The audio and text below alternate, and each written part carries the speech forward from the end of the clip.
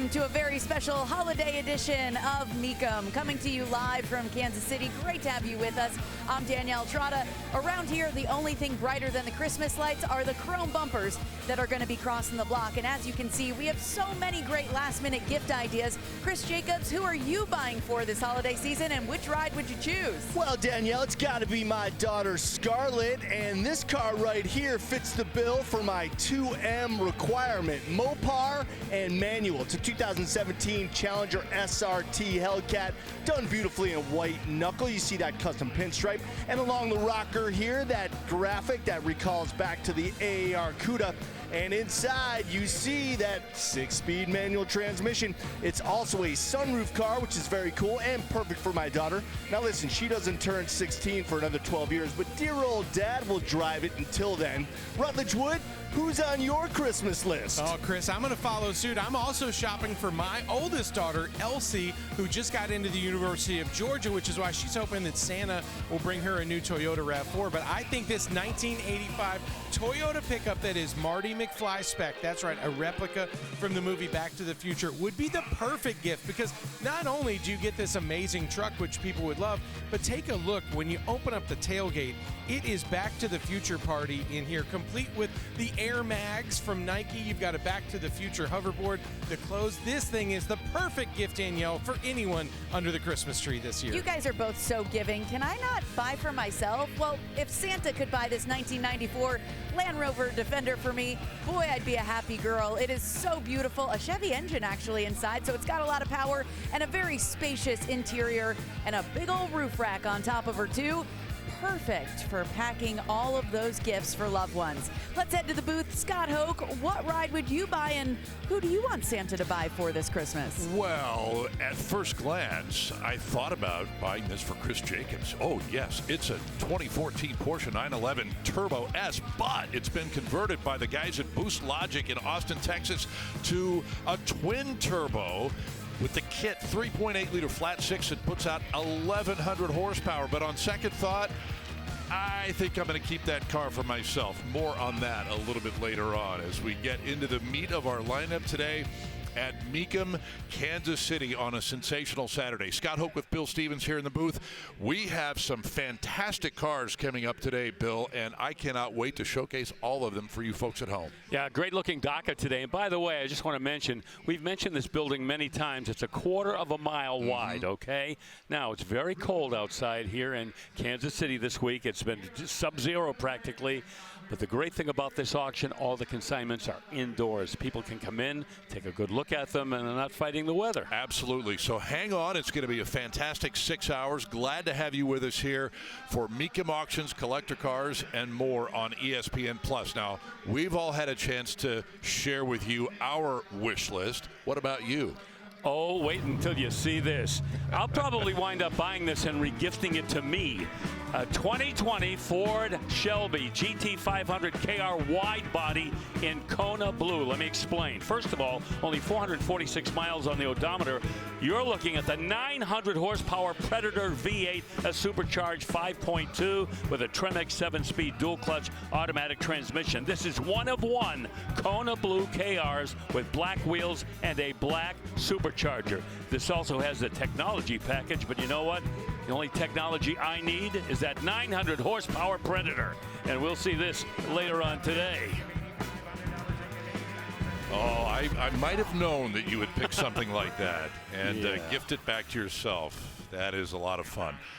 It is a packed house once again here in Kansas City as we launch into our live coverage on ESPN+, and we do so with a 1940 Chevy Master 85 sedan delivery that just gabbled for, how about this, $8,500. That's a good sign when the numbers match up already. Yeah, how about that? The 85 goes for $8,500. Yeah, that's a great starting point for somebody who wants to do a hot rod, because it's got a very solid body and chassis, a little 6-cylinder engine that would be easy to get out of there and put something else in if you choose to do it.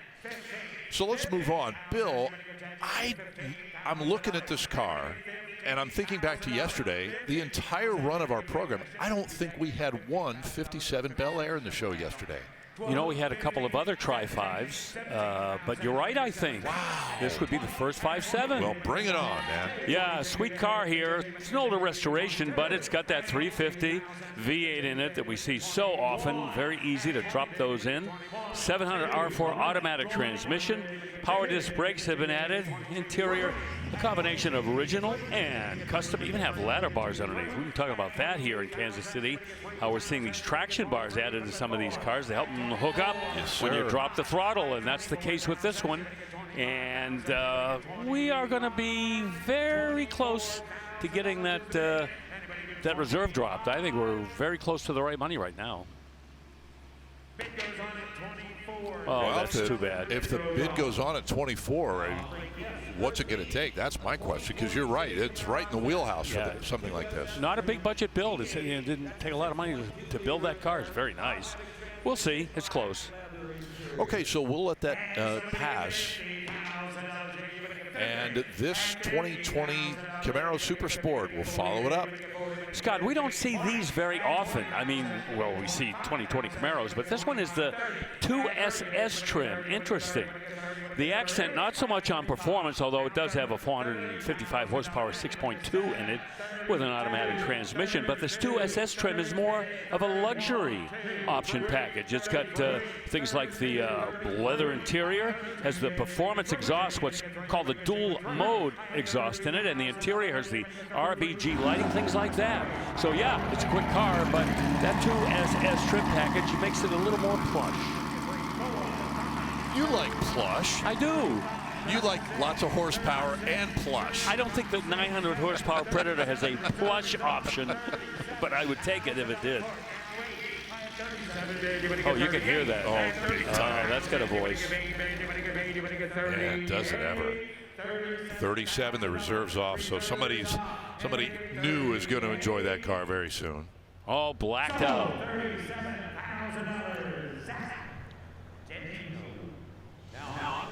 And 37 it is. Next on the block here in Kansas City, 1978 El Camino SS.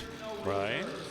Yeah, the fanny is sticking up a little bit there with a California rake, and if you look at it from a distance, you're thinking, oh, you know, it's very straight 78 Camino with a set of custom wheels on it. Oh, you'd be wrong. Let me start with that engine you just saw. That is a custom-built 350, 325 horsepower, built by Gordon's Engines and their Street Performance shop. Quick fuel, 600 CFM carburetor, Edelbrock intake, MSD ignition, and a 4-speed Sag-on. I don't mind seeing a 4-speed Sag-on manual transmission and new parts in that as well. The interior's all been redone, new headliner, carpet, dash cover, etc. And 20-inch Camaro wheels with new lug nuts in there to keep them bolted in. But that's deceiving how much work was done to that El Camino, you know, compared to what its profile looks like.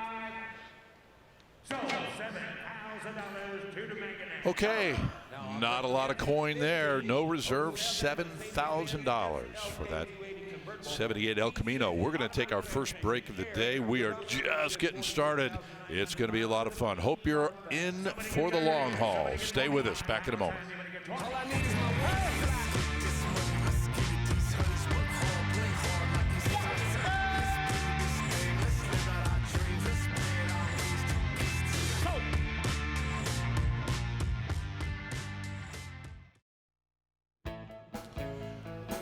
Well, there we go. Downtown Kansas City. That's our venue in the left-hand portion of the screen. And Bill, you were talking about quarter of a mile from one end to the other here at Bartle Hall in Kansas City. Once we're finished here in a few hours, we will get ready for travel to Kissimmee, Florida. And we'll begin our coverage of a massive, massive event on January 9th right here on ESPN+. Don't forget, January the 10th will be JK Day, as Dana Mecum announced this past January. So still details being worked out on that, but keep that in the back of your mind, and we'll be honoring the professor again in Kissimmee. As we begin our second segment here with you today, an 09 6 Series BMW at $11,000. Premium sports car back in 2009. Very expensive, but as we've seen so many times, these cars will slide down that depreciation and make them much more affordable for most people. But not this time. We didn't get far enough. Yep. So that one will be a bid goes on candidate. And 1968 C10 will be following it up.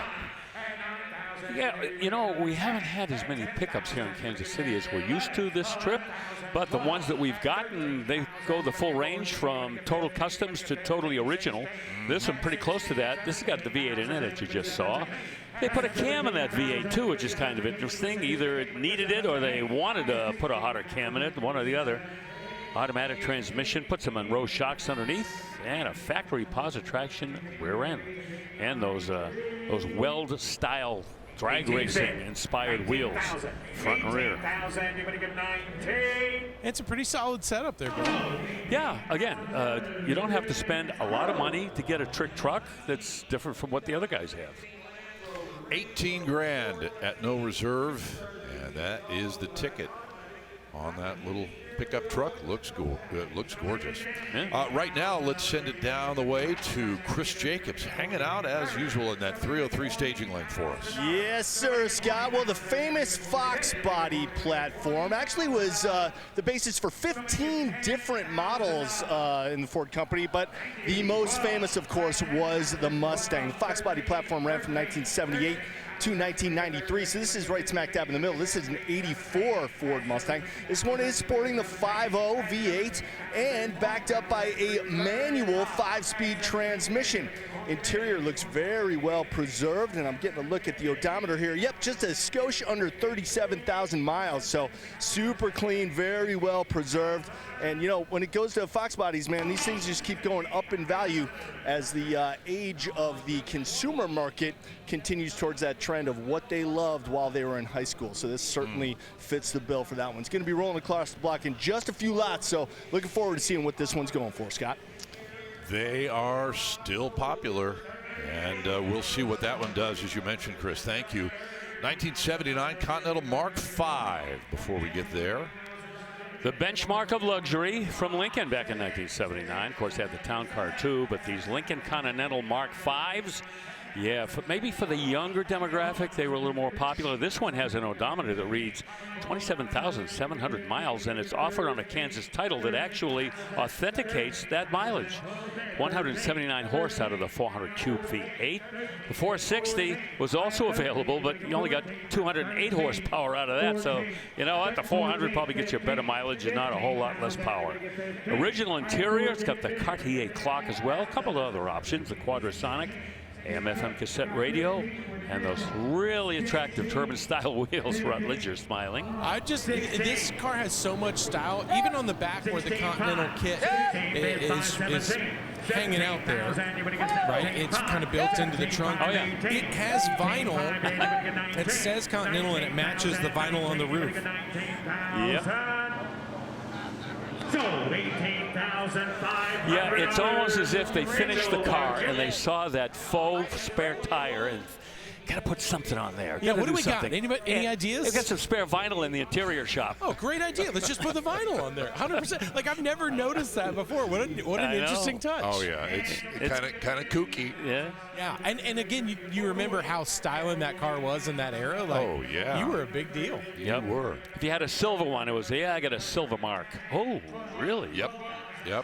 Oh, speaking of silver, here we go. How about black over silver on one of the legendary Indy 500 pace cars from 1978? Yeah, first year, Corvette got that duty at the Indianapolis 500. This one with the base L48, that's the 185 horsepower, 350 with an automatic, 4 speeds available too.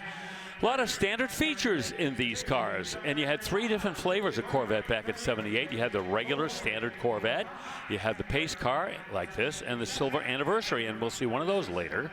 This one has tilt telescopic, the Delco AM/FM stereo with 8-track player, leather interior, power windows and locks. They come through pretty much loaded. Even those polished aluminum wheels are one of the few options that were available.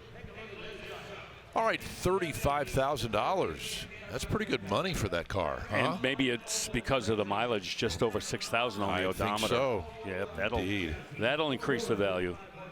Guys, this next truck is a work of art. I know when Wilfredo gets over there, not only will you see this monster that lurks under the hood, but guys, the chassis on this might be one of the prettiest ones that is here this weekend. Okay, look at that. Case, well set up for us, Rutledge. It's a 70 K10, and they've done a lot of work. Yeah, good call, Rutledge. Yeah, 2,000 hours were invested in this frame off net and belt restoration. Wow.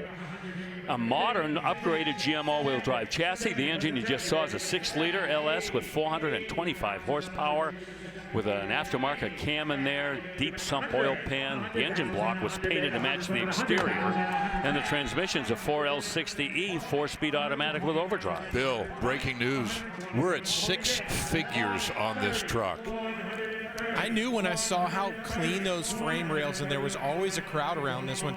I'm thinking that if this is an all-wheel drive setup, this might be a Denali or an Escalade setup that they used and made work in there. But that thing is gorgeous. You see why it's getting those big numbers, guys. Oh, but yeah, look at that. It's got 4-link in the rear, independent front suspension, new oak bed, pickup bed.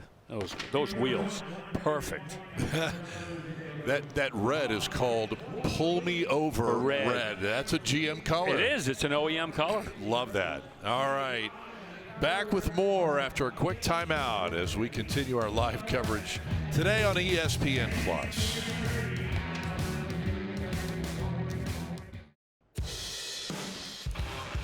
Well, take a look at this fantastic 69 Camaro RS SS coming at us a little bit later on. It has been restored. And yes, indeed, 385 horse out of a GM Performance 350. 5-speed manual transmission, all kinds of goodies. Blue, black interior. We'll run down some of the details when it crosses the block a bit later on today here at Bartle Hall, Kansas City Convention Center. In the meantime, another Corvette, 1978 is the vintage on this one. Yeah, we mentioned how there are 3 different ways you could go with the 78 Corvette, and this is the silver anniversary edition that I made mention of. This also has that base L48, 185 horsepower 350 with an automatic transmission. Factory air, that was not standard 78 Corvette. This one has it though as an option, and the polished aluminum wheels. By the way, I'd like to give a shout out to the Kansas City Corvette Club. They are here today. Had a chance to meet up with them a little bit earlier before they started a tour and answer a few questions. And some great folks. Steve Garrett was our host and had a lot of fun with those guys. Well, they are here from morning until dark doing their deal here at the show. Just kind of goodwill ambassadors, you might say, for the Mecum auctions whenever they are here. And we're always happy to see them. This 78 gavels for $12,500. Yep, market correct. So let's move on now to a 1966 Ranchero. Yeah, the Ranchero.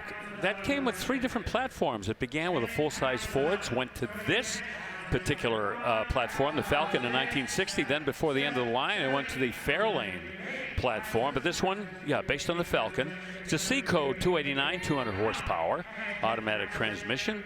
Metallic blue on the outside, matching blue interior. And you see that humongous air conditioning unit underneath the dashboard, which was pretty symbolic of the ACs in the Fords back then. What sticks out about the interior on this one to you, Rod? What's wild to me, I was going to say to Bill with that big AC, that interior is surprisingly roomy to have those 2 buckets and not a bench, but also there's still a lot of room behind there. That's what jumped out to me. That is the key. Very few were built with bucket seats. Yeah, 1,200 totally or so. sense. Yeah. I mean, and the Ranchero is not near as popular as the El Camino, right? Right. So it was kind of a little less loved, but this one was well optioned, it seems. Seemed like a cool little truck. Well, Ford got the jump on Chevy with the Ranchero. That debuted in 57, and the Chevy El Camino in 59. All doesn't work. 15,000 be the number today. 15. Thank you, Kurt. Okay. Not far away from what the consignor would like to have, but we'll send it to bid goes on at 12.5, and we'll send it to Chris Jacobs. Thanks, Scott. Well, yesterday I previewed a 1979 F-150 Lariat edition. This is from the same consignor. This is a 78 F-150, and another phenomenal restoration that these guys have done on this car. This is called Root Beer Metallic Exterior. It's got the beadlock wheels. It's got the rough country lift kit on it, powered by a 400, backed up by a C6 automatic transmission. But really, this build is once again all about the interior. Check it out. It is a custom alligator leather interior, even on the headliner up there. Super, super cool, really clean. And man, this era of trucks, the value's just been going up and up, as we've seen during the course of this season of Mecum auctions, and I expect this one to be getting some very nice bids when it goes across the block in just a couple of minutes. Scott? Sounds good, Chris. Thank you. Always keeping his eye out in the staging lane and off on the floor for us. Very good. I don't know if it was that chocolate brown or those crazy TSL thorn birds that just called Chris, but I get it. There's sometimes you see those trucks are just set up perfectly. You can't look away. You are correct. Current bid at 32 on this 08 Bentley. Oh, the beauty is a beast. The 600 horsepower W12 there, the 6-liter big boy engine, twin turbo, automatic transmission. Automatic, by the way, in these cars built by ZF, that German firm that does a lot of the automatics, some of those European exotics. In fact, those Maseratis that we see coming through here, this has, of course, the all-wheel drive as well, and the Mulliner package. So this was the top of the line Bentley back in 2008. That's the GT speed instead of the GTC speed, the convertible version, of course. But yeah, the speed gets you that 600 horse. Yeah, no doubt about that. No doubt. All right, 32,000 was the high number. And a 64 C10 will be next. It's got the wide body kit on it, right? It kind of feels like it. Once you lower one of these, and Bill, I know you've got the specs, but there's definitely some different things going on with this one. It's got an air ride suspension. This seems like a real bargain blaster because I think people can get this and finish it as they like. The most interesting thing, that's the air ride controls right there on the console, which I believe aren't really finished just yet. That's why it has the big lever on there. But Bill, this is a pretty stout little ride. Yeah, that air ride control panel there looks like it should be in a D8 bulldozer. Absolutely. But extensive frame-off restoration on the truck. It's had a lot of great finish work. You saw the engine. That's a 350, as you might expect. By the way, I just want to mention 113 million small block Chevrolet engines have been built since 1955. Is that the running total? That's they're keeping track of it somewhere. I remember a number of years ago, Craman and I were talking about that, and they had just announced that they had built the 100 million. I remember. Yes, that's not a typo. We had a lot of fun with that. Now it's up to 113 million. So wild to think that that V8 that's in there, that 350, they just got that for 24 grand with that restoration. It's already got airbags on there. You can change the wheels and really be make a scene at all your car shows for 24 grand. Hey, listen, with that engine room in these trucks, you could put an Allison aircraft engine in there if you wanted to.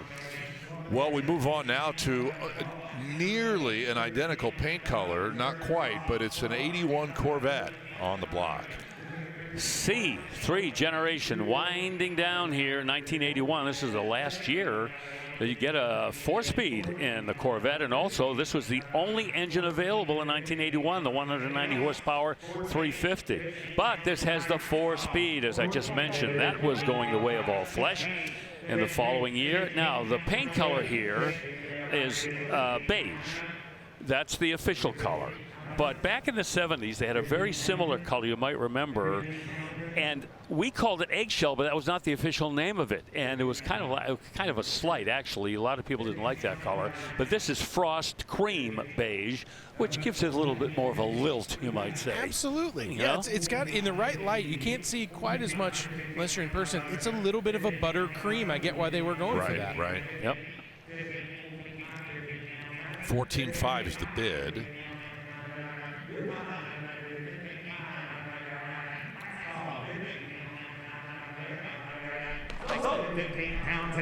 Good. Oh, man. Good catch for somebody. 15 grand. 15. Yes, indeed. A 4-speed 81. Good score. Okay, here is an 84 Mustang convertible.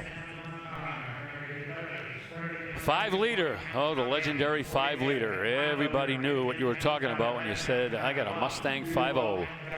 Yeah, CJ previewed this for us just a few minutes ago, and here it is. 5-speed manual. That gives it a little bit more taste. Odometer reads 36.8, 36,800 some odd miles. Cloth interior. You'll be grateful to have that in the cold weather. That 5.0, by the way, makes 175 horsepower. These really weren't big muscle machines. And in 1984, you couldn't name any big muscle machines coming out of Detroit. It's all relative. Yes. Yeah, it wasn't until 1992, I believe, when the LT1 came back to the Corvette, that they would have 300 horsepower again. Mm-hmm.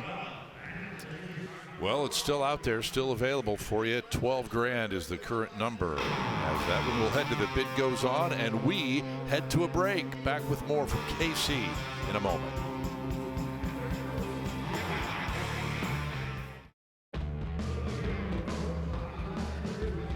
Welcome back to Kansas City. Lots of car crazies here in the Midwest. And they are having a blast today. Bartle Hall, Kansas City Convention Center, right smack in the middle of downtown. Be careful driving this vehicle out on the streets today in Kansas City because the wind chill is going to be very apparent. Put on your Snuggies. You're going to need them. Guys, this is one I previewed yesterday. I couldn't look away from this custom. As you see under the hood, a lot of metal work done that really starts to pop out. Once you go down the side of the truck, you see it's got that Yukon clip on the front. But look at the top of the door sills. Those are actually the top of bed rails that were custom installed there to really just give everything about this truck a smooth look. You've got a big pass-through box there for the subwoofers built. Everything's shaved in the back. Of course, it's on air ride 2, 24-inch wheels. This one's a looker. This is one of the more clever build strategies you're ever going to see, and I'm sure this project took, well, more than just a few months to finish because everything on this truck is just top of the line. Vortec V6 power with a Hypertech power programmer and a throttle body from Power Aid 4L60E automatic, but the sound system. The factory dash has been modified to accept a 13-inch monitor, has a Sony audio system with a 1400-watt monoblock amplifier and 600-watt 4-channel amplifier, and I'm not done yet. I just want to curl up in that bed and take a nap. I mean, that looks plush in there. Oh, yeah, and this has been in a truck-related Show Truck magazine before, but everything about this one, incredible custom work done to this one, and somebody just got a crazy deal. Wow. About 20 years ago, someone put a hot tub in there. You remember? Oh, yeah. People were what doing a time, that. right? Yeah. What a time to be alive. Yeah. Oh, man. You got it. Okay, 76 Bronco up next for us. And look at the build on this. Oh, money, money, money, money, money. 302 in there. And a lot of the work on this truck was done by the previous owner, I will tell you. 3-speed automatic transmission with a 2-speed transfer case, maroon metallic, and lots of aftermarket upgrades. Crawler's Edge roll cage with a custom tan leather interior, pro car seats, dash pad, door panels, everything done right up to the nines. Front mounted Warren winch, 3.5-inch lift kit, Richmond positive traction rear end with 456 gears. You could vaporize those tires real quick with those screws in the back. Wow. And those are not slouch tires either. No, this thing was built to go have fun. What I dig about these is that people made them look good enough to take to your local cruise in, but also stout enough that you could actually go take this off-road and go have a good time. Yeah, Rubicon Trail, here I come. 65 net. See if they come back. What do we got? Yeah. Hey, the reserve's off. You know, next year, 2026, we get to celebrate the 60th anniversary of the Bronco. Yes. And they're already out with, you know, anniversary apparel and all sorts of stuff. And yeah. So it'll be a big year for the Bronco team next year. They're laying a wreath at the Cambridge Tower of Pizza for the delivery Broncos that I destroyed when I was a kid. Wow, we'll have to send a crew out there to cover that. I want to see that myself. Oh, man. Okay, let us switch gears here real quick and talk about National Parts Depot for a second. You know this. We're thrilled that they're on board with us and have been for many years, including here in 2025. They are the largest restoration parts supplier in the industry, and it's time for today's NPD preview. And for that, we kick it over to CJ one more time. Yeah, Scott, I'm out here with a legend. Upon its debut, the GTO was considered the very first muscle car, and rightfully so. I've got a beautiful 1965 example right here, getting a look at the Butler Performance 400 that's been massaged out to 467, fuel injected, backed up by a manual 4-speed transmission with the Hurst shifter, 15-inch Hurst wheels on it. Get a look at that interior, just absolutely perfect. The vinyl top is perfect, the bright work is fantastic. Even the trunk has been finished to show car quality. What a fantastic looking 65 GTO, and it will be crossing the block a little bit later. But you know what? If you have a Pontiac in your garage, or perhaps even a GTO, and you need to work on it, there's only one place to turn to, right, Bill Stevens? Oh, yeah, and if I had a 65 GTO, that's the way I would want mine. Hurst wheels and Hurst shifter. What a package, yeah. Just grab that book. You're going to need it when you're working on your poncho. And maybe you'll have something like you're looking at right now when that project is finished. And you may be wondering, as you look at the website there, how quick can I get my parts? Well, they've got 4 warehouses, and you can get your parts in just a few days, sometimes less. Thank you, Chris. Appreciate that. And we're looking at a 79 C10 Scottsdale. Now the reserve is off at $21,000. Unrestored, as is, as shown. This is the long bed version with a 305 V8 and an automatic, and it sells at $21K.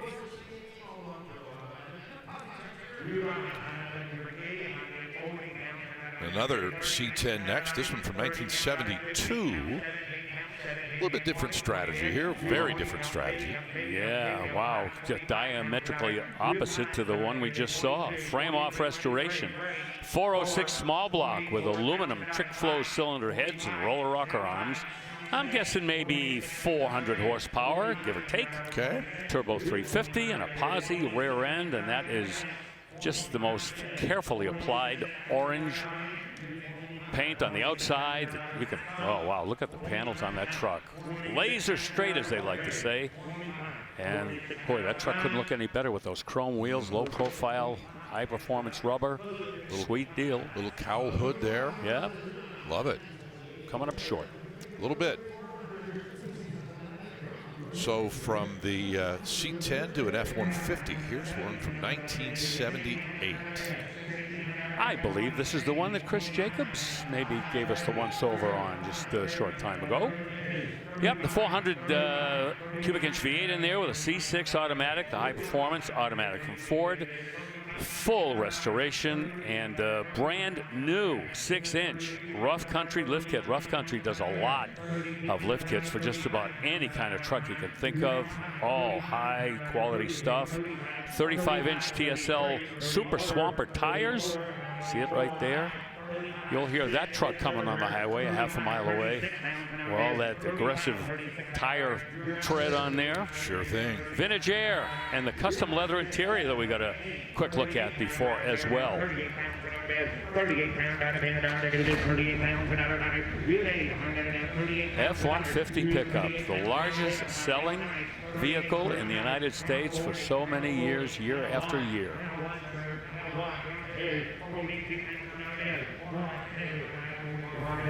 Tell you what, they share the F-150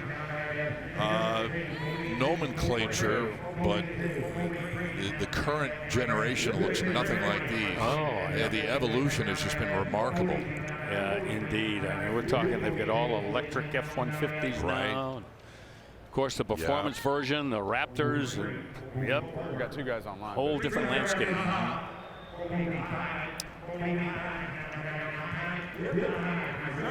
And the reserve's off, says Russ Conklin. Yes, sir.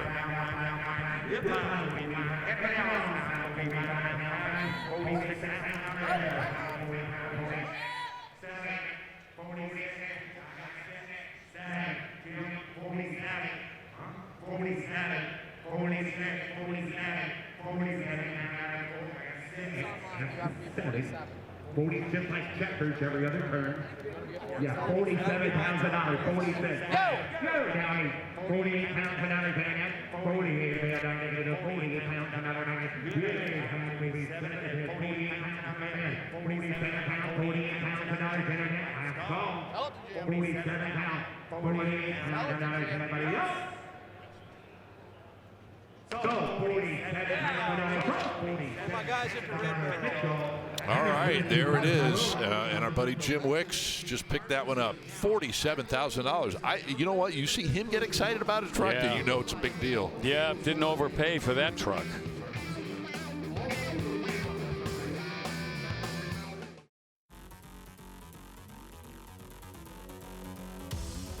Stephen, if I remember correctly, you mentioned the importance of restorations cars in the Apex collection. What do you think of this one?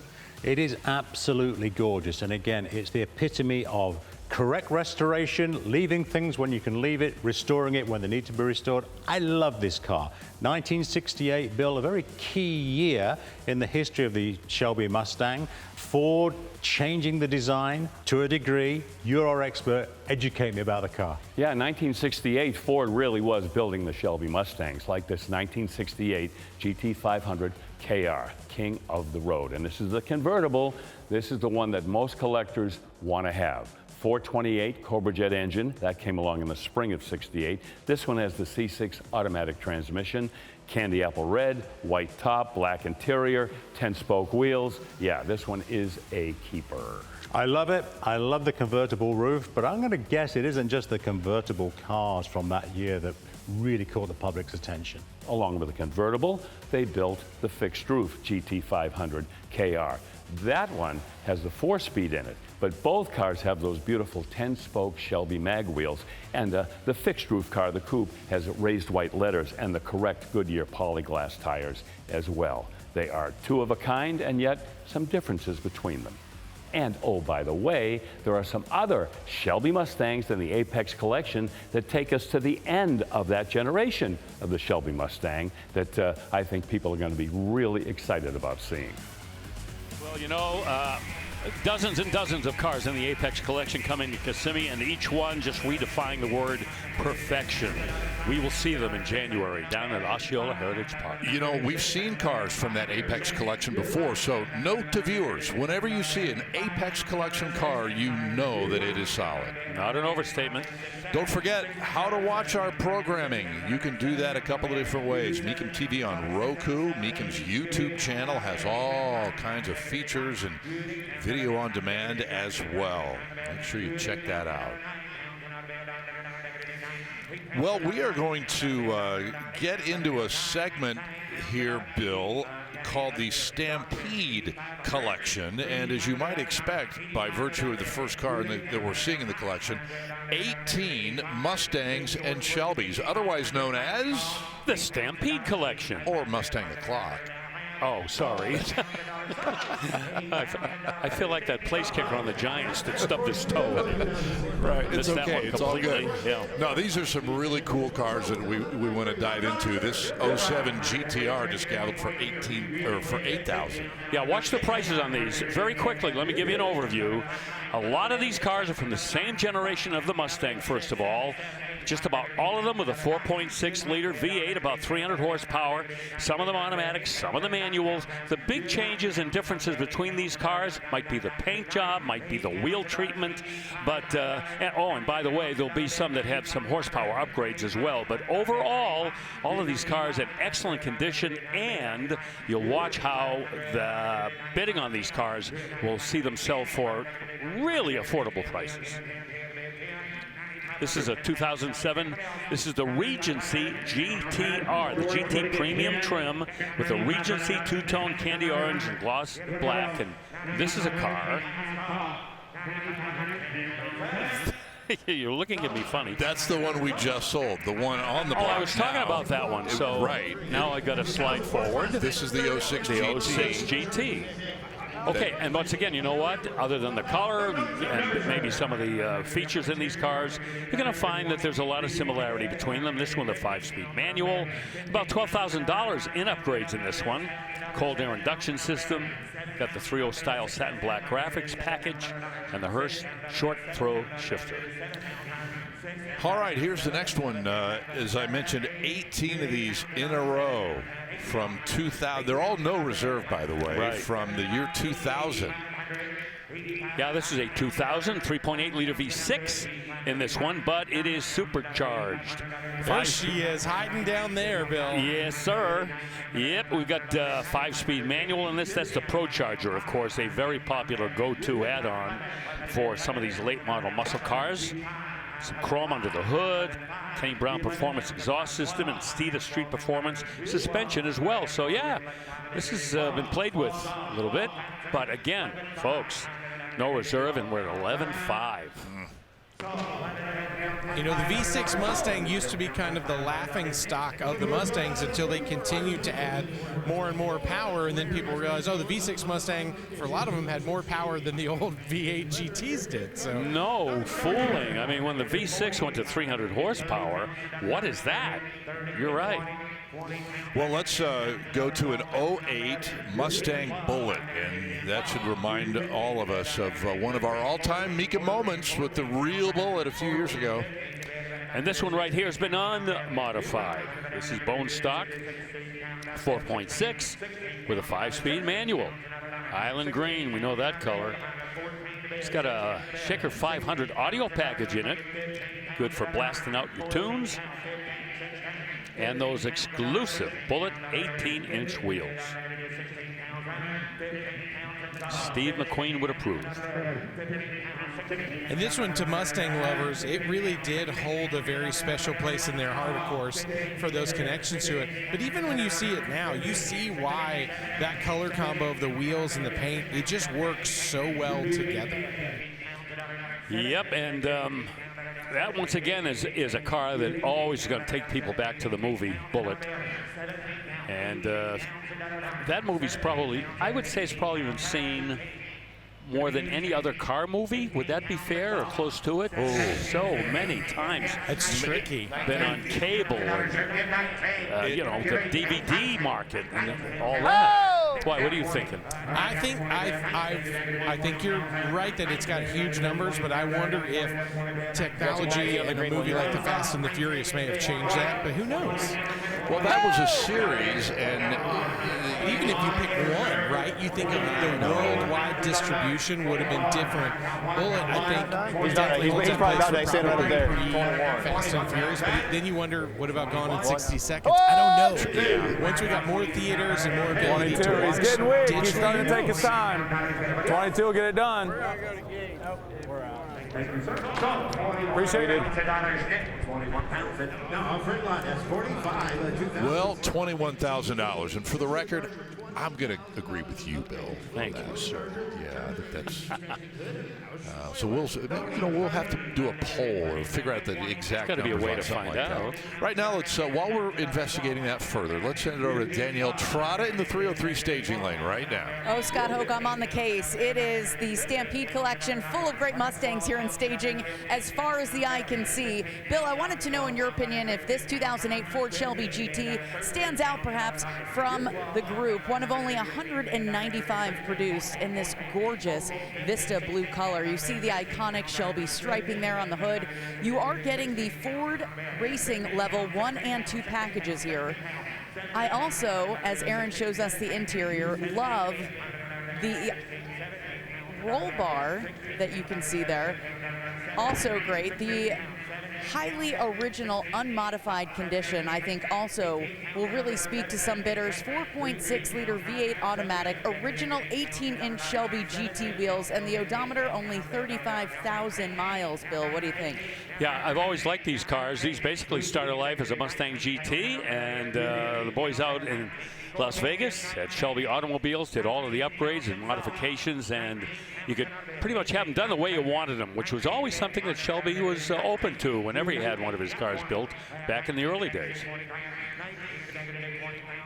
So from that Shelby GT, here's a Mustang GT from 2006 as we're back to the Stampede Collection. Yeah, and again, I mentioned some of these have had modifications, some of them have not. This one has got a supercharged 4.6 in it with an automatic and an estimated $20,000 in upgrades. And boy, talk about father and son day at Mecum. There was some real emotion being exchanged there after that car was sold.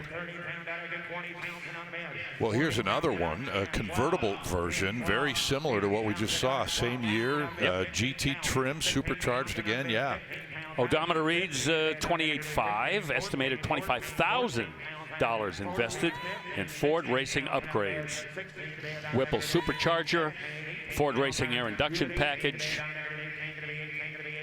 and that 5-speed manual transmission. That is a fun to drive car. That's got that shaker audio too as well.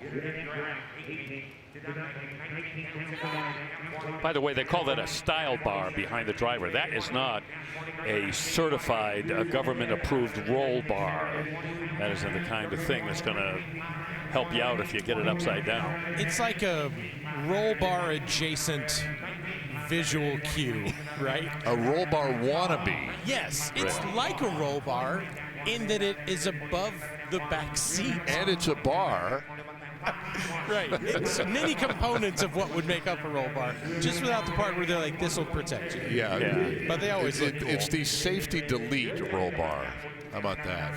Thanks for breaking that down for us. Yeah, that's what I say. It's like it's adjacent to a roll bar. I really did like this generation of Mustang because I thought this was kind of the best throwback that they did. When you look at how the headlights and the taillights really pay homage to those early Mustangs, I thought it connected really, really well in that sense. You're correct. 2005, this generation, that was the first thing people were saying. Hey, wow, they're really taking us back to the very early days. And it succeeded. All right, another Mustang GT right behind it. This one red, this one from 2005. Yes, sir. This has some Roush upgrades. Roush Performance 5-liter iron block stroker. Baby. Yows. Automatic transmission, 50,000 in upgrades. Got a stroker crank in there, CP forged pistons, the Kenny Bell supercharger. Comp cams, yep, they pitched in with a bump stick from Ford Racing and the entire valve train as well. Cook stainless steel long tube headers. Yeah, I can see where that money was spent. Torque thrust style wheels, gloss black centers. Good reminder of how supported these vehicles are in the aftermarket. When you look at these and they all look a little bit different. This one has driving lights hidden in the grille that were really hiding behind that custom black grille, but also the tail lights, the wing. There's so many little touches that just remind you, man, people love these cars and they love to make them their own. There's been a Mustang every single year since 1965.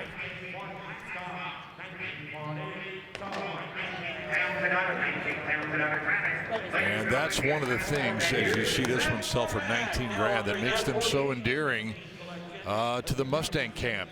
They have stuck around through thick and thin, man. Yes. You know, we went through oil embargoes and expensive gasoline, safety changes, cafe standards, everything, and they continue to endure. Indeed, they do. Here's one from 2007. Wow, superchargers everywhere. This one's got one too. This has got the Edelbrock Stage 2 supercharger system that has everything. It's like a kit, and you install it. It's got the whole works, including the throttle body, the intake. Maybe we should have called it Supercharger O'Clock. Yeah. And again, watch the bidding on these automobiles. So much horsepower, so much performance, appearance, and not a whole lot of mileage on some of these cars. Some of them, yeah, they've been driven quite a bit, but still, condition-wise and maintenance-wise, they're still, I think, an intelligent buy for somebody. Bill, I think they were going for sort of a sleeper vibe because on the front, they just had a very simple emblem that was, I believe, the V6 Mustang emblem on the very front driver's side of the grille. But again, it's funny. Again, it's all about the different style, what you want to make. Yeah, low-key color and wheel treatment. There was a cowl induction hood. So that's hard to hide, right? tips its hand a little bit. 16,000 bought that particular Mustang GT. Here is one from 2007, another Roush supercharged version. Yeah, stop me if you've heard this before. Roush supercharged 4.6 with a 5-speed. Roush performance air intake and exhaust system. So Roush got you covered at both ends. Got the aero package as well. The 18-inch polished Shelby GT wheels. And the Roush shifter as well. Fast little car. Similar money to the one we just sold at $16K here.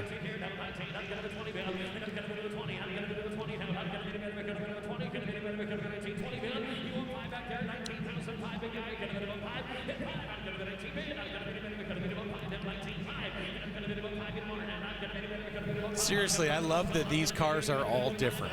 Like, I think it really speaks to the people that like these cars. They always want to make them their own. Because, by the way, I've not seen a single one of these be totally stock. Have you? No, I don't think so. Not in this group. Maybe the Bullet was. Yeah, I think we should, but not many. That's the only one, right? Right, maybe. Could be. Okay, so let's let that one go. Here's an 08 Shelby GT convertible. The one that Danielle showed us just a little while ago. That's Vista Blue. One of 195 Vista Blue Shelby GT convertibles with an automatic transmission built in 2008. It's got the 4.6. Automatic transmission, as I just mentioned. The odometer reads right about 35,000 miles. A lot of eyeball. And Bill, the answer to your question is yes. Yes. Oh. It is Scott Hoke's signature color. I love that. And this, you know, actually, it's funny. If you imagine the same car with white rally stripes, I like this silver. So, yep. You know? You see that, that silver stripe color. Wise move. Ford GT sometimes. Yes. And of course, Cobra replicas, things like that. So yeah, nothing wrong with that. I like the silver better than the white. All right. Mark that one in the sold column, as all these cars are, at no reserve. And an 07, another 07 GT right behind it. Yeah, just to pick up on Rutledge's point, not big changes or differences between these cars. They've been individualized and different treatments on the engine, you might say, with the superchargers, what have you. But altogether, you know, a lot of consistency in the Stampede collection. Now, let's get this out of the way. One of 2,876 Shelby GT coupes in black with a manual transmission in 2007. Black interior, shaker audio, Shelby GT, 18-inch wheels, black centers. There's your silver stripes again, Scott. Yeah, I am a fan. 13, now 14, no reserve.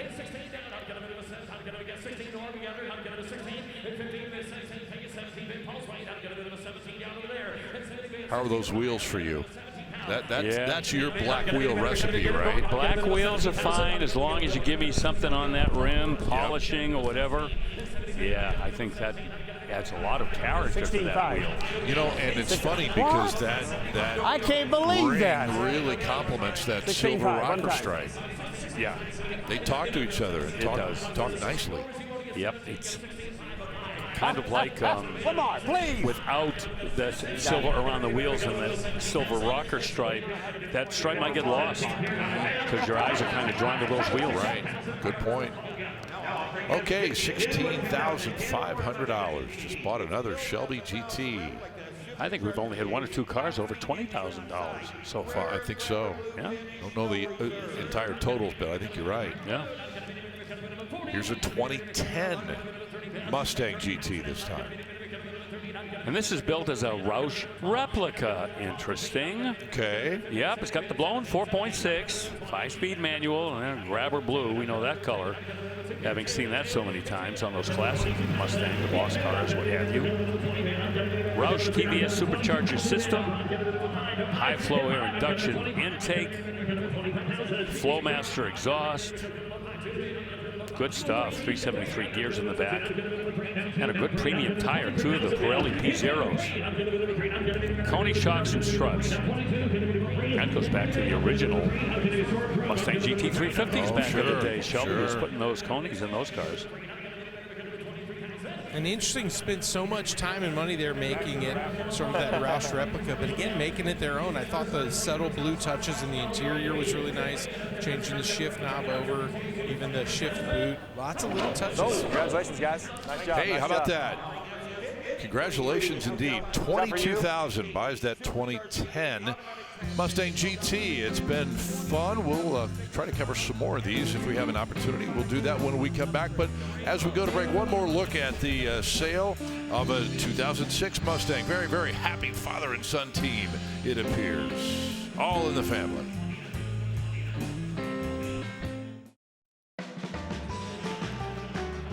Welcome back to Kansas City. Scott Hoke, Bill Stevens, Chris Jacobs, Danielle Trotta, Rutledge Wood. And we thank you for joining us on this, the final telecast of our 2025 season, our 18th season of Mecum on television. And a few more cars left in this Stampede collection, including this Mustang Celine from 2003. And anytime you put Celine's name on the end of a Mustang, boy. Yeah, that raises the ante a little bit. Of course, you had to believe that Steve Celine would be sticking his nose in to the Stampede collection at some point. Yes, there we go. Yes. We love that guy. Always a guy that has not only been a race car driver and a successful one, but a real visionary when it comes to the Mustang and what can be done with them. This with a blown 4.6, not blown up, a supercharged 4.6 with a 5-speed manual. One of two produced in this combination, the 281 SC in gray. And a $20,000 price tag. Yeah, when you're at the racetrack, you talk about a blown engine. That's not a good thing. Not where I am here. No. Right, exactly. Okay, here is another one of the Regency GTRs from 2007. Boy, that's almost like the Corvette pace car livery there with the silver and the black. You know? Very similar. But no, this never paced the 500. This is a 4.6 liter with that Regency Ram Air shaker package on top. Adds a little more horsepower with a 5-speed manual and a Hurst performance shifter. Premium leather seating inside. Shaker audio again for big time music.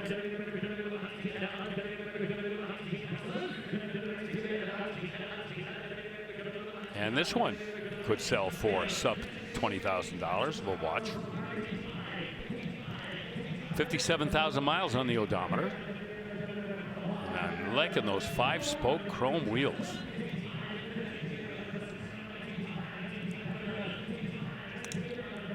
There, get a good look at them. And that's your number.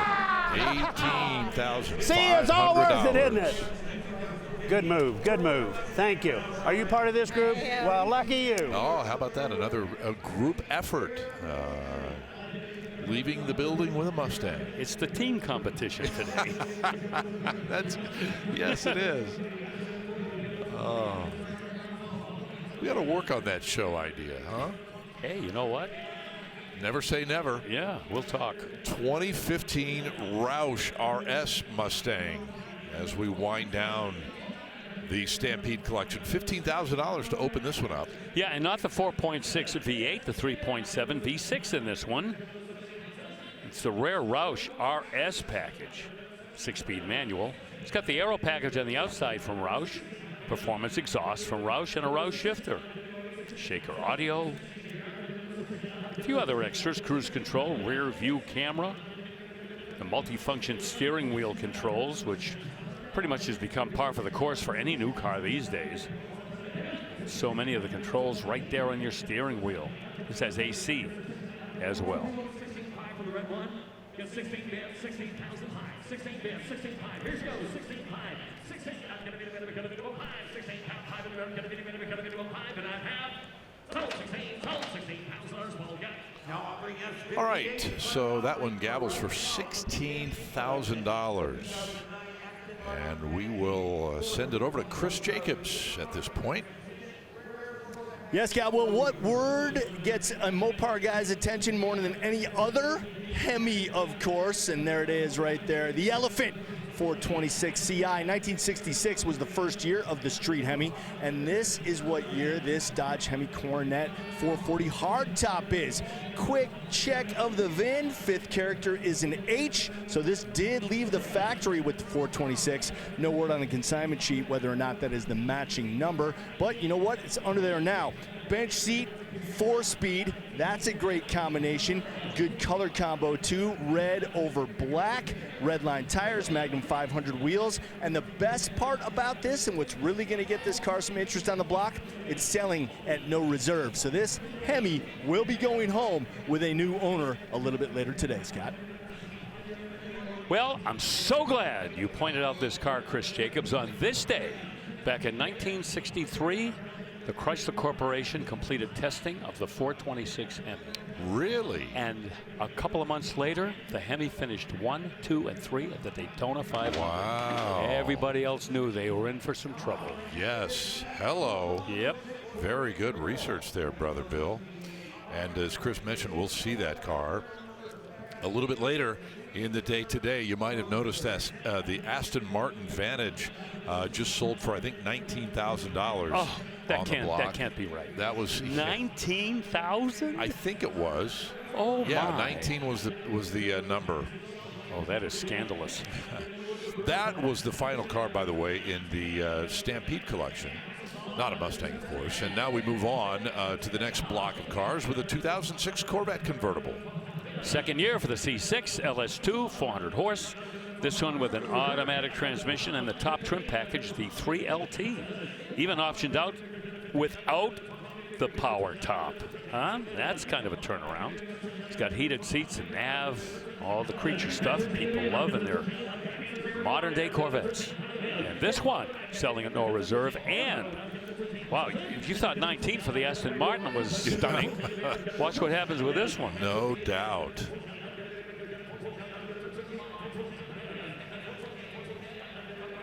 Get a good look at it there. Young lady riding along. That's a thrill. Boy, not for somebody that wants to be under the radar for sure. No, that's Velocity Yellow, man. That's one of those extra cost paint options that you had on Corvettes for a number of years.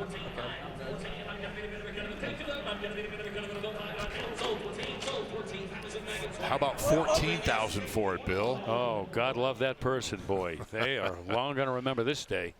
Oh, man, no doubt about it. 14 for it. We'll take a quick break here as we roll on momentarily from Kansas City.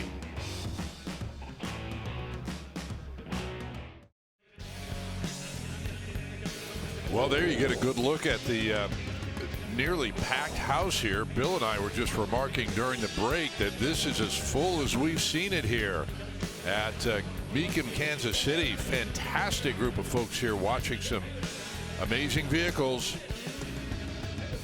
And we have much, much more to come. Let's get back to the block here and get back to a Shelby GTC, Bill, from 2008. Not a part of the Stampede Collection, but worthy of our attention here. Yeah, and you know, not a big major horsepower Shelby as well, if such a thing can exist. This is the GTC. This package has the grabber orange paint, silver stripes. It's got the GTC numbered door sills, Carroll Shelby's autograph, the passenger sun visor. Now, about the power, 4.6 liter V8, but only rated at 319 horsepower. That's the way this series of Shelby GTs came through.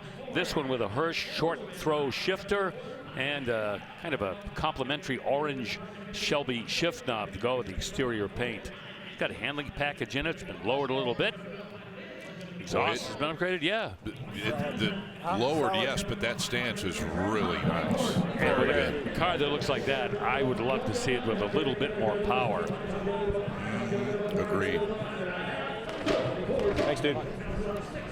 Hey, $24,000. Just like that for the 08 Shelby GTC. Time to check in again with Chris Jacobs. Yeah, Scott, let's talk about the letter H, shall we? First one being Hellcat, second one being Hennessy. You put those two together, you had the HBE 1000, and you are correct to assume that that is the horsepower rating that they are squeezing out of that 6.2-liter supercharged motor that came out of a Hellcat. Oh my goodness, is this a crazy vehicle? It's a 2021, and you can see all the Hennessy touches all around it. Beautiful black paint, black interior, and if you come around here to the rear, you can see those special Hennessy package touches here. Smoke tail lights, you got the Hennessy badge on the driver's side hatch and the HBE 1000 on the passenger side hatch. This one's got just over 12,000 miles on it, so the previous owner did the good service to you to break it on in. Sure, whoever's gonna buy this truck is gonna have a lot of fun with it. Man, Hennessy just does such special things. So glad they had this partnership with Dodge, putting this Durango out with that HBE 1000 package. Oh. Wow, wow, wow. Where is my business badge? You know what, Chris? We were talking about that 911 twin turbo at the top of the show. Maybe this is our backup if we don't get that Porsche, right? Or perhaps a bookend. Let's get them both. Well, that's true. Okay. Well, I'll tell you something. That engine looks exactly like the one in my Grand Cherokee. I know. I'll tell you, jam the throttle and you will find religion in no time. Oh, thank you, Chris Jacobs and Dodge. Don't forget, folks, the official motor vehicle manufacturer sponsor of Mecum Auctions. We love to talk about what they stuff in the engine room. It is a lot of fun. Okay, 1970 Camaro on the block. Bill, $40,000. What say you about this build? Well, something's going to be happening under the hood. Yeah, right there. That is an LS6, a tuned 5.7.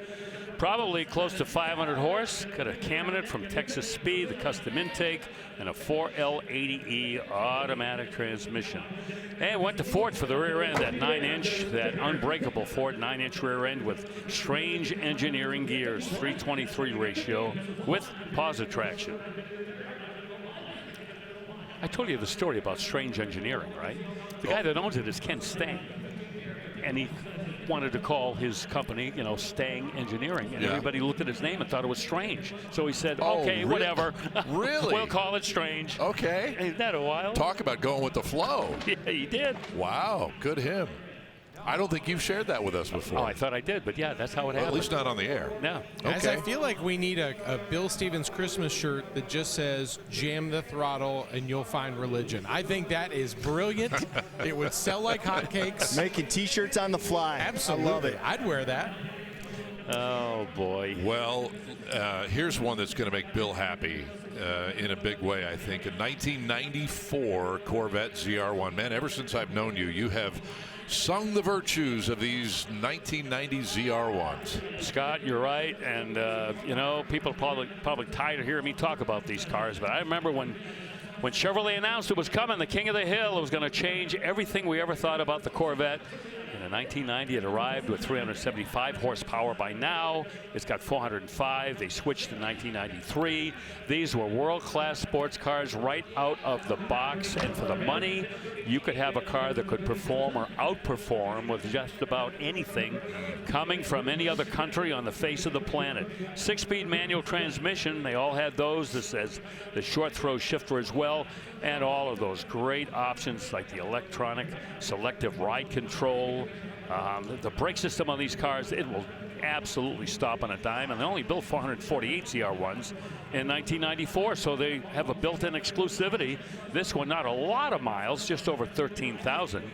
And I'll tell you, the market on these C4 ZR1s, they fooled me. I thought by now it would have exploded, but only the ultra low mileage cars are getting the premium prices.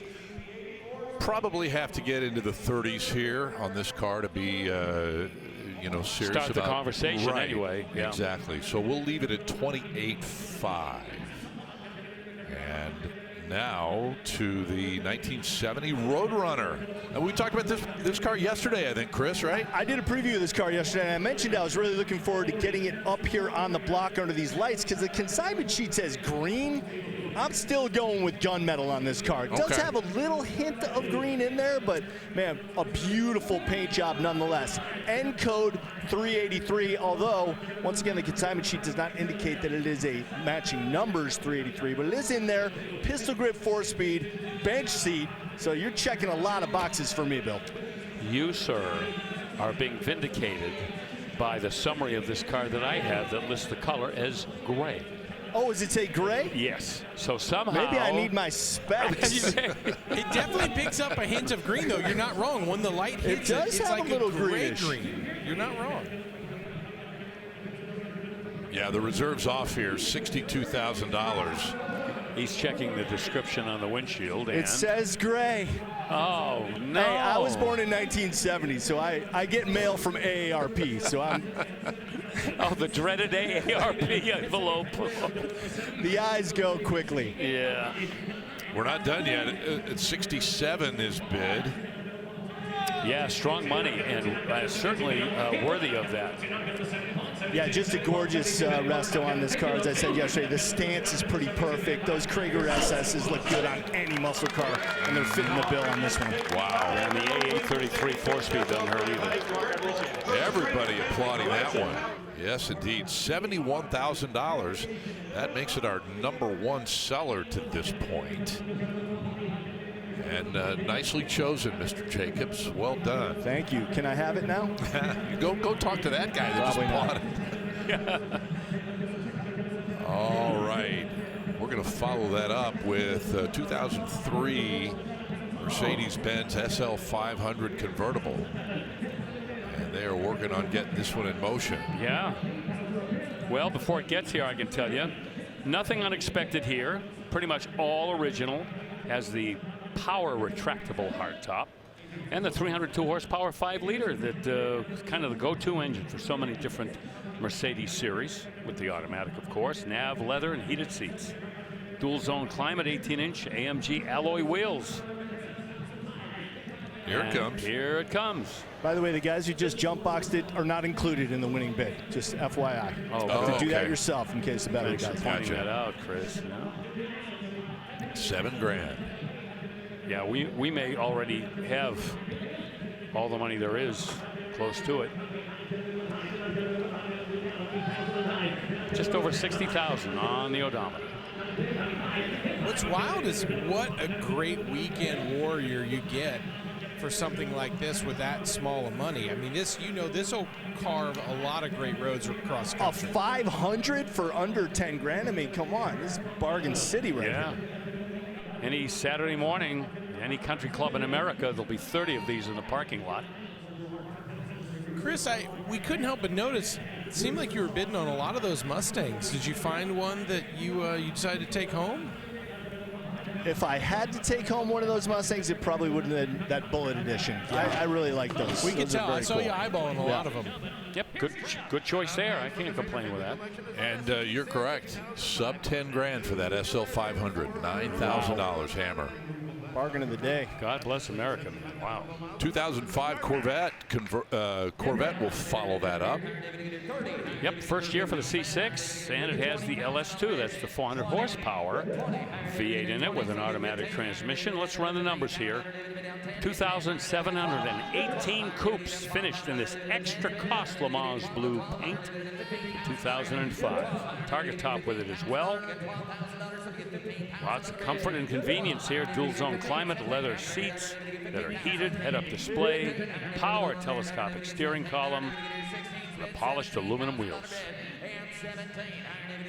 Little different color Le Mans blue than we saw back in the bid years. Yes.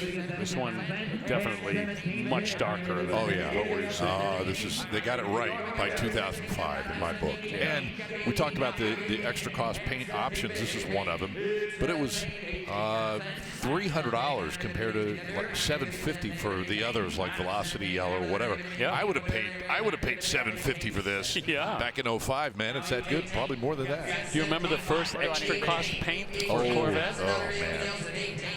You know. Back 19. In the mid-years, the silver, right? Sateen silver? You got the 18.5. silver. Yes. Okay. Yeah, you will. You will. You'll like it a lot more than that. Yep. 18.5. Thank you for what you did do. Nice. 19,000. And that may be all the money. You may be right. Yeah. See, I forget about silver in 1963 because I'm all about the Daytona Blue. Oh, good excuse. Yeah. Wow, you are slick. But I did answer the question. Eventually. Kind of, sort of. Yeah, eventually. Right. Right. The judges have to accept your first answer. So on Jeopardy, I would have lost, right? Okay, so let's move on. 1980s Z28 next. 350 with aluminum heads. How about that? So I'm here to tell you it's probably not the original engine in that car. Or maybe they just swapped the cylinder heads. I don't know. But it is a 4-speed car, yes. Power steering and brakes, factory air. A couple of other options, too. Power windows, door locks, and a tilt steering column. And it's getting some love. We're at $20,000.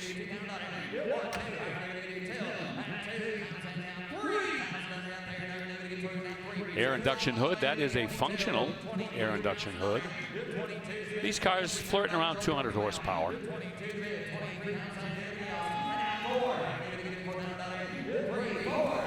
I just love the styling of that graphics package. It just really takes you back such a period there, Chris. I'll take you where it takes me back to my driveway at my house, 10 years old. My brother had a yellow one. His friend Jim had a black one just like this, and they used to work on them side by side in the driveway. And I really credit that mental image to my kind of the seedling of my love of cars. That's awesome. Wow. I'm going on my 17th year with Mecum. I've never heard the word seedling until just then. Stick around, Bill. Perfect application of the word. Tell you what, you jam the throttle, you'll find religion, Bill. 26 grand buys that Z28. And waiting in the wings, middle of the block now, 65 Malibu Super Sport.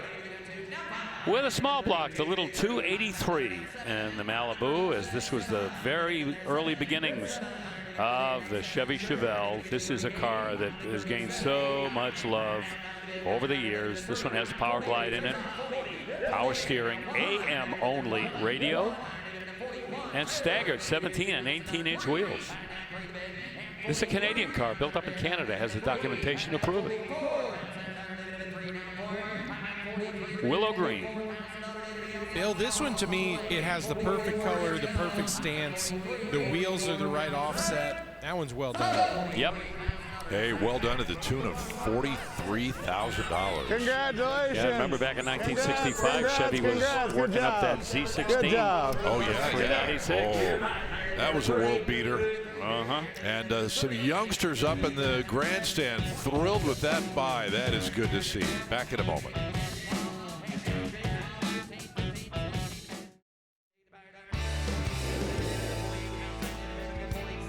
Well, you can check out the Mecum Gear Shop and pick up your favorite t-shirt, jacket, sweatshirt, hoodie, whatever you want over there. They've got all kinds of goodies for you to get you through the winter months and get ready for Kissimmee next year, Bill. So maybe do some Christmas shopping. We should all do that over there by the time we leave today. In the meantime, on the block right now, 1973 Dodge Challenger reserves off $47,000. Yeah, the muscle car period just about over in 1973. Mopar not building the monster motors anymore. This one has the 5.9-liter Magnum, the 360 with 245 horsepower. Just enough get up and go. Has RT badging on it as well with automatic transmission. I think what helped that price out too is that great combination of green over green. Good color. Really cool. All right, let's move on. See what we've got on another ZR1. This one from 1991. Yeah, baby. Another ZR1. I think the one we had a little while ago did not sell. The high bid was $28,500 on that one. Well, this one is a little older. This is year 2 of the C4 generation of the ZR1. one of 2,044 that was built. I didn't mention before about the engine in these cars, so special. Aluminum block, quad cam, 32 valve V8 designed by Lotus, built by Mercury Marine. They all had 6-speed manual transmissions. You remember back through the 1980s, the Corvettes didn't have a 300 horsepower, and they had the sand kicked in their face all the time, and this changed everything. When the ZR1 arrived, it was like there was a new sheriff in town. Love these cars. Yeah, Chevrolet got tired of that sand, didn't they? I'll tell you, between 1984, that whole C4 generation up until 1990. Nice cars, good cruisers, but that's it. You weren't going out and challenging anything that had 300 or more horsepower. I was at the LA Auto Show last week and got a real good close-up gander of the new ZR1X, which is the Nürburgring killer. Man, Corvette is not taking any sand at all from anybody. Oh, that thing is NASA approved. Oh, no doubt about it. Did they let you drive it? Yeah, 16 here. Did they let you drive it? They just let me get about 10 feet away from it. Okay. Hey, that's closer than us. Okay. 89 AM General Humvee on our block now. AM General has roots with AMC, believe it or not, our old friends at American Motors. And as the evolution of that brand continued, here we go with these Humvees that became such legends over in the Middle East during those military operations. 6.5 liter diesel, automatic transmission. It really doesn't make a whole lot of sense going into the powertrain of these vehicles right here. Let's just say that they got plenty of torque. They are practically, no pun intended, bulletproof, built to go anywhere, and probably not a good practical street-driven automobile for anybody, because first of all, you need a very wide street. And, unless you've got a couple of guys with orange flashlights at the airport to guide you into a parking spot, you're in some real trouble. This one looks like it's pretty straight condition, though. I don't think it's seen any wartime duty. I always chuckle when you bring up the P word, practical. Because so much of this stuff that you like is far from practical. All right, $12,000 for that Humvee, man. You know what? Hey, that's not a lot of money, and you've got a conversation piece all day long. Show up at a cruise night with that, and everybody will siphon off everything else that's there. Yep. Here's a 79 Trans Am right behind it. Yeah, the 79 Trans Am. This was the largest selling Trans Am all those years. Began in '69. By 1979, gradually it became #1 with a bullet in terms of all the Trans Ams that had been built. This, of course, is Starlight Black. It's got the 6.6 liter V8, 400 cube engine, automatic transmission, T-tops, and of course, after nine. Oh, hey, look at, there's the bandit himself riding shotgun. Yeah, the powertrain story for the Trans Am changed dramatically after this, as that 400 cube V8 was replaced by those turbo engines, 80, 81. Got all the right appearance pieces here, the snowflake wheels, and of course the bandit paint. Is there by any chance included with the mannequin Dr. Pepper and a Diablo sandwich? Because I heard they're in a heck of a hurry. That's got to be from the movie. No word on that. It is from the movie.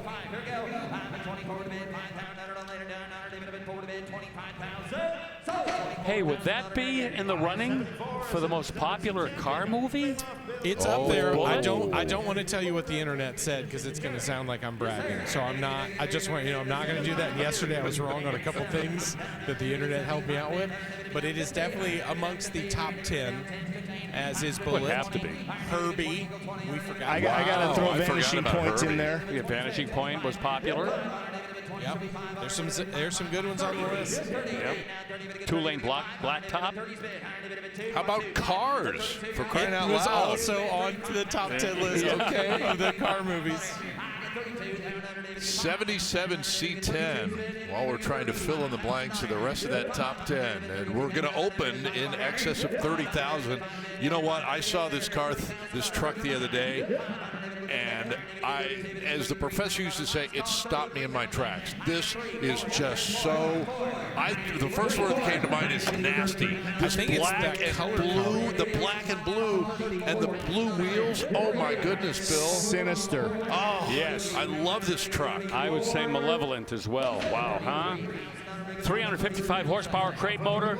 It's got Edelbrock carburation, serpentine belt. Well, I mean, I don't have the time to go through everything here, but this is a premium top shelf build. And you know what's very cool is they powder coated or painted those American racing wheels that dark blue. That's what I'm saying. They're not black. Yeah, they're so cool. Yes. That's one of the things, it just eye pop right there. Man, who does that? Not very many people, but it worked here. Still out there, available. Bid goes on, guys. We'll take over from here at $33,000. A more conventional looking pickup truck here, 1967 C10.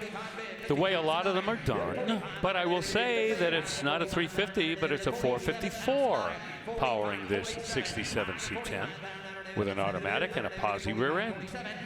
Got March belt setup in the front, vintage air, headers, and custom exhaust behind those headers, probably stainless. And beautiful wheels, staggered 20-inch wheels, and that beautiful blue interior.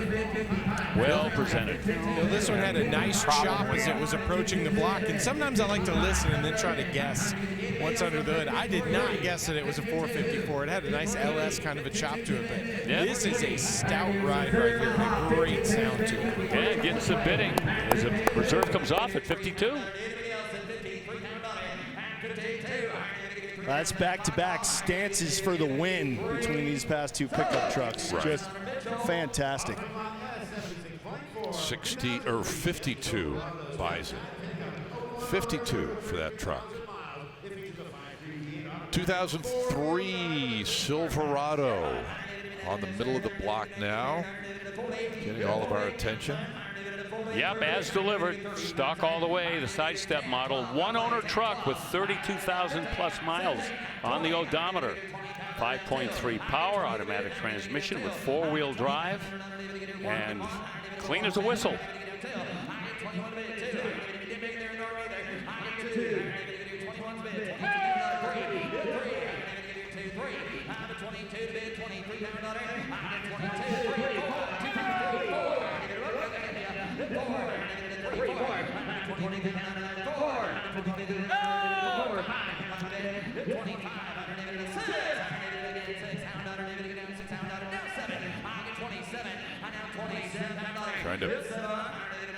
Trying to find a flaw with that truck. Oh, Good luck. you won't. Good luck. Did you ever have a pickup truck? Yeah, I did. What'd you have? Yeah, I had a Toyota Tundra SR5. Oh, right. 6-cylinder.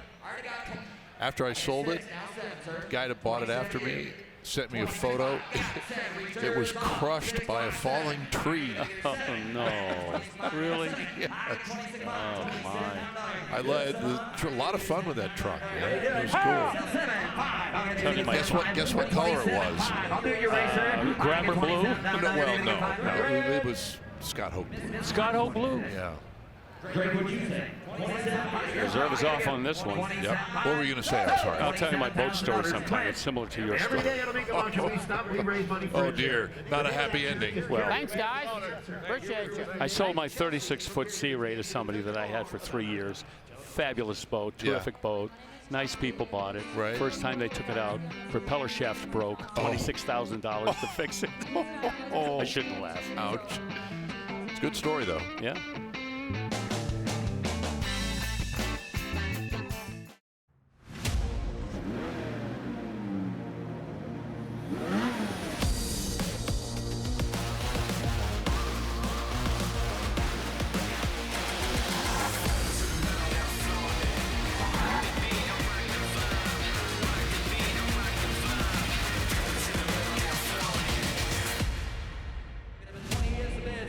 You know, to get to see a LaFerrari in person is a really incredible thing. This one is a 2015 Ferrari LaFerrari, and what I love about this one, the hardtop, that interior It's just so perfect for what you're seeing. And this is part of the incredible Bachmann Ferrari collection that's going to be auctioned off at Kissimmee. 48 cars. This one, the 6.3-liter, 949 horsepower hybrid V12. And I just love everything about this. And the fact that there's not only one here, but Chris, there's a second, and you're by it.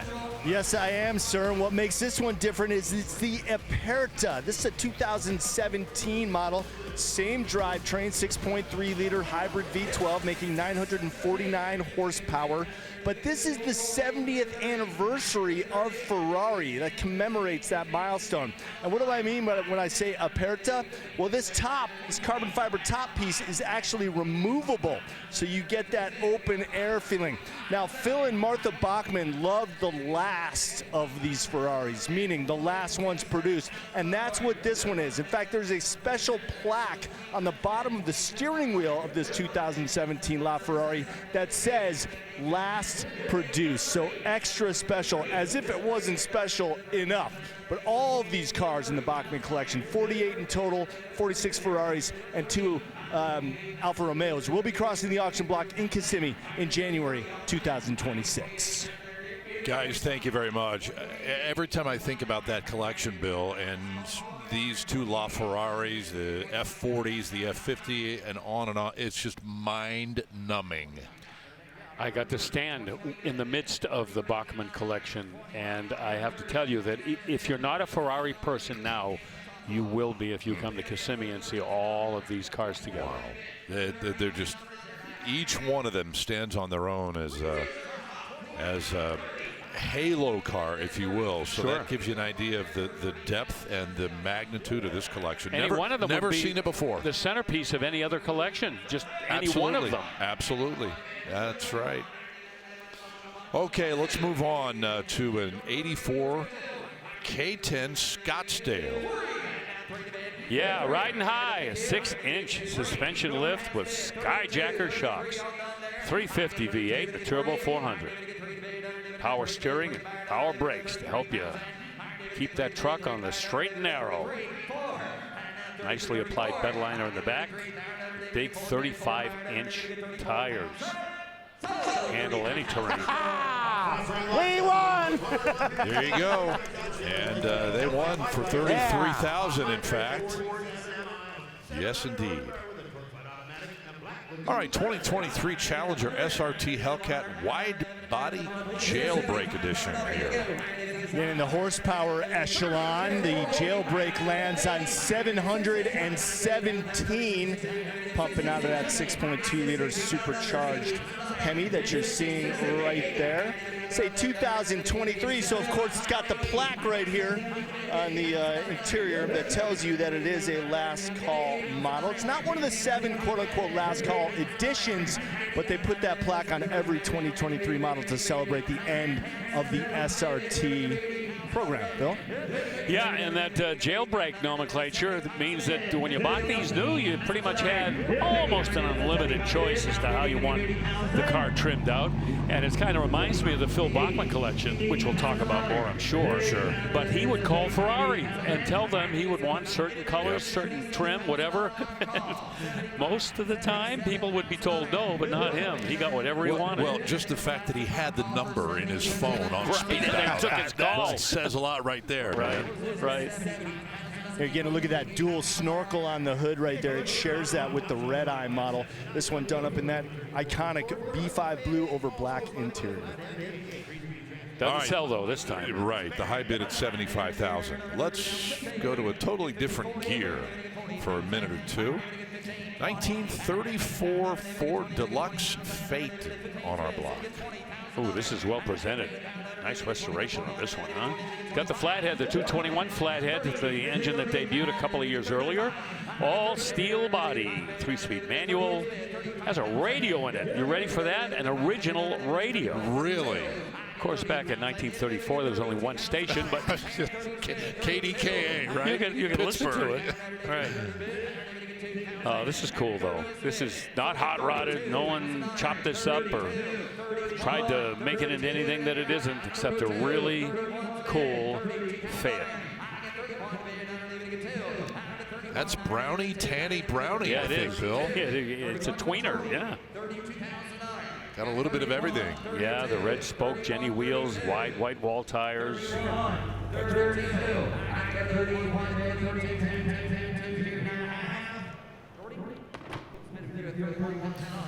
All right, the high bid, $31,000. That's a hard market to peg, really, some of these cars, these Model A's, the Model B's. 35 wouldn't help either, right? We're still working on this car. Yeah, we've learned just because we say bid goes on doesn't mean they're finished immediately. Thank you, guys. No, that's not the final chapter. Yep. See you in Florida.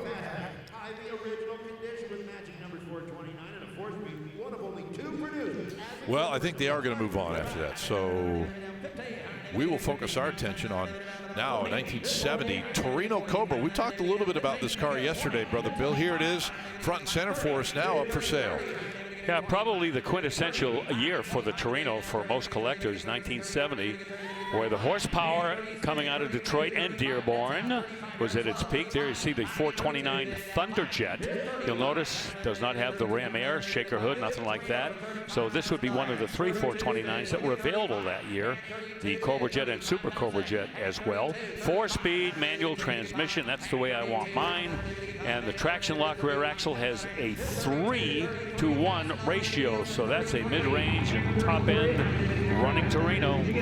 And as we mentioned yesterday, this car, as it's equipped, very cool, but also it is one of only 2 built with all of these ingredients as per a deluxe Kevin Marty report. So a little bit of Ford rarity there. Yes. Not necessarily over the top in some of the most desirable options, but still a rare car. Well, you know, that Thunderjet 429 may have something to do with that because most people were opting for the Cobra Jet back then. And here I thought they had already sent it to the bid goes on, but I guess Trev Morvac is giving it a second chance here on the block. Boy, they went all through this Torino too. Yeah, there's a couple thousand, 3,000 into it, so I'd like to get 40 in my pocket. 42. Some original documentation that goes along with it, and $42,000. You own the car. 42 is the Mecum rule. Bid goes on at $35,000. Ladies and gentlemen, here's Jimmy Landis. Here is Jimmy. According to Trev there, $35,000 will be the bid goes on number for that 1970 Torino. Back with more from Kansas City at Bartle Hall in just a moment.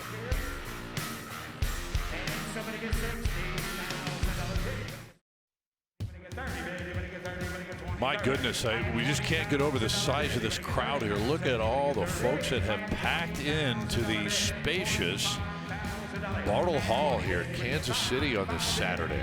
Looks like an indoor Chiefs game. Well, very true. Yeah. It could be. Where's Travis Kelce? Yeah, right. Him run down and the block lady, for a minute. Where is she? Hey, you know what? Want to take a moment and say hello again to one of our brand new sponsors here, Mecum Auctions, and that is Real Garage Life. And if you haven't checked them out, do that. RealGarageLife.com. All kinds of good stuff for your garage. If you need a lift, yeah, they've got that covered, but everything else, even if you don't need a lift necessarily. Right now, let's check in with Rutledge Wood for today's Real Garage Life preview. Scott, I found this gorgeous 1969 Camaro RS SS.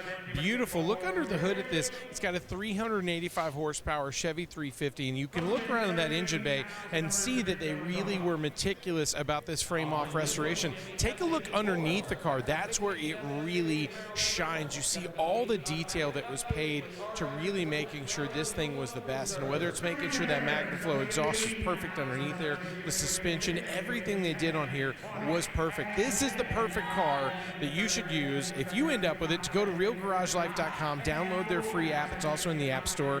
You can use their augmented reality to take pictures of your own garage, figure out what size lift you want, all the accessories, everything to keep a car like this showroom ready, because these folks who built it got it ready for you. Scott, Real Garage Life is the way to go. It is, man, and that app is the bomb. If you haven't done it, folks, get there, realgaragelife.com. Thank you, Rutledge. It's our Real Garage Life preview for today. Just happening on the block, get this, first-year Camaro convertible selling at no reserve bill, $48,000. Wow, why so much? The crowd wants to know.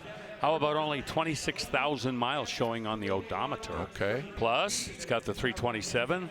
And, of course, in 67, you get the 327 or a 350. That's one of the 275 horse and a turbo 350 automatic. We talked about Steve Saleen a little while ago. Here is a Mustang Saleen 281 Extreme Edition from 2007. And the first thing that captures your attention is that airbrush, man. That is fantastic. Yikes. Everywhere, inside and out. Wow, huh? Boy, it takes your breath away. Comprehensive paint job by Lucky Luciano Customs out of Phoenix, Arizona. This car's been signed by Steve Saleen, his daughter Molly, who, by the way, now runs the company, and Chip Foose, and they signed it at SEMA.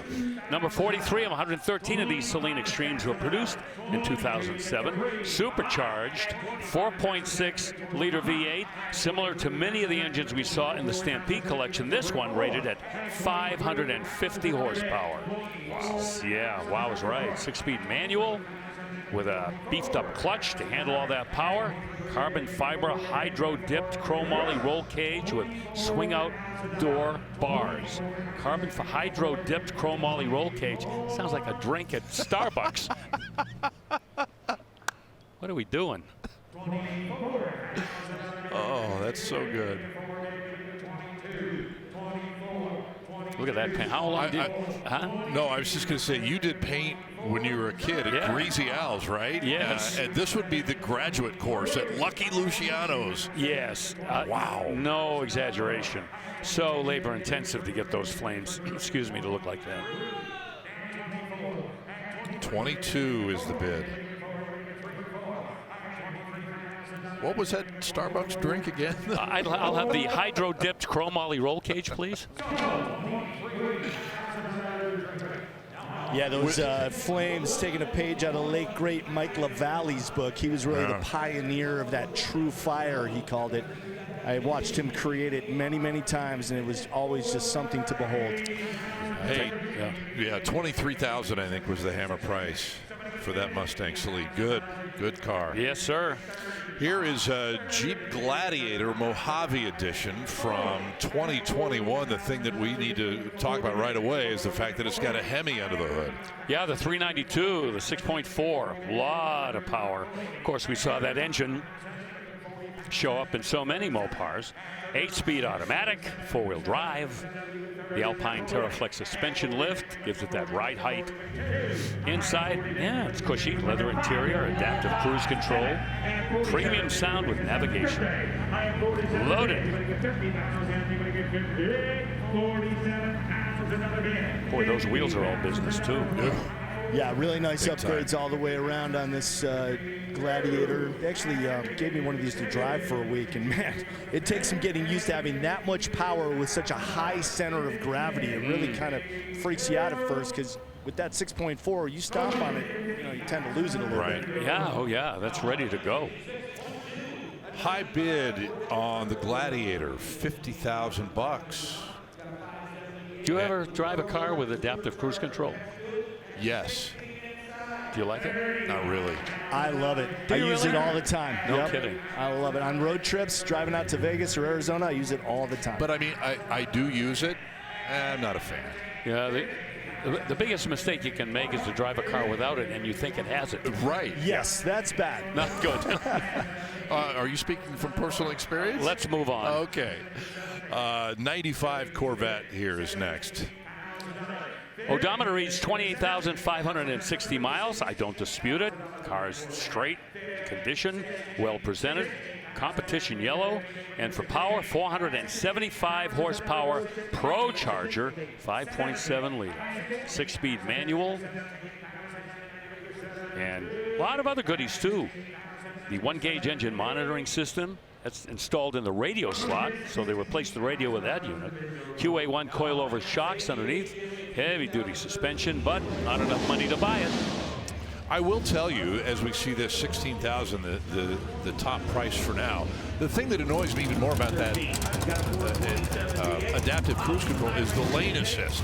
You know, that just, if you get like a millimeter off, some cars will just shake your booty back to the middle. That's just annoying. They call it driver assistance. Well, you know, I know. But let me ask for it. Just don't do it on your own. Right, exactly. Thank you. Okay, you heard the roar of this 2013 Copo Camaro as it came to the middle of the floor here. Yeah, the Copo Camaro once again became a real dreadnought on the drag strip in this generation of the Camaro. This is number 29 of only 69 that were produced in 2013, and of course that 69 is so significant because in 1969 the very first ZL1 Camaros only were 69 in number. 427 V8 engine, Holly EFI, high ram intake, or the Holly Jolly intake, as I like to say this time of year. Ho, ho, ho. Oh. Yeah, this is ready for the drag strip. It is ready to go. It is NHRA certified. And of course, this is a car that has helped to popularize that factory showdown in the NHRA with Chevy, Ford, and Mopar head-to-head. It is not local police department certified or BMV certified. Or street certified. Well, that's what I mean. You can't take it out on the street. Right. They will send you to the penalty box. You could, but... Yeah. Yeah, but you know what?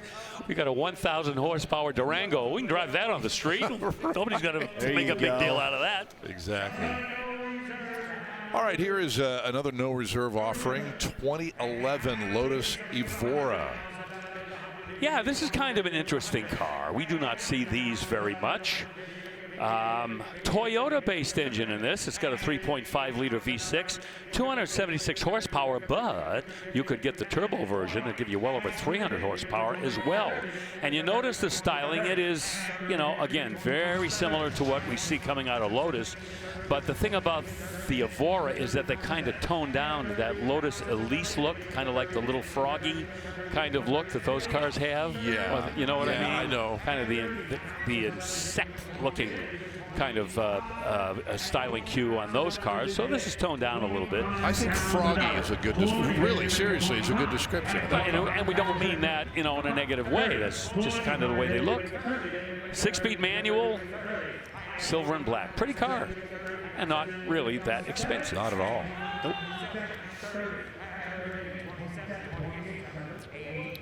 The Evora, excuse me, Scott, the Evora continuing that tradition that Lotus had of naming all of its models beginning with the letter E.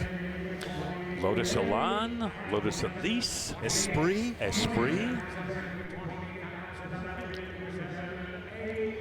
No reserve, so it's going to sell.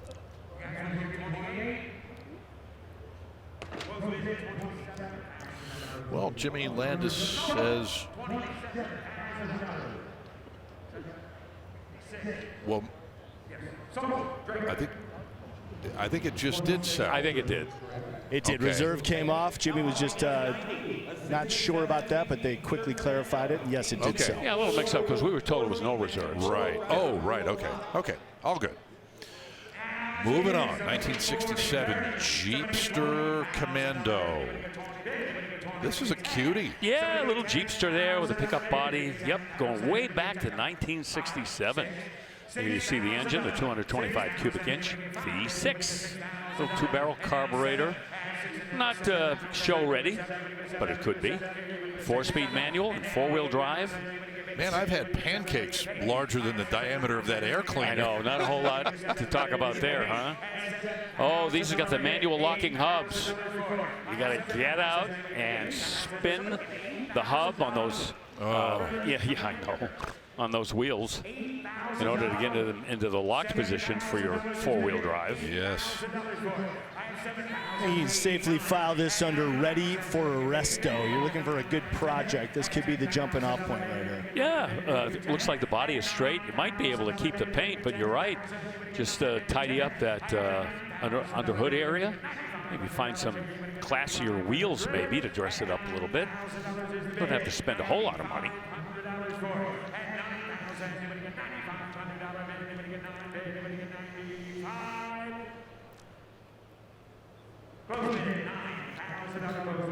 Okay, $9,000. Very reasonable. Consigner wants a little bit more, so we'll see if they can make a deal come together over at the Bid Goes On area. You dropped this name on us a little while ago, Bill. We were talking about the F-150 and the Raptor versions now. Yeah. Man, here's one, a Raptor R, just basically brand new. It really is. 87 miles on the odometer. And boy, the Raptor, that has come a long way since its debut. Back then, about 400 plus horsepower. This one, the R model, 720 horsepower out of that 5.2 V8. And this one, loaded, lots of options. Whoever ordered this truck, they didn't leave much on the table. Twin panel moonroof, got the leather interior, 12-inch touchscreens, dual zone climate, Bang & Olufsen stereo, 14 speakers, head-up display, hill descent control, the 360-degree camera. That fascinates me, these 360-degree cameras. Yes. You look at your touchscreen and you see an overhead shot of your vehicle. Yeah. Where's the camera? Who's up there? I don't know. That's spooky. This Raptor truck really kind of sparked the truck horsepower wars between Ram and Ford. Ram, of course, with the TRX trying to, outdo, and then just kind of a push-me-pull-me relationship between the Fords and the Rams. But look at the price, $115.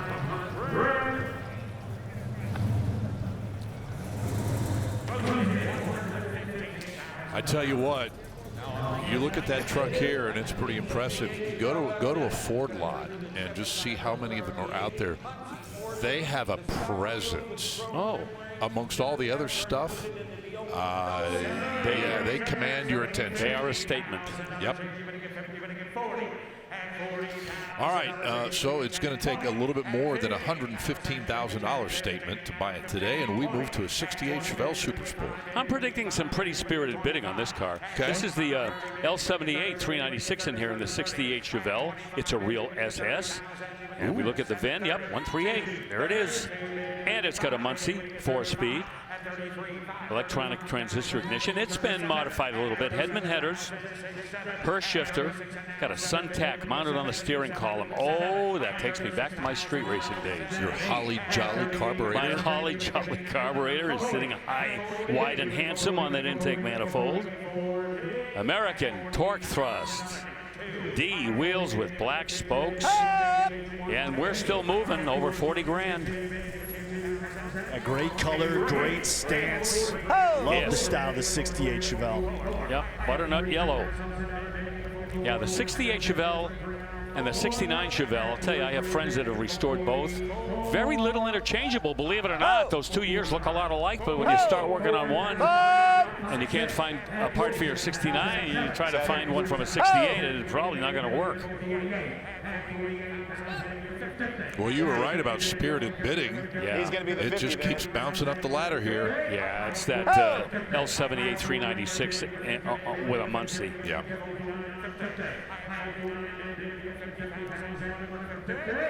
Never mind, you're not.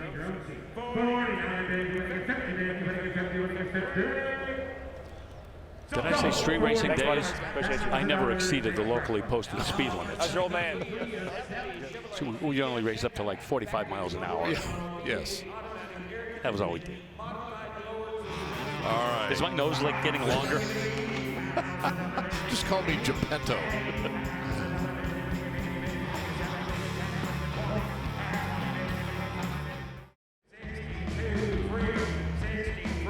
Thanks so much for being with us today here on ESPN Plus with our ongoing coverage until 6 o'clock Eastern from Kansas City as we kick off a brand new segment here with a 1957 Chevy pickup truck. Bill Stevens. Yes, sir. Conservative custom frame-off restoration. That ever-present 350 small block with a 700 R4 overdrive transmission.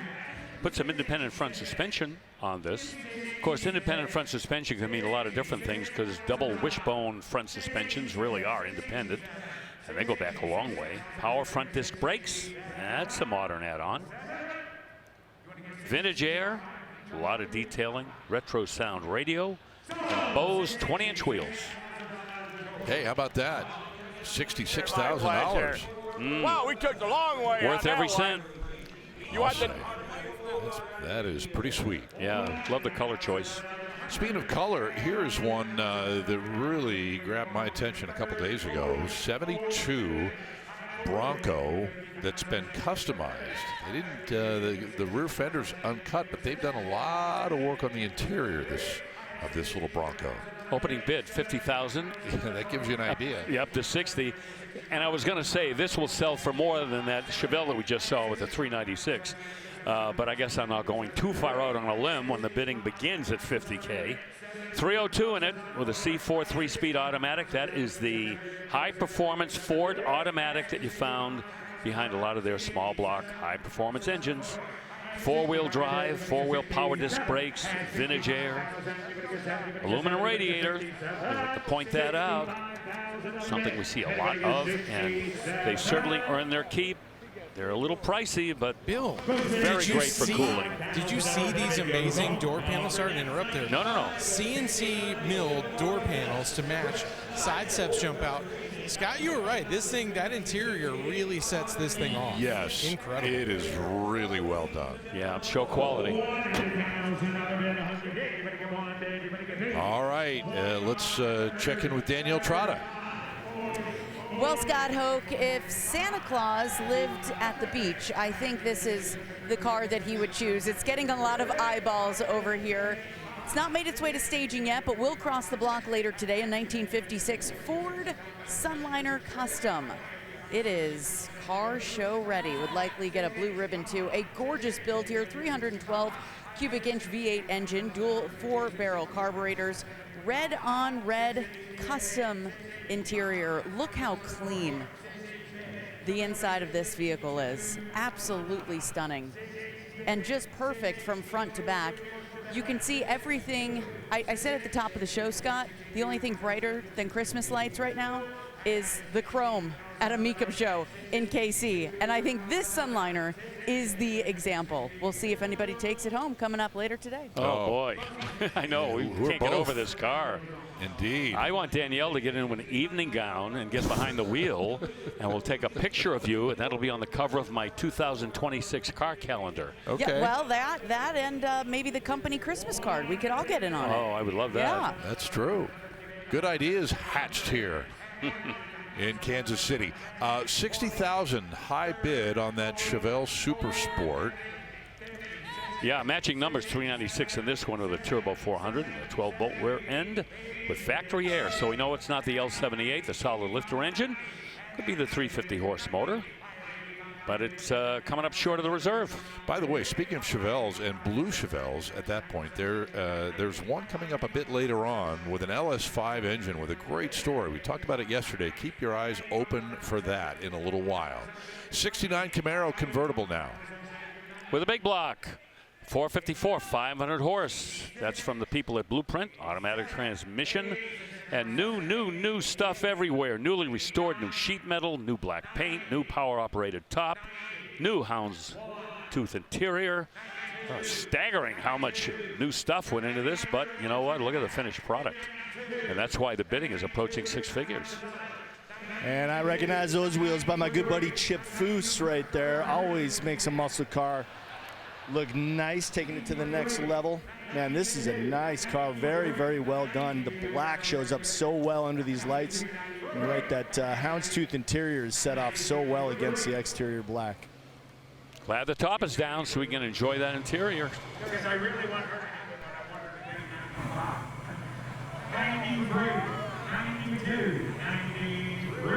So I got 92 grand. I don't know what that means to me. 10%, 9,200 off of that. Oh, okay. No, I can't do that. Where do you have to have? Yeah, I'd like to, if we're gonna, I'd like to be at 95. It's interesting because the price right now in this bidding, this car's not a full custom, right? And it's not fully original. It's somewhere sort of in between, but it's kind of pulling at both heartstrings in a way. Yeah, not a full, like, pro touring build for sure, but some big money was dropped into this for sure. It's 95 in this pocket. 95. Hey, 95.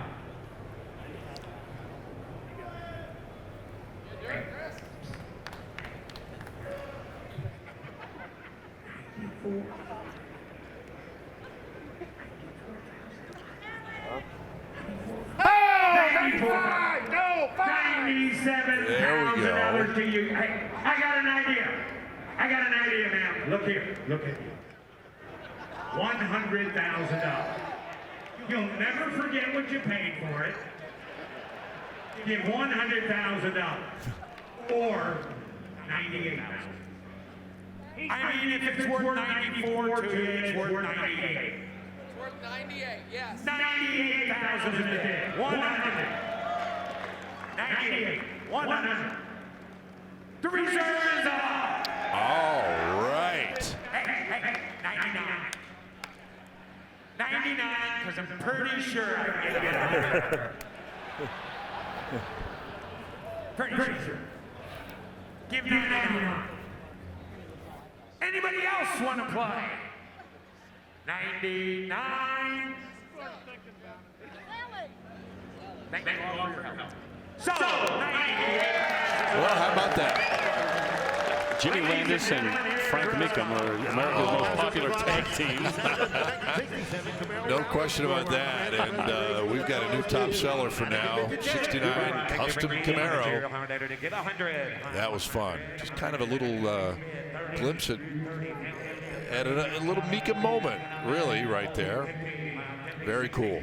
All right, let's see about a 1967 Camaro RS. Yeah, this has an LS2. That tells me that it has 400 horsepower. Custom intake and valve covers.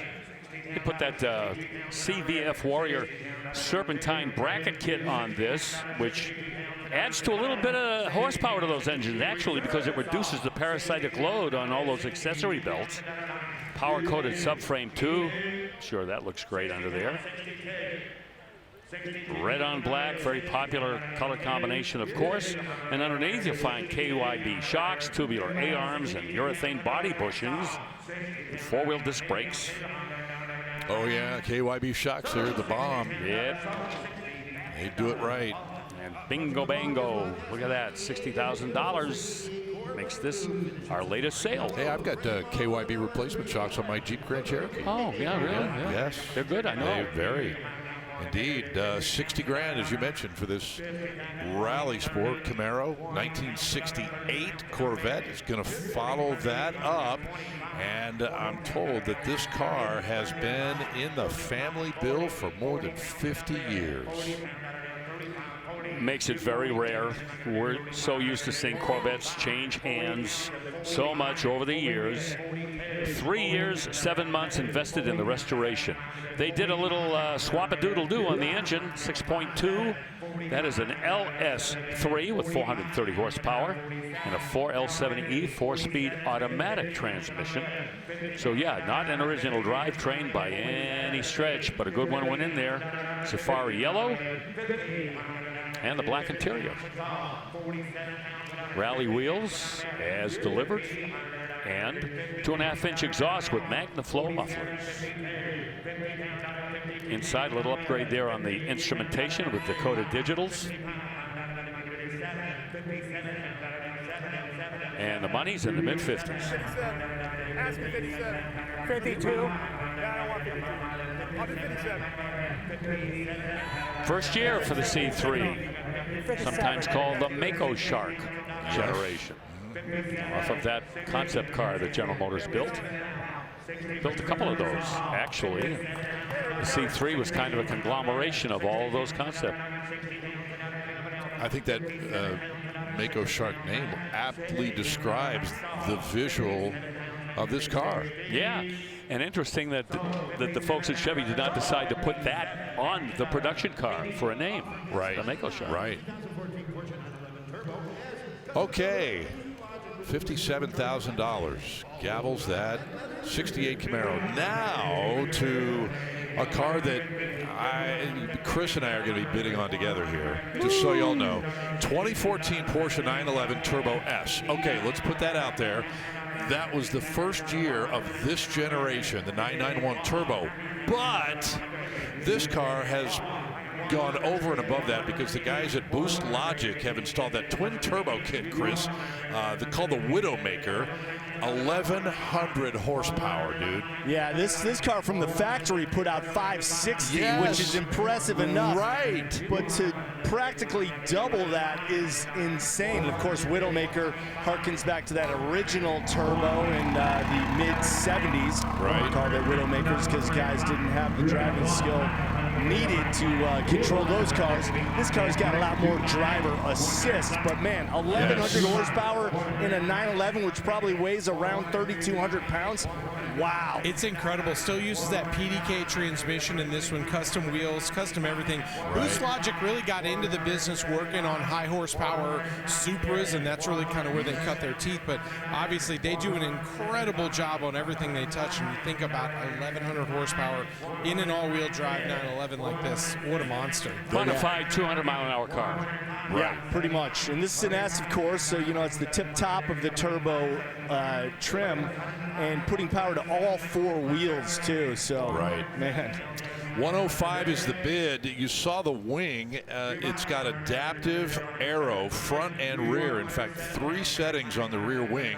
Off, at speed, 75 miles an hour or more, and then you've got the performance mode as well. All kinds of goodies. Those are 20-inch center lock wheels that you mentioned, Rut. Titanium exhaust, carbon ceramic brakes on this car. Just an absolute monster.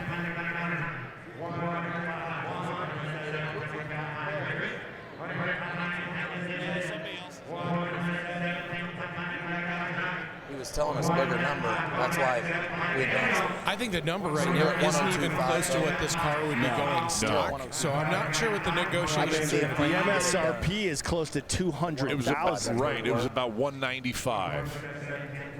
Okay. All right.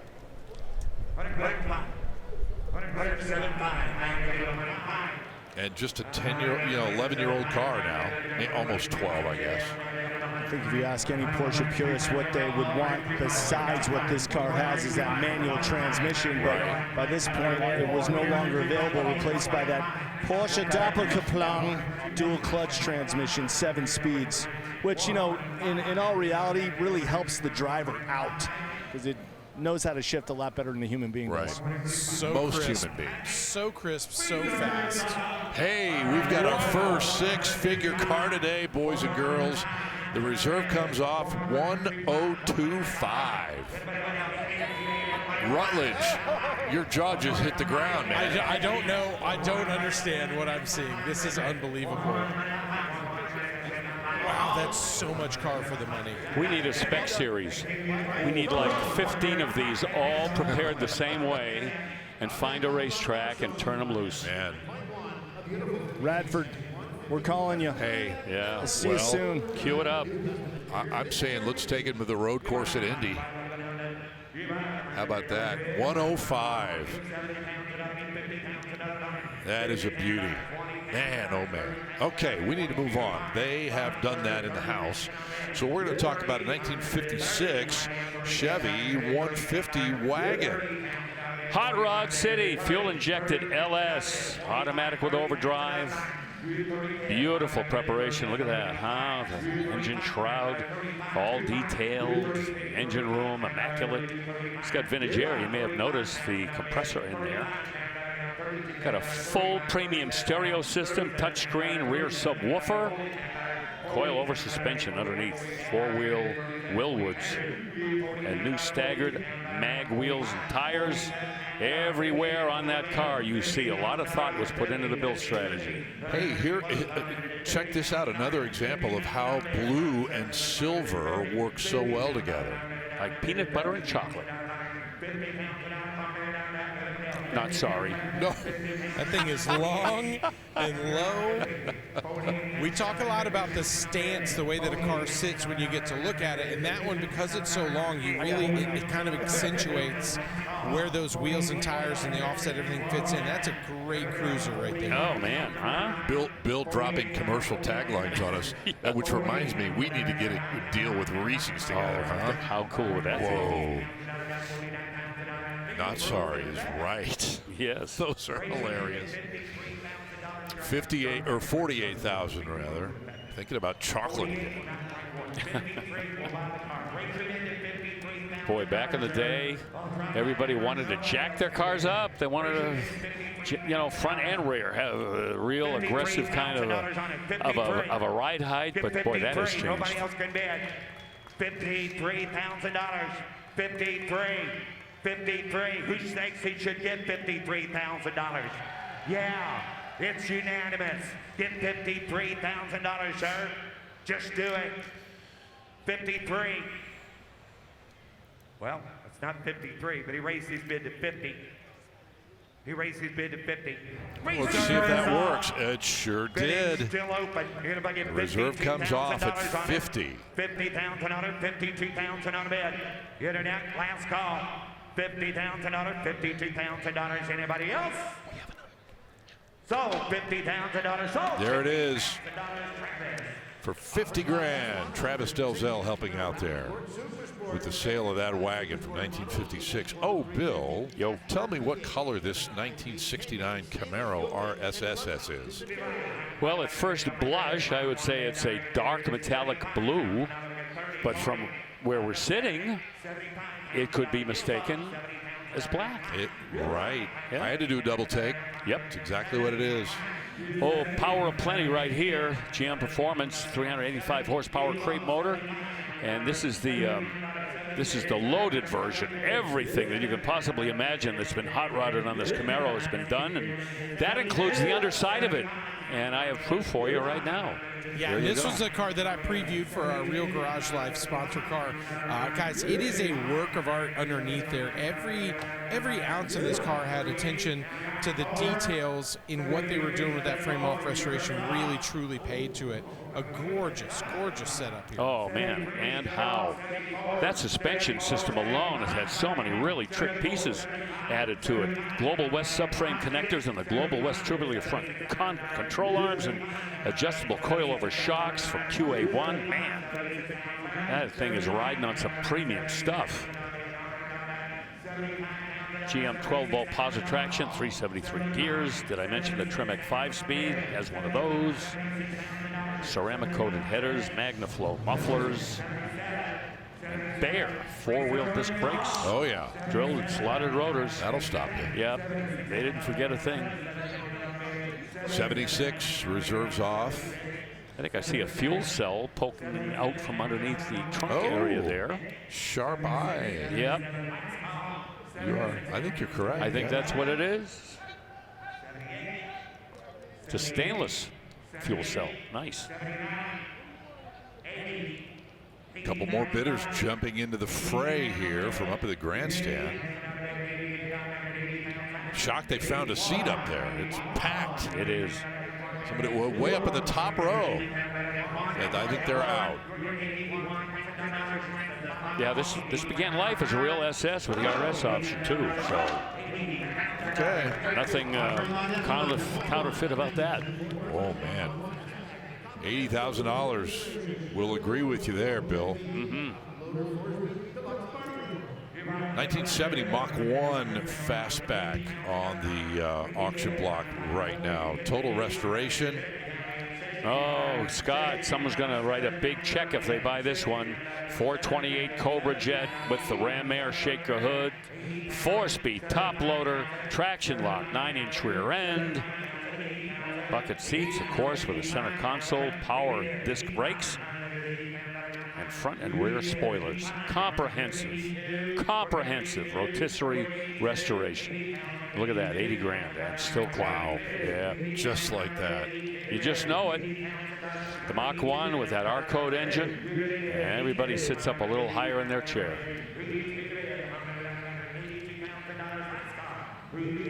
Magnum 500 wheels, deck spoiler. Deluxe Marty report. And even with all that, going to come up a little bit short.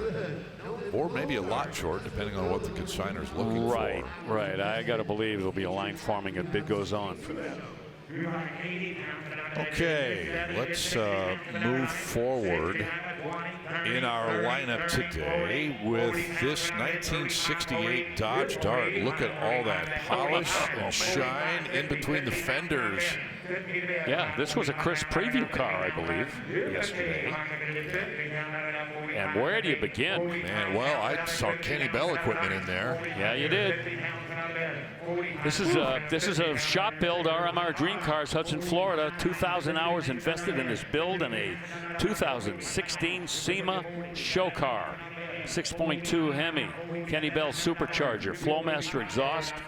Went to GM for the transmission of 4L80E with overdrive. Lightning rod shifter 2 with a strange 9-inch rear end. Other upgrades: power rack and pinion, steering, Willwood, big 4-wheel disc brakes, Dakota dash, the waterfall steering wheel, which you may have had a quick look at. Oh man, where's my adding machine? Big money build. You see the airbrush, the bumblebee striping on the rear end, blow dart. The blow dart, yeah. We actually saw that yesterday when Chris showed us this car. Yep. Yeah, guys, I don't know if you noticed those bumpers too. They appear to be carbon fiber, but they're actually hydro dipped, which is a very cool process of, you know, they lay that kind of the coating on top of the water. Yes. They dip it in, and as it comes out, it seals itself to the metal, and it's very well done. The pattern looks exactly like carbon fiber. Yep, they do that at Starbucks. I'm kidding. I love that. I love this car. I hope it sells. I really do. You know, you look at a custom that's so well conceived, build strategy, very solid. The workmanship, fit and finish. Let's see if we can eavesdrop here. Yeah, it's going to take a lot more than 55, it appears. I would agree with that. I mean, that car's too good to cut loose at that number, I think. Yep. So with that, we will take a timeout here and return with our continuing coverage on our final day of Mecum TV 2025 in Kansas City.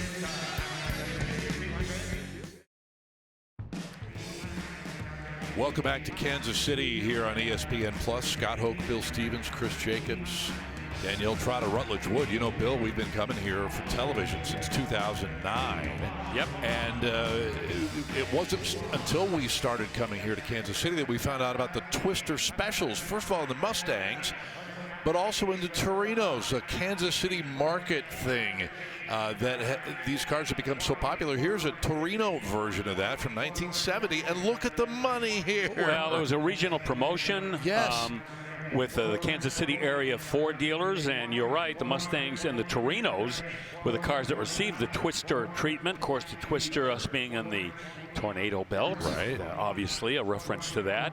This one of only 90 Torino Twister specials built, and one of only 30 with a 4-speed transmission. It's got the 429 Cobra Jet, 370 horse, a 350 traction lock, and even though this car has over 95,000 miles on the odometer, if that is to be accurate, look at what it sold for. Yes, my goodness, what a car it is. $120,000.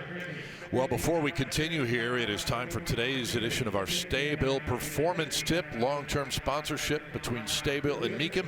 Right now, let's go over to Chris Jacobs for today's edition. Thanks a lot, Scott. Well, we are in Kansas City here in the Midwest, and therefore there's a lot of weather, especially in the wintertime. And what does that cause? Ugh, rust. Well, that's where Stay-Bill steps in to help us stop new rust from forming and stop existing rust and corrosion from spreading. It's a great product. Definitely check it out if you've got a collector car like this 1972 Chevy Camaro Z28. And of course, it checks all those boxes. It's got the rally stripes, it's got the wheels, it's got the spoiler, and of course, it's got the 350 under the hood. Now, this being 1972, horsepower was a bit down. I believe the net horsepower, which is what they were calling it in 72, is about 255. But it is a Z28, so like I said, it's got all those goodies on it. And this one looking pretty clean. So it is selling at no reserve, so it's going to be going home with a new owner. And did I mention it's a 3-pedal car, so that's going to make interest and perhaps the bidding go northward. Scott?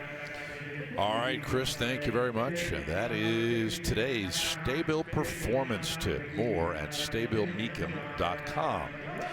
Working on a almost said Hemi Roadrunner. I don't want to get carried away. No, it's not. We wish. Yeah. No, but it's a cool car nonetheless. 68 Roadrunner with a 383 under the hood. Real deal Roadrunner, 335 horse with a 4-speed. And the Magnum 500 wheels with the red line tires. It's a pretty picture, but yeah, the bid goes on, folks. We'll take it from here. Yep, 48 grand.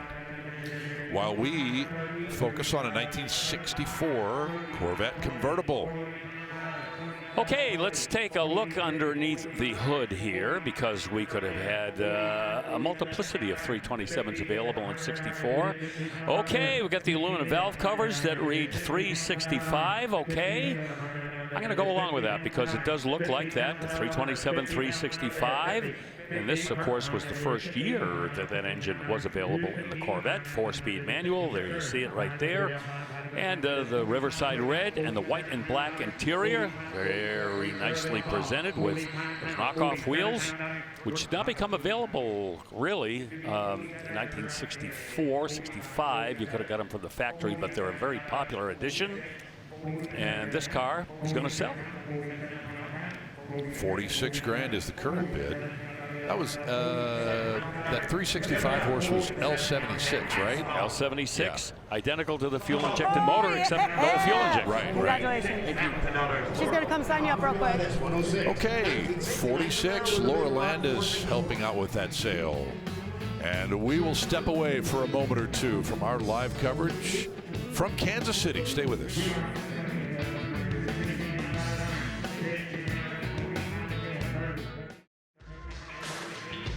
Welcome back to KC. Here's a good one for you. What a beauty this is. 79 Blazer, light blue, cream plaid interior, LS1 power, that 5.7 liter V8. Man, a long list of good stuff on that Blazer, which we will see coming up a bit later on in this hour. Real quick, Department of Corrections. I think I said that the knockoff wheels became available on the mid-year Corvette in 1965. Oh, Bill, au contraire.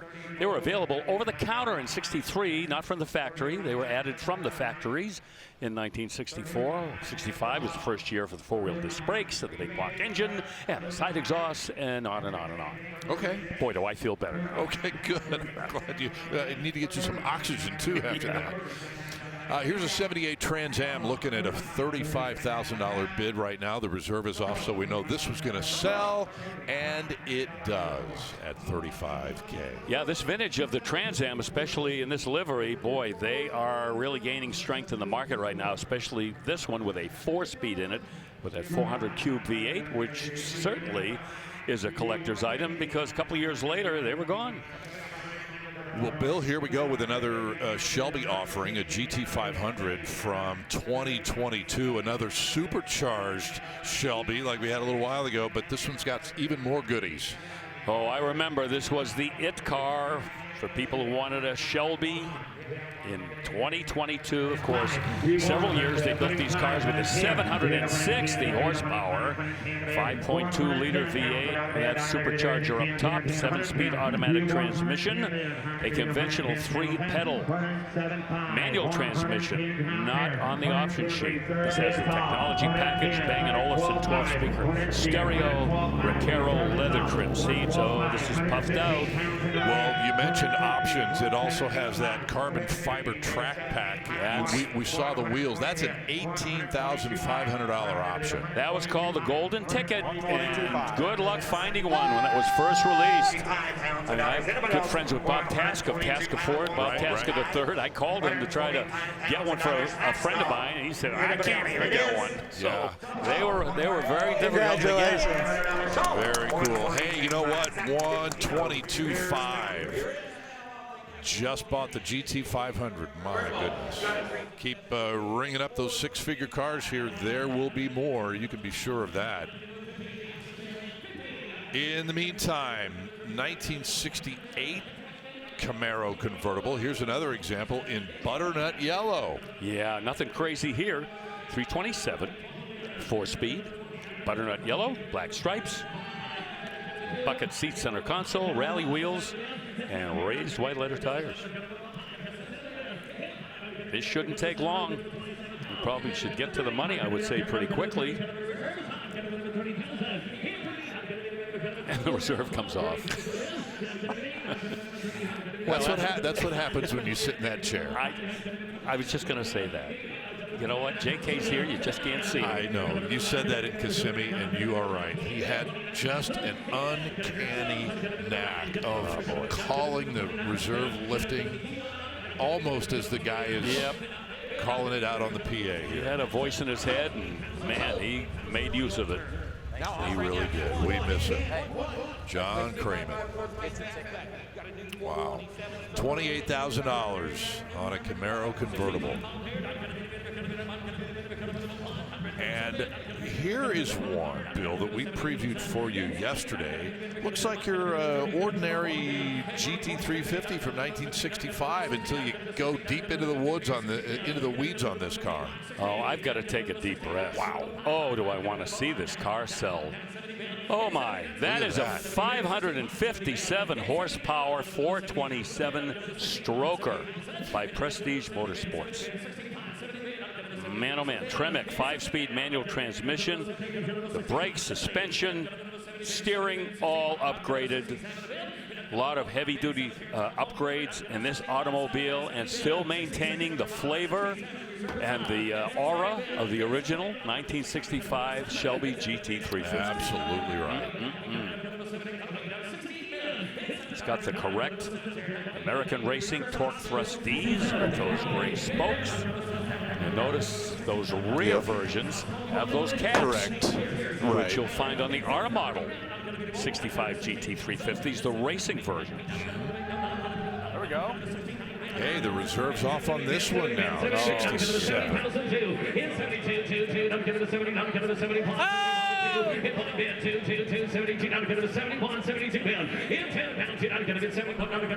Boy, I'd be surprised if one bidder gets a clear runway on this one. I got to believe. All done? We'll have multiple bidders chasing this Mustang. Already are. Notice those side scoops there. That's from the 1966 GT350. Right there in the rear quarter panels. Nice addition there. 76. Two-man battle right now.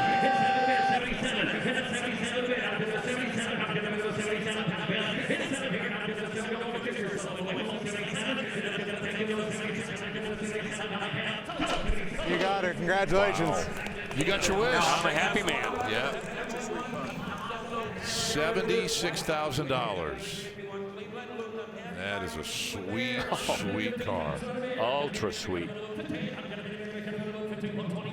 Okay, let's take a look at this 1971 Di Tommaso Pantera.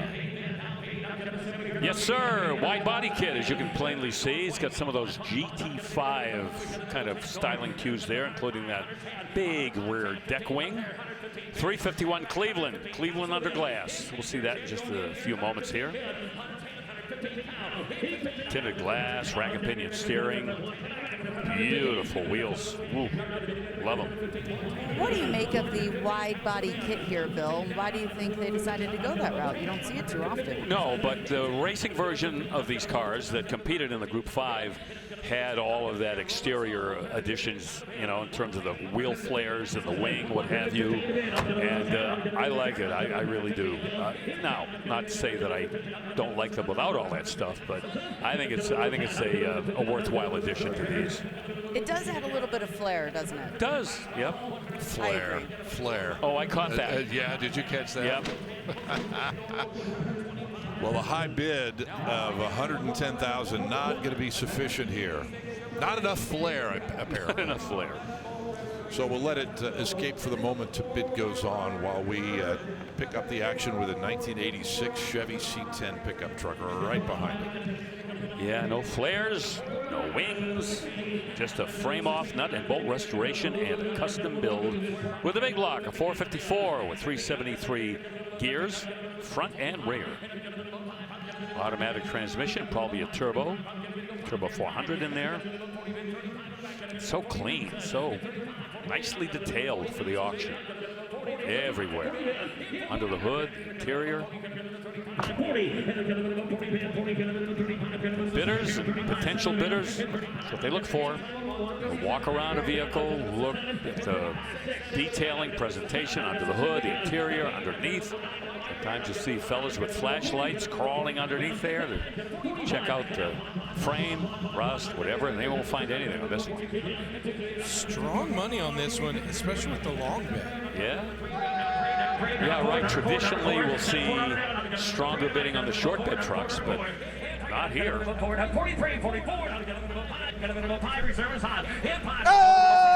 I'm going to bid 46 now. Hit 5. I'm going to bid 6 here. Sells for away. Going to be down there 7. And 7 to bid. I'm going to bid 6. I'm going to bid 7. I'm down. I'm going to bid 6 here. Going to bid 7. And 7 to bid. I'm going to bid 46 bid. 47-pound truck off the block. And to bid 47 pounds. Here she goes. I'm going to bid 6, 7 to bid. And now I'm going to bid 7. I'm going to bid 7 to bid. And I'm going to bid 6. I'm going to bid 47-pound. I have both sold 46,000. Sold 46,000. All right, 46,000 it is.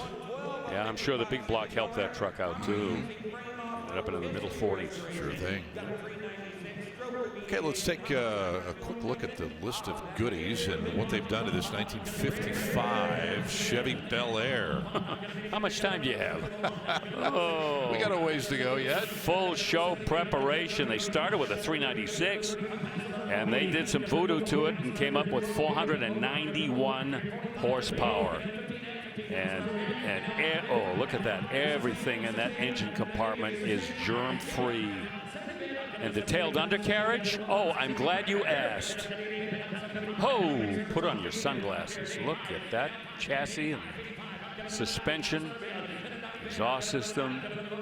Boy, there was as much time spent underneath that 55 as there was up top. Look at the numbers, too. 95 grand. Yeah, the bidders are appreciating this.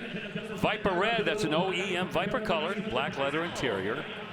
New stuff everywhere on the body, glass trim, bumpers, and away she goes. Hey, nice little bump for that Bel Air once the reserve came off.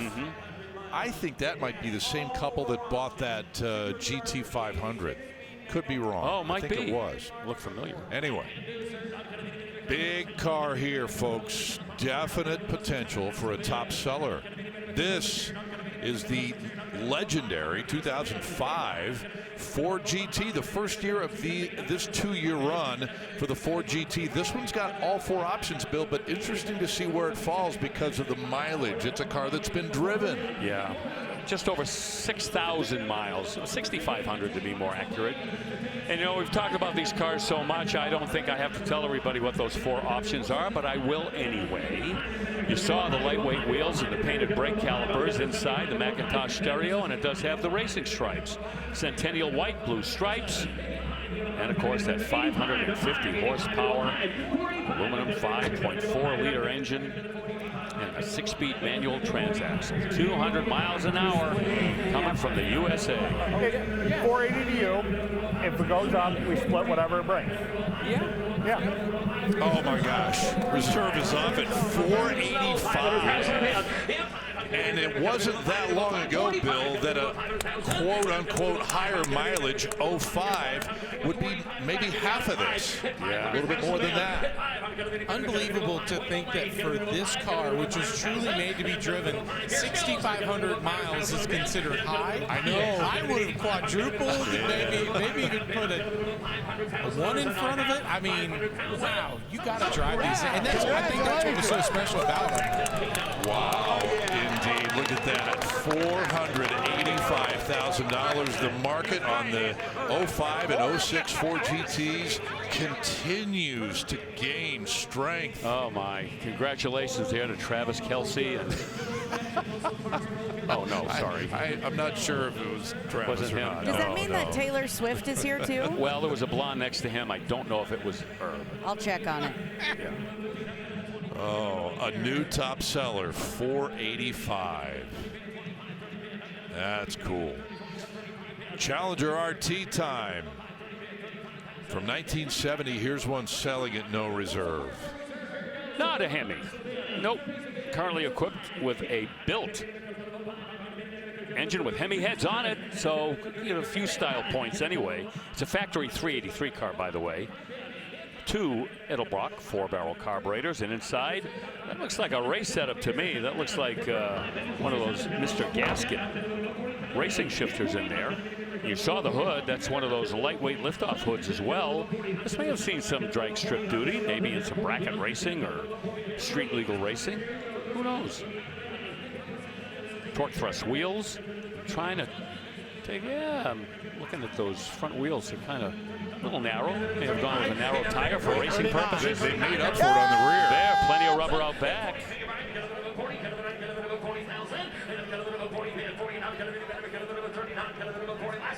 Yeah, the skinny and wide setup on there definitely says this car likes to go drag racing. Yeah, I think so. Plus that shifter too. That's not the kind of thing you'd usually run on the street. 39,000, and that just bought that 1970 Challenger RT. We'll stay in the Mopar family for a minute. Dodge Super B right behind it, also at no reserve. Yes, sir. The Super B. That has the 6-pack setup on it, but it did not come with it from the factory. But that's okay. That's the 3 2-barrels, the Holly Jolly 2-barrel carburetors in triplicate. Work that into that song. Have a Holly Jolly carburetor Mopar. Christmas. Okay. Something. This is the last day I can do it, so true. Make it work. At least not in public. Right. 4-speed car too. There you see it. And some other upgrades. MSD ignition, power disc brakes, and those styled road wheels, the Magnum 500 wheels. No reserve. Working in the mid-40s right now. 6. Yeah, the 6-pack became available in 1969 on the Super B and the Roadrunner. The 440 underneath those triple carburetors. 49. Just a little heads up here. We've got this Super B and a couple of other cars coming up in a few minutes. We're going to get to that Hemi Corvette from 1966. All right. The Chris preview. That's just ahead, so don't hit the fridge just yet at home.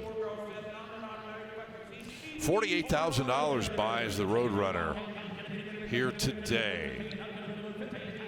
Oh, I'm sorry, the Super B. The next car is also another Roadrunner. Mopar clock suddenly. Yeah, 1969. More to come, too. Yeah, this one with the factory-issued 383 4-barrel carburetor equaling 335 horsepower. There you see it. Upgraded those valve covers. Also, that intake manifold looked like it was aluminum, which would not have been original. Roadrunner was the Motor Trend Car of the Year for 1969 in the second year of its existence. And this one, a real nice example. And going at no reserve. No reserve. We're going to get a new owner here. I tried to make out whether or not that had real carpeting in it. We talked about this before. You know, a base Roadrunner in 1968 did not automatically come with carpeting. A lot of guys added it after they bought the car, but it came with rubber mats on the floor. Did you guys talk about that sticker on the back window, Chris? Wichita Street It's Saturday. Racers. We're running out of days. It's, this car's had perhaps a fun past. It's an outlaw. Thank you. Yeah, every car in this collection's got that same sticker on the rear window. I dig it. I like the style. I bet they had a good time. $39K buys the Roadrunner. Thanks, man. Thank you. Nicely done. Also part of this John Murray estate collection is 1970 Chevy K5 Blazer. Stock appearing. V8 powered truck with automatic and 4-wheel drive. It's a K, which tells you that. AC, bucket seats and a center console. There you see we've got some upgrades there. Valve covers, intake manifold, aftermarket 4-barrel, and an open element air cleaner. Seems like a little bit of a lift on this one comparing it to my 72 K5 at home, and a little bit wider wheel and tire setup on there, but looks great inside. Yep. Yeah, the K5 market is white hot. There are some shops that do the modifications on these trucks, and they're out 2-3 years because everybody's waiting to have their truck done.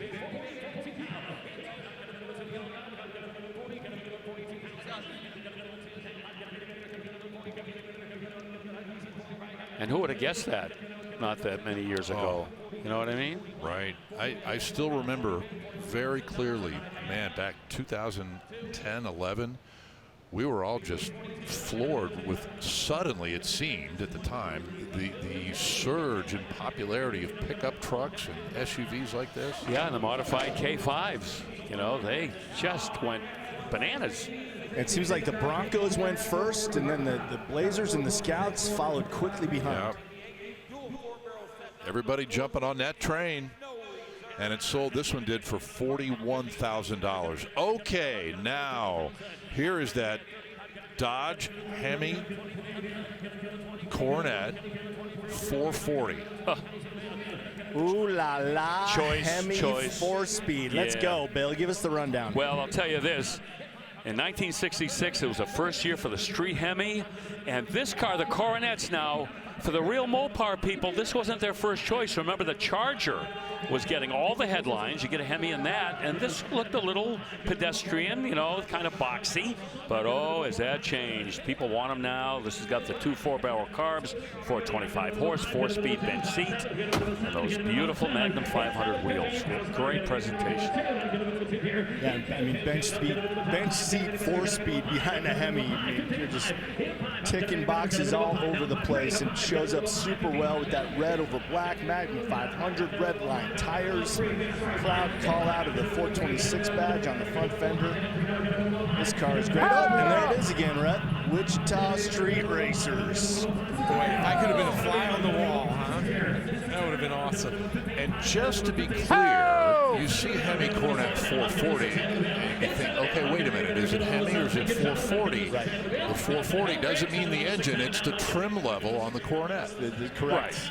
And the Exactly right, Scott. 440 would not have been available in the 66 Coronet. $56,000, bought it. Boy, they got a good car there. All the way.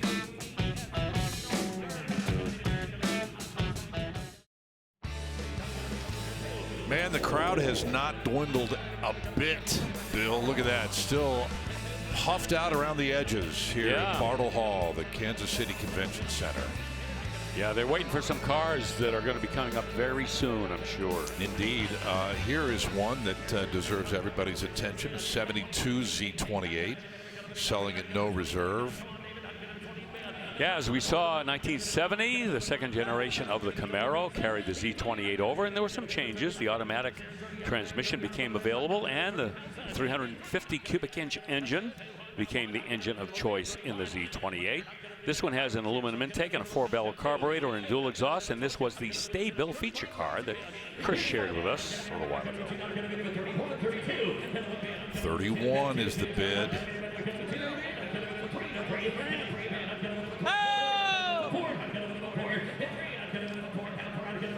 I know Chris mentioned that the horsepower was going into retro grade by 1972. And of course, we talk about how the rating system for horsepower changed in 72, but also compression ratios coming down, more emissions, things like that. It was a perfect storm. Power of the tip. A long time before we saw big horsepower coming out of the Detroit again. That's so interesting to see the value following the horsepower. You know, 72 is really that fulcrum year. It's really just where it went over the top and started to come down. Yep. All right, moving on. GTO Judge next, 1969. Here's another car that we're going to take a look at no reserve. Yeah, 69 dated 400 cubic inch engine. This would have come with the Ram Air 3 standard, 366 horsepower. So not the original engine, but it is date correct. Turbo 400 automatic transmission, and the 4-speed's also available. However, according to the consignment sheet on the windshield of the car, the winning bidder does receive the original Ram Air 3 block that came along with the car. So okay, that's a bonus. Ripe for restoration right here. Yeah, that's a nice little addition. How about that carousel red, which Always stymied people. What do you mean it's red? It's hugger orange. Come on. And you know, it almost appears as though the consignor kind of left it in this shape. You got to look under the hood, not clean. Right. The wheels have not been cleaned. It almost indicating like, hey, acquire me and help me find my way back to my former glory. You sound like the car whisperer. I can help you. The Caesar Milan of automobiles. Car was a sensation when it debuted in 1969.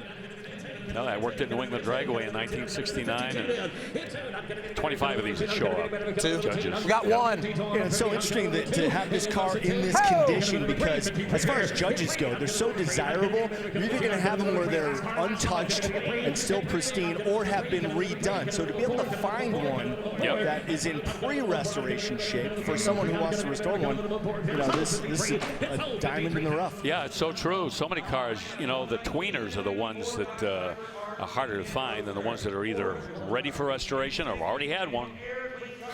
Okay, 53 for the judge. Bill, 1994 Viper RT10. You have the floor, my friend. Why, thank you very much. 1994, of course, we're in the first generation of the Viper that debuted in 1992. Over the next few years, things changed a little bit. More colors were available. It's interesting that every single year of the Viper, red was one of the colors from the factory. This one with a 400 horsepower 8-liter, and that was the standard powertrain, the only powertrain available until we get into the Generation 2 cars in 96, and then we went up to 450 and eventually up to 610, 615, some of those special editions, the American ACRs and what have you, the time attack cars, what have you. Yeah, there's a lot of horsepower flowing from Dodge during that time. Did they ever crack 1,000 horsepower? Not from the factory. Okay. But John, I'm sure, yeah. John Hennessy could take care of that in no time. Absolutely. No reserve, $43,000. Affordable. And with only about 27,000 miles on the odometer. Okay, really cool car coming up next. 1970 Chevelle Super Sport. It is a real Super Sport.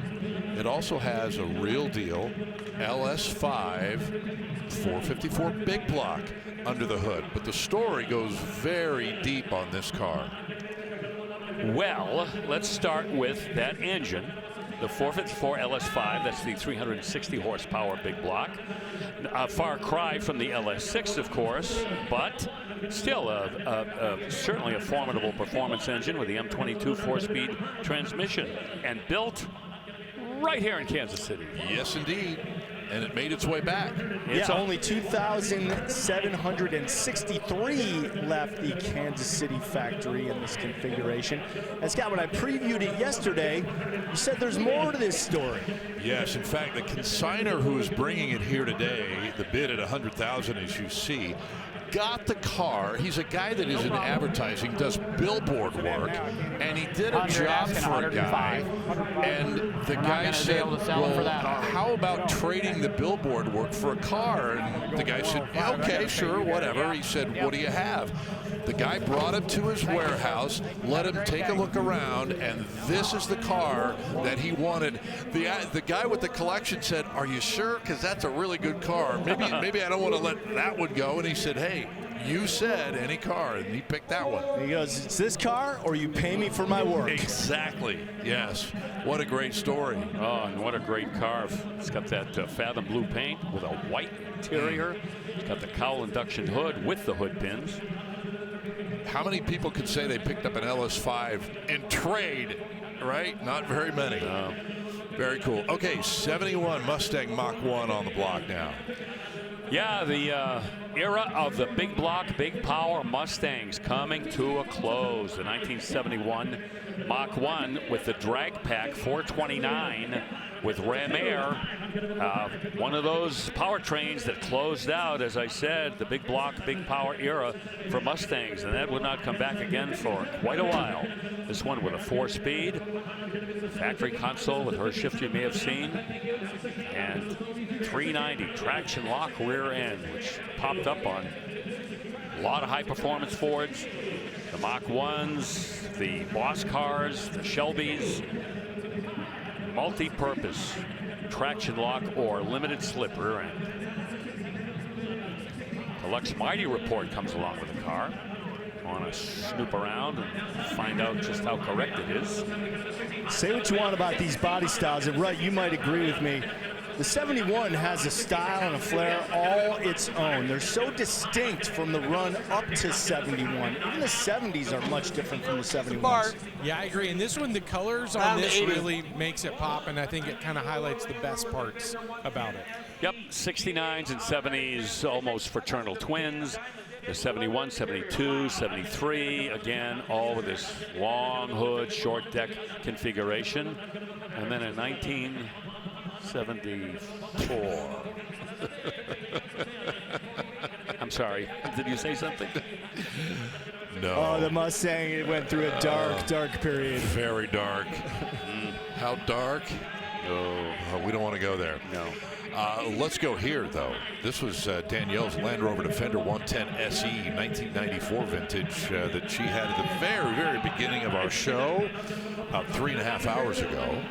And I got to be honest, this is big numbers for a non-LS Defender right here. This is the 110, 110-inch wheelbase. They've done a really nice job on this restoration build. You can give us all the great specs. It's got that kind of troop carrier setup for the seats in the back, but real numbers were at 6 figures for this thing so far. Oh, indeed. This is quite an exceptional truck here. Does have Chevy power. It's got a Chevy V8 in there, a Chevy Swap-a-Doodle-Doo with an automatic transmission and other upgrade. Touchscreen, stereo, classic instruments. Nice. Boys, I know that we don't have the builder of this car here to ask him, but wondering what do you think the thinking was to put a Chevy engine in this Defender? Well, Danielle, the reason they've become so popular for that, the ones that we got here, the Defender 90s, had this ancient Buick V8 in there, which was solid but not fast. So everybody really has been interested in LS powering or something, because a lot of them, the gearing was super slow. Turbo diesels weren't great for the highway, so it's really trying to make it the best sort of family cruiser you can. Well, Chevy engines, more power per dollar than any other engine ever built.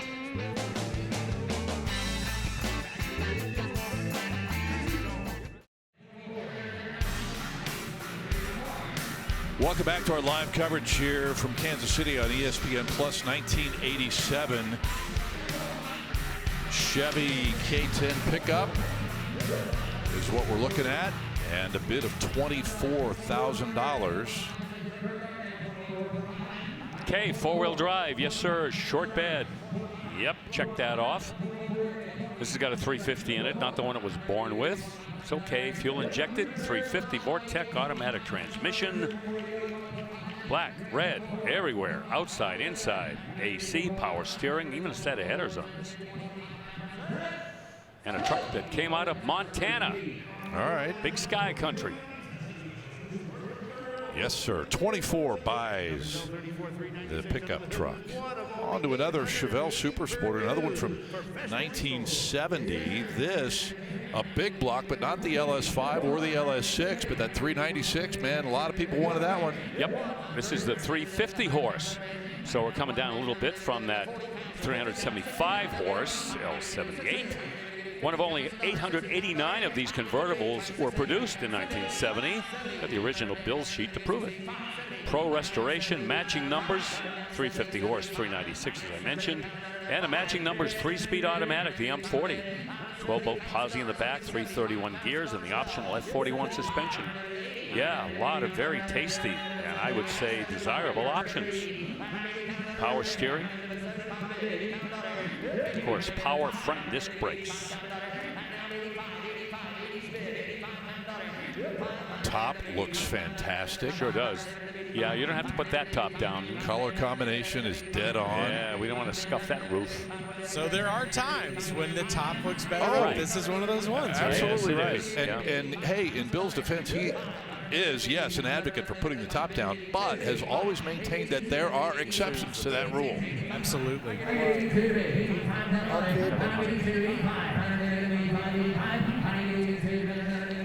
82 $82,000 is our bid. What's it going to take here, guys?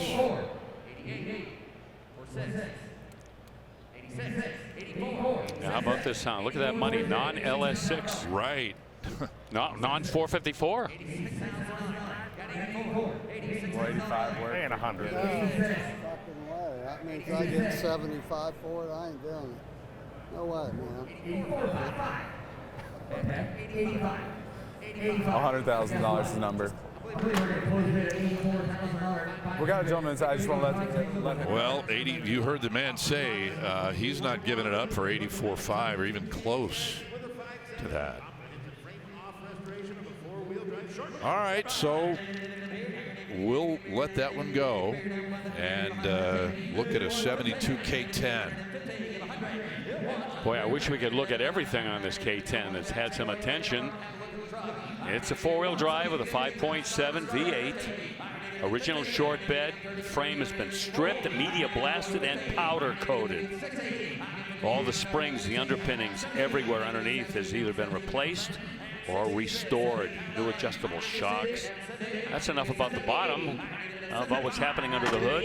Yep, 5.7 with the turbo 350 automatic with a rebuilt torque converter in there. Dual exhaust, MagnaFlow mufflers, spray and bed liner, and there's more too. LED lights throughout the interior. And the rear cab light that doubles as a third brake light. Oh, clever addition there. Sanitary as can be. Digital gauges from Dakota sneaking in there on the dashboard. Tilt steering column and a wood steering wheel. And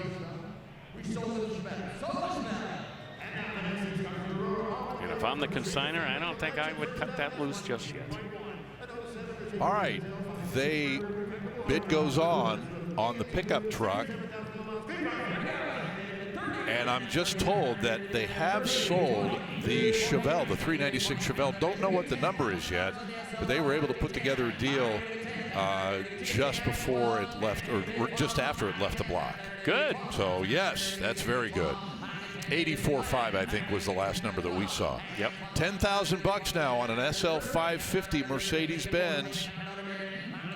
Oh, this is absolutely scandalous. To have a car like this that's going to sell, if it does, for what it's going to sell for. This was a pricey car back in 2007. It's the 550, the 5.5 liter V8. And these cars come loaded.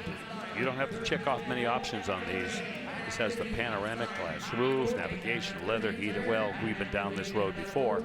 I want you guys to take a look up on the auctioneer stand. That guy in the tan shirt, the ball cap, that is our longtime TV producer, John Sifferlin. Today is his final show after 17 plus years in our production truck. And he is going to gavel this 2007 SL 550. And John is responsible for so much of what you folks at home see on our program, and has had a hand in so many programs over the course of the years in his career. This is pretty cool. It was like he was herding cats, as the saying goes. But we love, his nickname is Sif, love the man. Yep. And if there's anybody in the world who would shun the spotlight, it is John Sifferlin. So we're so glad he agreed to come up and do this. There it is. John Sifferlin. That's pretty cool. Oh, all the way. And there is the car in question. We're going to hustle him over here to the booth real quickly. Just a quick word about John's career. He has been involved, as I mentioned, in so much programming that you folks have watched over the years on ESPN and other networks. 24 hours of Le Mans coverage, NASCAR, IndyCar. You remember Thursday Night Thunder and Saturday Night Thunder, the National Spelling Bee, professional billiards on television. So many things, and we are thrilled to get you out of the truck. Yeah. On your final day, first of all, I want to ask, what was that like to gavel that car? That was neat. That was neat, boy. How they follow their bidder assistants, everything about that. They are well oiled, and it's loud, but very impressive. Very impressive. I'm not used to looking at you while I'm talking to you. I know. You're in the truck. This is usually a big departure. Usually I hear John in this ear and this ear alone for 6 hours. I got to tell you what, man.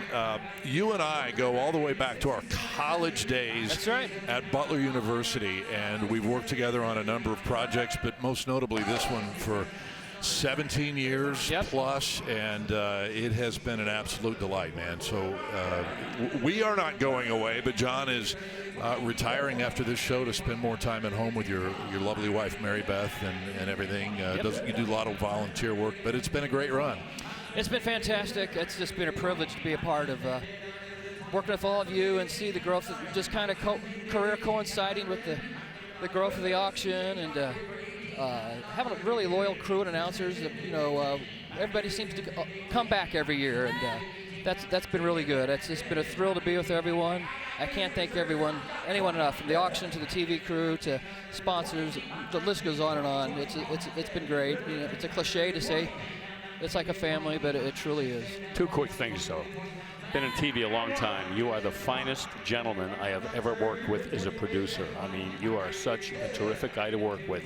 And secondly, 1990, the Final Four. 1990. Wait till you see this. Wow, he's called the comments. In 1990, the Final Four was UNLV beat Duke in the final, Arkansas and Georgia Tech. Wow. Name any year. Any year that they had the Final Four, and he'll tell you what the teams were. How about 2010 and 2011? Oh, well, you know one of them. Yeah, but they both hurt because Butler lost the final each year. I know. So, anyhow, yeah. Anybody else, Rutledge, Chris, Danielle? Yeah, man, I just got to say what a pleasure it's been to work with you. And to echo what Bill said, you are a true gentleman at the top of your game, and it's going to be with a lot of sadness that we see you go. Thank you, Chris. It's been an honor. John, it's hard sometimes in 19-degree weather to walk out of a hotel with a smile, and every single day you've come to work with a smile. You make everybody on this broadcast better, and we can't say thank you enough for what you've done. Thank you so much. You've changed automotive television as a whole. None of the things that people see would be where it is without you. Thank you so much, and it wouldn't be the same without all of you either. Danielle? We love you, Sif. Your preparedness is something that I admire. You've made me better, so thank you for everything you've given us, and you've set the bar extremely high, but I know our boy Taylor is going to pick up where you left off, and he's going to continue to carry on, but you'll be with all of us, and stay in touch. Don't go too far, you worry. because we love you. I think I love all of you guys. Thank you so much. Rutledge really encapsulated it. The way you folks at home watch the auction today and tomorrow and in the future is shaped by this man to my left, John Sifferlin. Thank you, partner. Thank you so much. Appreciate it. Appreciate it. Love that he wore a Butler hat too on the set today. Go Butler, go Colts. Go Bulldogs.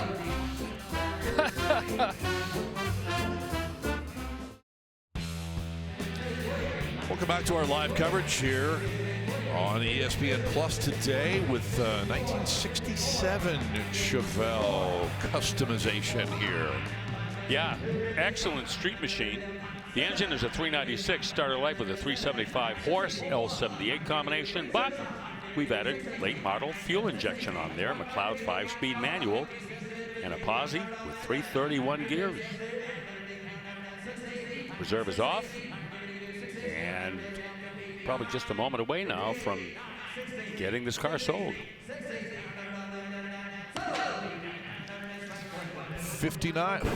Once again, how about a couple of seconds away from getting this car sold? Bada boom. 59 it is.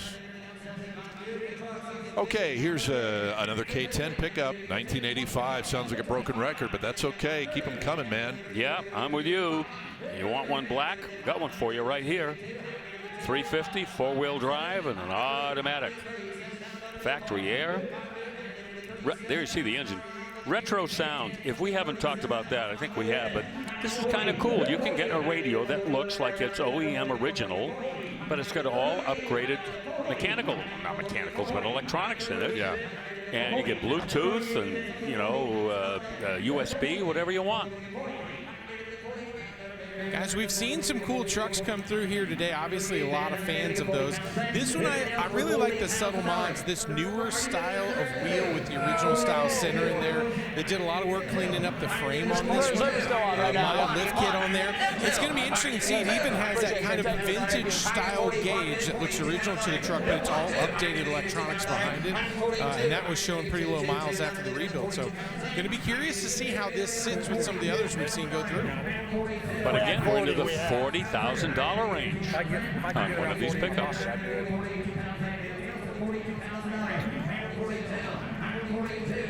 Want to get 42 for this one? I want to see this next one. I don't have any choice. You give me 41. Give me 41. He's got a 60 reserve. Give me 42 and I'm going to get it done. You got a 60 reserve? Yes. I will go get him done. I'll get him upside down and shake all the nickels and dimes out.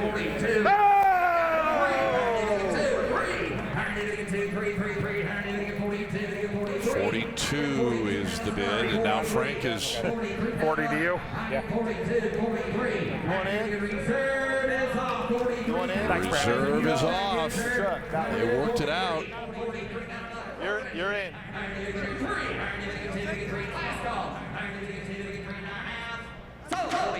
Congratulations. All right, there you go. They worked out the deal. As Frank promised, $42,000. Okay, next up. Bill, this is the car that... Yeah, the car that I love. I think exactly. Who wouldn't? 2020 Shelby GT 500 KR wide body. I mean, I just go crazy when I see these. And who wouldn't? These are one of those cars that were so hard to get when they came out, and you know, you had to beg, borrow, and steal to find one if you could. And look at this one of only two in this color. That's kind of cool right there. And number 2 of the Kona Blue KRs that were built that year. So already you've got a real exclusivity. Of course, the 900 horsepower Predator V8 had me girding my loins at the beginning of the day with a Tremec 7-speed dual clutch automatic in there. Take us through that for a minute. Well, I'm kidding. Yeah. But look at this, 200 grand already. Yeah. As soon as it rolled on the block, you knew. I mean, this is a special car, as Bill was pointing out. Just sinister and looking like it's going 200 miles an hour just standing still. Wow. Yeah, and all the performance extras, Borla, catback exhaust. It's got the forged light alloy, black polished wheels. You can see them right there. Oh, man, just finish it off perfectly. Magneride suspension. Look at those painted calipers in there. Oh, it's just a work of art. And it still isn't going to sell at $200,000. I know, $200,000. You have to do a little bit more work on it. Honestly, I don't even know if we hit the MSRP right there at $200,000. Maybe not. All right, it goes to the bid goes on. Although, sorry, 2008 probably was well below 200,000, but in today's market, not hitting the current value. This is a 2008 GT500 KR, throwing back to the original release back in the middle of the year of the model year 1968.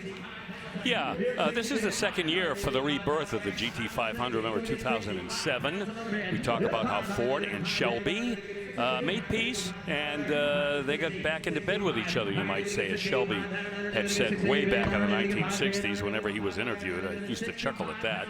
Vista blue outside, black on the inside, and this is the KR. Now, the 2007 GT500 had 500 horsepower from the factory. This upped it 40 horsepower to 540. One of 100 Vista blue KRs from 2008 with the silver stripes. Ceramic coat, professionally installed this year. That's the thing everybody's turning to now, that ceramic coating to preserve the holding paint. at 62, Eric. Yep. He's trying to get him to pull his reserve. You know what's just amazing is the difference 17 years makes between this car and the one that we just saw go across the block. Right. I mean, just it looks like an absolute space alien compared to this 2008 model. And do you mean the difference between 540 and 900 horsepower? Something like that, indeed. Wow. What if I netted you 60? We're What trying if I to gave work you a on check them. You're for still a 60? high bid at 62 right here. We're holding on here. We're holding. Supercharged, 5.4 liter Mecum rule, Ford V8. 72 All right, grand. we're going to Mecum rule it to you, Eric, which 270. means if you raise your bid to a certain number, 70. So if you raise your bid to 70,000, no one else can bid. We slam it, sold to you, but it takes 70.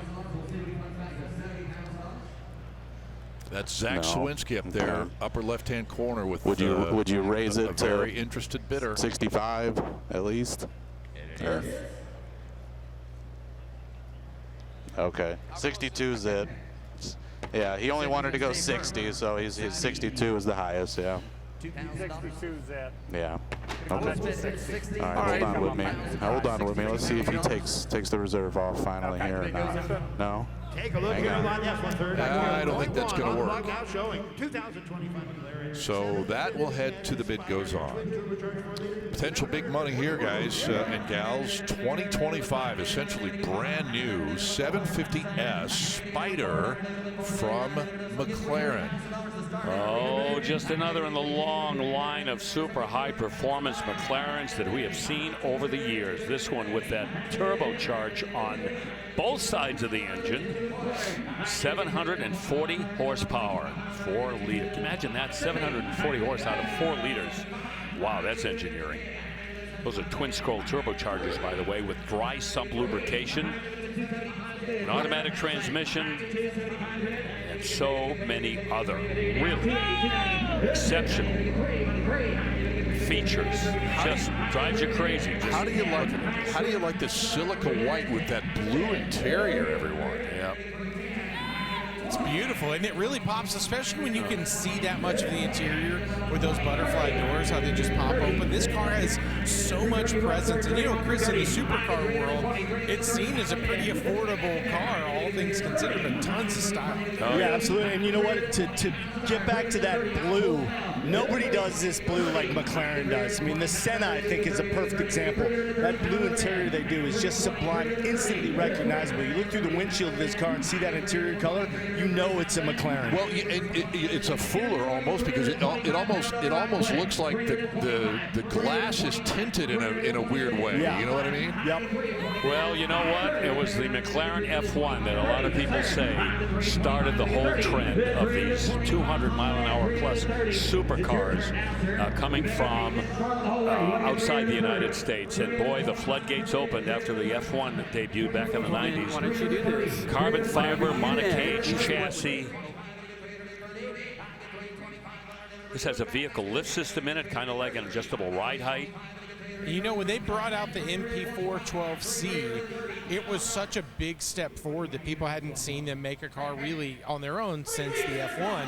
And now they just keep upping the ante, and the reserve's off. The reserve is off indeed at $325,000. Yeah, And what a beautiful profile, man, with that exhaust coming through the rocker there behind the driver's door.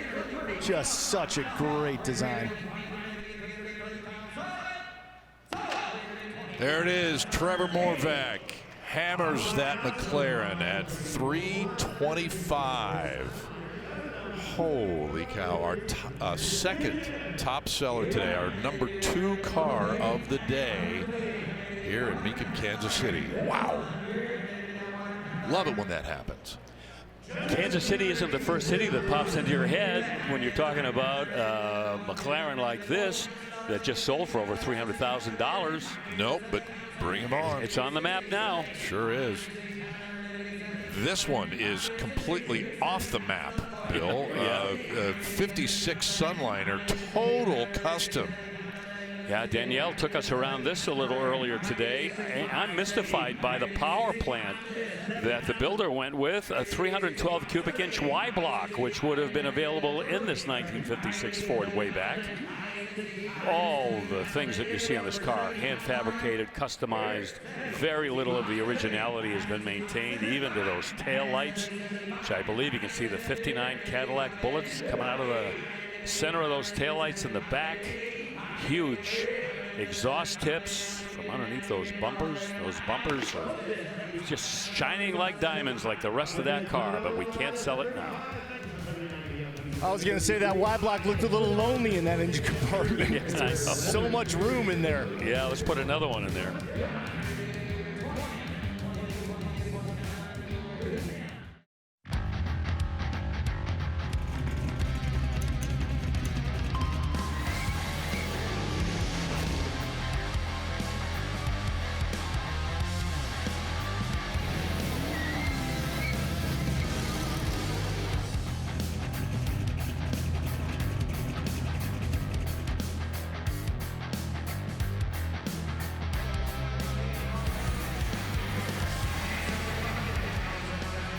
All I can tell you is that Cliff Ernst knew what to buy. His collection featuring those Yanko Camaros, Shelbys, all outstanding cars, all just so beautifully restored and preserved. And when they get to Kissimmee, yeah, people's hands are going to be going up. Indeed, 6 Yanko Camaros from 1969 are part of that collection. Now, actually, more than 30 collections are consigned for Kissimmee. Oh. Believe it or not, a couple of weeks ago, there were 15, 18 maybe. Now it's up to 30 plus for Kissimmee. Now to the 79 Blazer. We've talked about this one, how it's just slammed, and we've been waiting for this to come onto the block. 5.7 liter V8 under the hood, custom built by the guys at Hills Hot Rods down in Lubbock, Texas. Yeah, great shop down there. Their work is really outstanding. And this was complete. This is a fresh build. Just finished it up in July.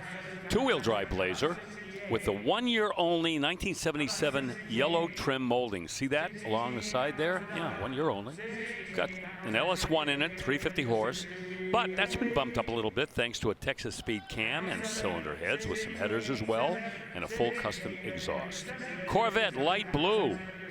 Tinted inserts, blue glass, chrome, stainless, vintage airs been added as well. Ride Tech shocks 66. underneath with Willwood disc brakes. 66. Race line wheels, Nitto tires, and Mecum just rule hugging the 72. ground. I'm going to close the bid at $68,000. But wait, Mecum rule is in effect, sir. You raise your bid a mere $4,000 to $72,000, and I sell it to you right away. Yeah, that's only $4,000. That's not and it's bad. yours. Yeah. Nobody else can play right now. Give $72,000 and I hammer it sold. Yes? Come on, buddy. Listen, the way that Fessler glass tucks in on this thing, just every little detail about this one. Yeah, it's cool. You can't build this for anywhere near this number. Oh my God! Look at this. How flush that glass is. Oh yeah. And it's the front windshield too. Is also a whole Fessler setup there. Yeah, you can see that. They just do such a great job. And you really got to change the frames of everything to get to sit in there flush like that with your kits. I mean, the tolerances are so narrow.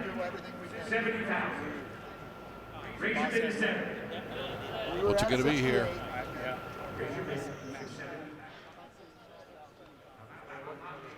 I think he's phoning Regis. Regis Philbin? You know, phone a friend. Who... Oh. Regis. Kidding. Is that your final answer? Yes, very good. I'm only one man. We're still at 68, Jim.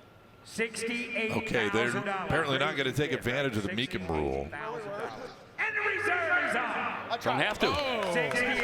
Okay, even better. However, you didn't raise it enough, so anybody else want in now? Man, that dance, that waiting game sometimes is just so powerful. Man, it turns up the pressure meter a little bit on both sides, right? It really does. Are you going to go? No, are you going to go? Right. What if we You're going to go. Should we meet? No, we shouldn't. Okay. Oh, that buyer just scored, huh? $68,000. That was awesome. That would even buy the parts. 68 indeed. Well, as you know, we are delighted that 303 is on board as one of our long-term sponsors. Don't forget their protectant and their interior cleaner are just two of many in their product line, and they do. Those two together form a solid 1-2 punch. The cleaner to take care of all of your interior surfaces. You get UV protection from protectant, keeping everything looking like brand new. You can find out more at the website 303mecum.com. 303 is proven to protect. Ever buy the spray detailer sometimes and you get it home? Not theirs, but somebody else's, and the sprayer doesn't work. Oh, sure. 303 every time I use their stuff. Yep, we all use it. Yep. Cadillac XLR, and here's the big deal, V from 2006. Yeah, that's a supercharged 4.4 with 443 horses, what that is. And infrared is the color, and that is infrared. Sweet. Got an automatic in it, power, retractable hardtop, and extras everywhere. Navigation, leather, heated seats, dual zone, climate, head-up display, and alloy wheels. Ooh, is that a looker? Yeah, my dad asked me to go by and check that one out. I think I mentioned yesterday, Yeah, my you dad's on did. the prowl for an XLR, and I was like, Dad, this one's supercharged. Hey, you know what? Great. Call what's your dad's name? Bill. Bill. Hey, Bill, it's still for sale. $24,000. Call, the bid goes on. See if you can make a deal. Look at the rake of the windshield. I could never get over that. Right? It's almost horizontal. Incredible. Yeah. All right, we got to move on to a 1966 Ford Fairlane 500. Well, I wish it had a 427, but it doesn't. But it does have a great little small block, that 289, and nothing to sneeze at. Automatic transmission, and there you see open element air cleaner a la Shelby. And I'm thinking, ooh, I'm going to have 2 4-barrels hiding underneath there. Power steering and brakes, and those styled steel wheels. White walls. So if that were a little 2-barrel, 289, we'd be talking about 200 horsepower. The 4-barrel would make it 220, 225. But with that carburation system, we're upstream from that, I'll tell you.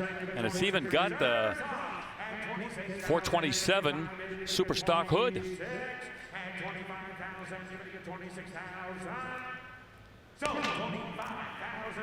Hey, we'll take that. Yes, sir. 25 grand. Mm-hmm. Love it. Great addition to a little collection. Not a lot of cash. No, straight as can be. 71 Chevy pickup falls in line right behind it. Long bed pickup this. And what you would expect under the hood. Yeah, Scott, let's see if this one approaches that $40,000 threshold that we've seen. That's a 350 with an automatic, with a turbo hydromatic behind that small block, 4-wheel drive with AC, AM, FM radio, tilt steering column. See the interior with a hound's tooth. And I'm thinking that inside that glove compartment, maybe find a high-end sound system, maybe. Cowl induction hood.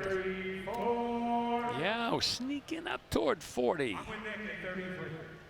34, 33, 34, 33, 34. Sorry, Paul. Well, don't need to get to 40. 33 will do it. No muss, no fuss. 86 K10 Silverado. This the short bed version. We have had every permutation of Chevrolet pickup truck today. We had the C Series, the K Series. This is the K10. We had K5 Blazers. Small block in it, 4-wheel drive, short bed, automatic. And we'll just listen to the bidding as we take a look around the truck here.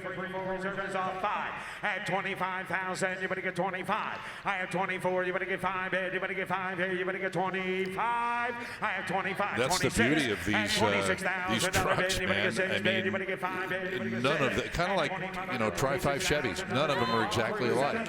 Yep, right. Kind of like when I was a judge for the Hawaiian Tropic Bikini Contest. Subtle differences, but nothing radical. I knew you worked at New England Dragway, and I knew you worked at Greasy Al's, but never the Hawaiian Tropic deal. That was volunteer work. Oh, volunteer. Thank you. So, 28,000. Oh, that needed to be cleared up. 28,000 just bought the pickup truck. We are into our final couple hours here from Kansas City, and we'll resume here in a little bit.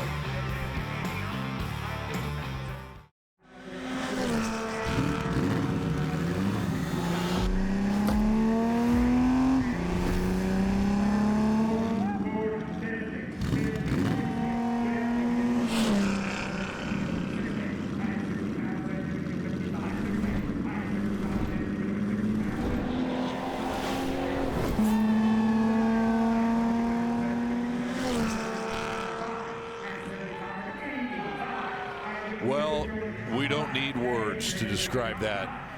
250 GTO, 1962.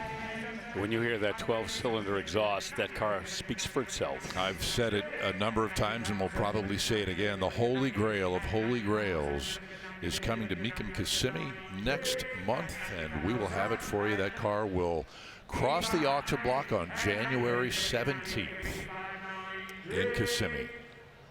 87, or actually they just reset it, 85,000 on a 2023 Challenger here, Bill. Still a lot of market demand for these big hitting Hemis from the last generation of those Dodges, the Challengers, the Hellcats, the Red Eyes, Jailbreak. You name the variant, and there's somebody willing to pay good money for one. Yep, right on. And you know, I think that's gonna. I don't see the buzz on those cars, generally speaking, going away. I think they were collectible when they came out. They're going to remain that way. Well, and we're waiting to see just how much electrification Dodge is going to get into, and once again, people will have more appreciation for maybe these previous generation gas-powered Hemis. Here's a 1988 Chevy pickup, a GMT 400. Yes, this has a big block. We've seen a bunch of these today, actually. 454, four-wheel drive, and a manual transmission. We haven't seen a lot of those. And this one with that stump puller gear, the granny gear, or the super low gear. Two-tone brown and gold exterior looks great. Boy, I'll bet you that looks like a clear coat paint. That's a clear coat repaint, I'll bet you. It looks fantastic. Yeah, it does. Some alloy wheels. And that's quite a picture. $1,900. Truck's 37, 38 years old. Might hold the bidding down a little bit here as things have kind of plateaued at 19,000. Yeah, that's enough. Let your conscience be the guide, Frank. You're a good man.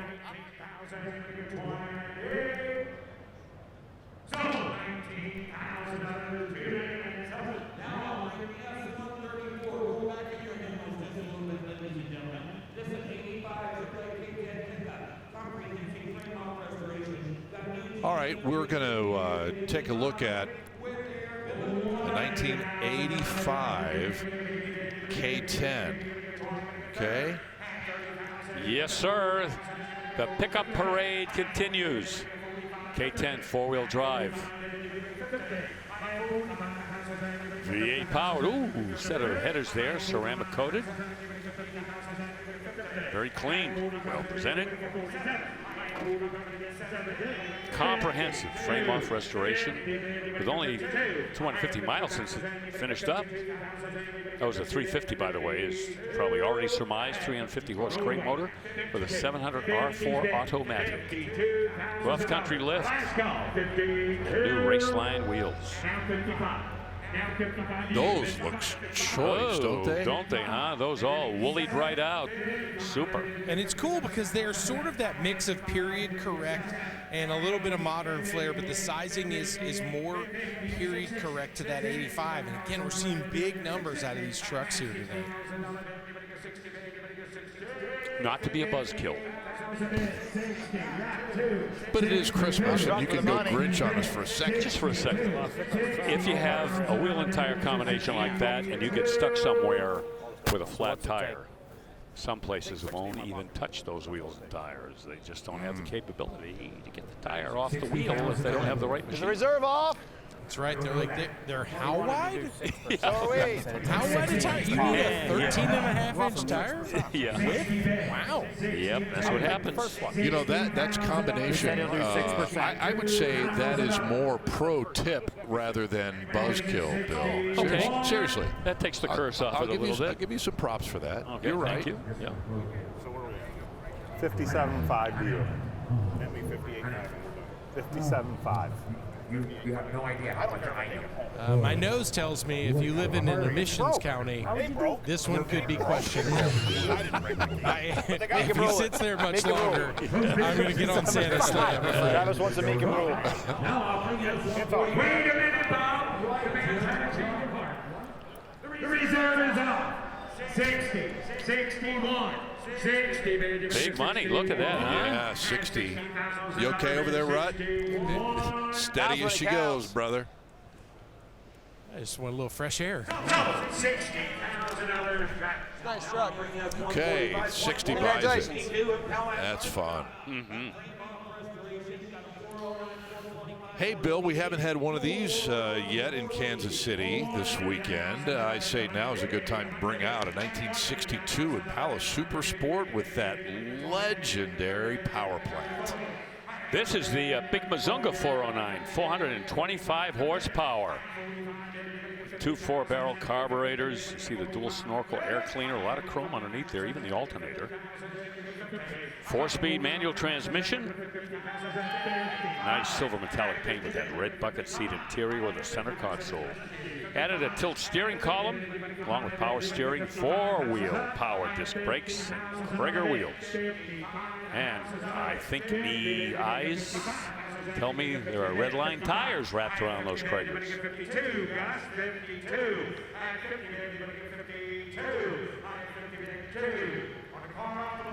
409 debuted 1 year earlier in 1961. That was an extension of the 348.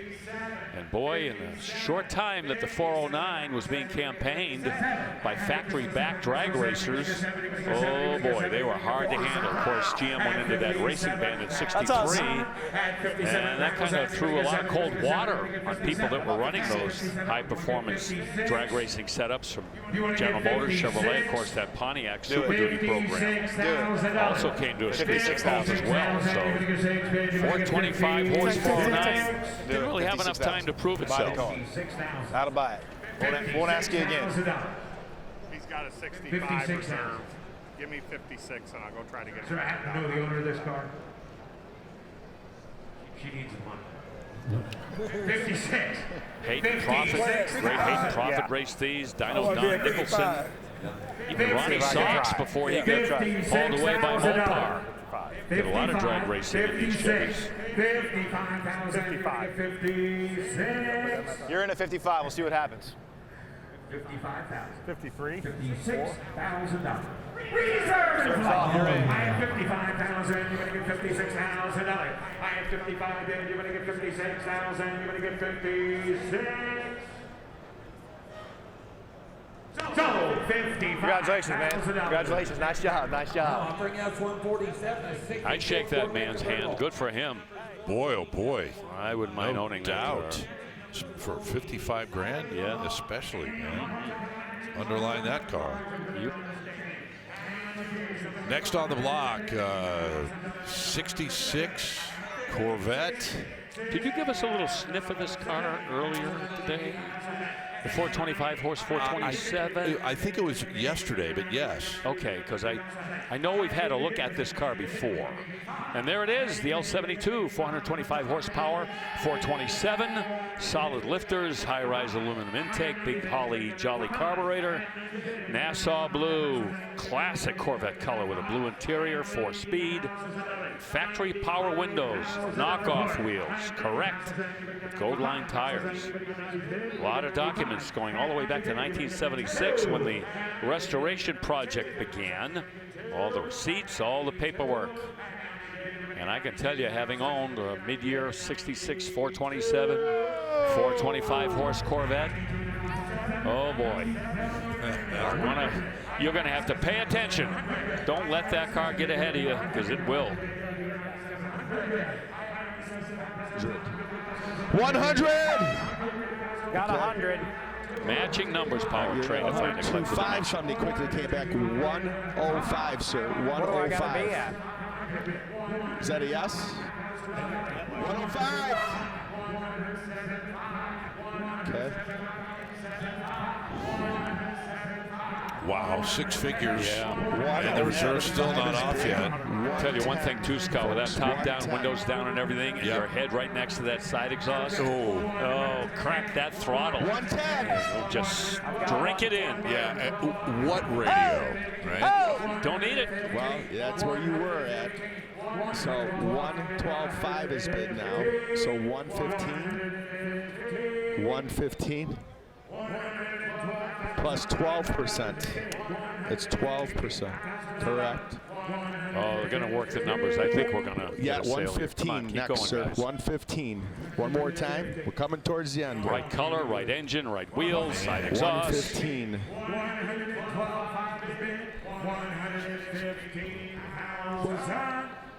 115. I need 115. We're waiting for you to make a decision. Too, Bill, 115 on all of the three blues. Sorry, we had to get you in or we're out or we're selling it. So I'm talking Nassau, Laguna, Trophy Blue. Hang on, folks. Blue interior gets all is the most unusual interior choice with the exterior blue colors.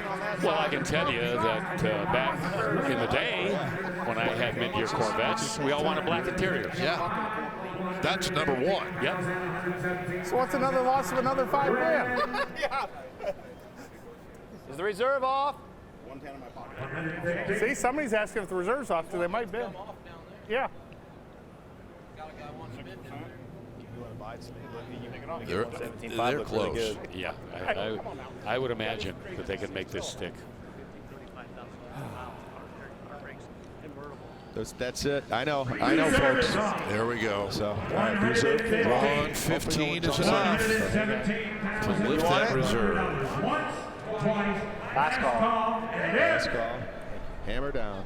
You guys got it. All right. How about that? Road there, folks. Another member of our six-figure club today, and it happens to be that for 66 everybody. So big block. Glad you guys got it. Yes, sir.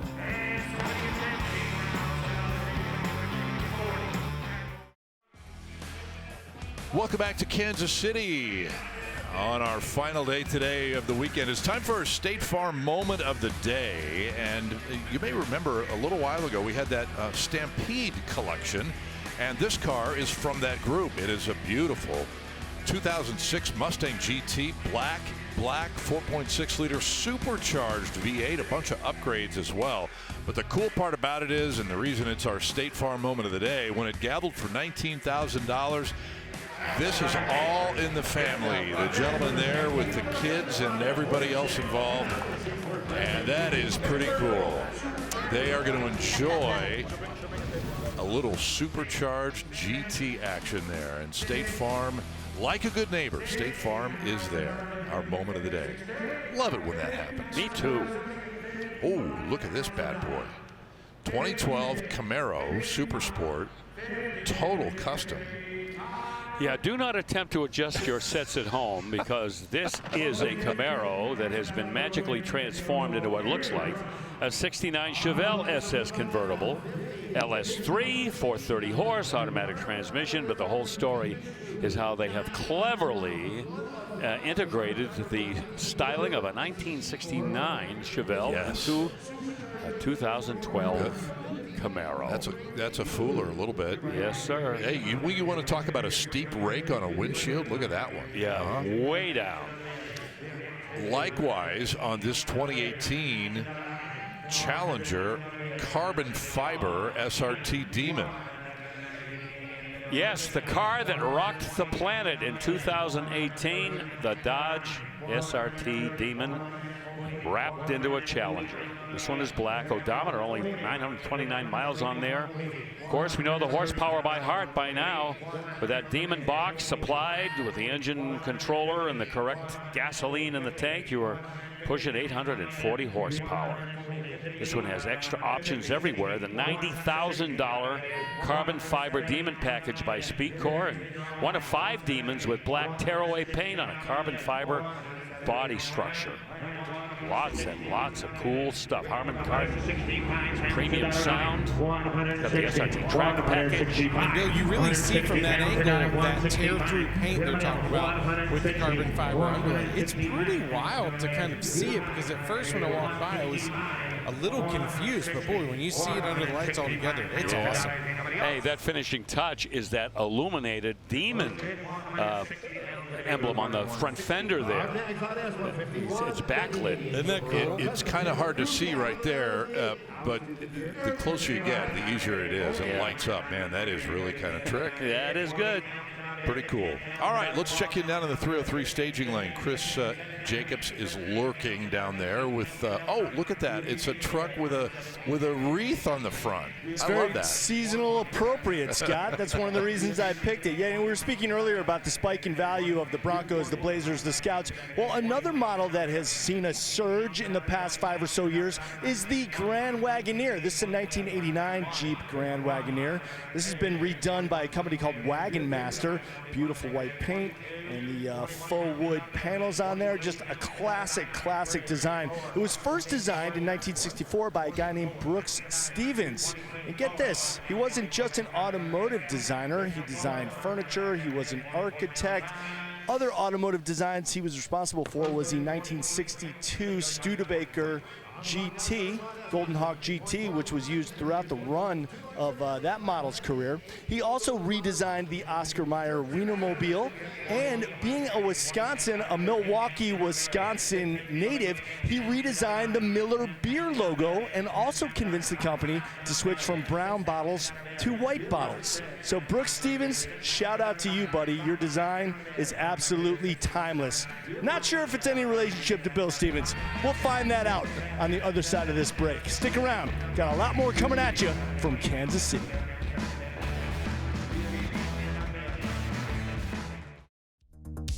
Welcome back to Kansas City. Still plenty of time to make a bid on one of these beautiful cars crossing the block soon at Mecum.com. You could put it under the Christmas tree, make memories for someone you love that'll last a lifetime. Hey, speaking of memories, it's time for my favorite part of the show, Memory Lane. We take a look at your favorite cars from years gone by that you post to our Mecum Facebook page. Jim Fox has our first photo on this Saturday. Jim says, here's my 1972 SS Nova. It's been in my family since 1973. Bought it from my brother in '87, had it restored in 2004. Did you guys follow all that? The original horsepower was 350, but Jim says I've built it up to over 400 and upgraded from a 4-speed to a 5-speed. Looking good, Jim. Thank you for the photo. Next up is Steve Chitone. He says, I was a kid and didn't know what I really had back then with this 71 Barracuda. I purchased it at 18 years old, but unfortunately wrecked it just 4 years later. Now I'm 62 years old and almost done restoring my 74 Cuda, and once I get it done, it'll feel like my life is complete. I love that, Steve. See, cars mean so much to folks, Scott and Bill. You guys know it as well as anyone. Great stories in this edition of Memory Lane. They always are, and it's so much about nostalgia. Danielle, thank you very much for taking us down memory lane again here today in KC. On the block, we've got a little bit of a memory lane car. How many people remember when the 65 Mustangs came out? 64 and a half and 65. Man, what a time. Yeah, and that fastback debuted in 65 as well. This has the A-Code 289, 225 horse with an automatic transmission. You know what? You have a black paint job that looks like that with a red interior and torque thrust D mag wheels, and you don't need anything else. Cars are just a super little street machine. Love to own it. All right, so we'll move from the Mustang to a 1972 Barracuda. That isn't the fellow that was just in memory lane. Maybe he finished his Barracuda. There it is. No, I don't think so. This one has a 440 in it. Yeah, this is not a Cuda. It's a Barracuda. And it has been given enough moxie that it could compete with a real big block Plymouth Cuda. Would have been a 318 from the factory, right, 72 yeah. Barracuda. Correct. Yeah, the G-code, the VIN. Black exterior, black interior, buckets, and a center console. Not a bad way to go. All that power, 440. That's the 4-barrel, 375 horse. Obviously, it's not a 6-pack setup, but still, this will get up.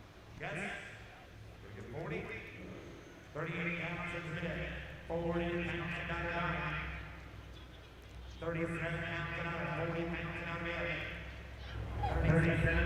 Got a bidder on the telephone there. Gus Kozar again helping You want to out. advance the bid? Do you want to be 38?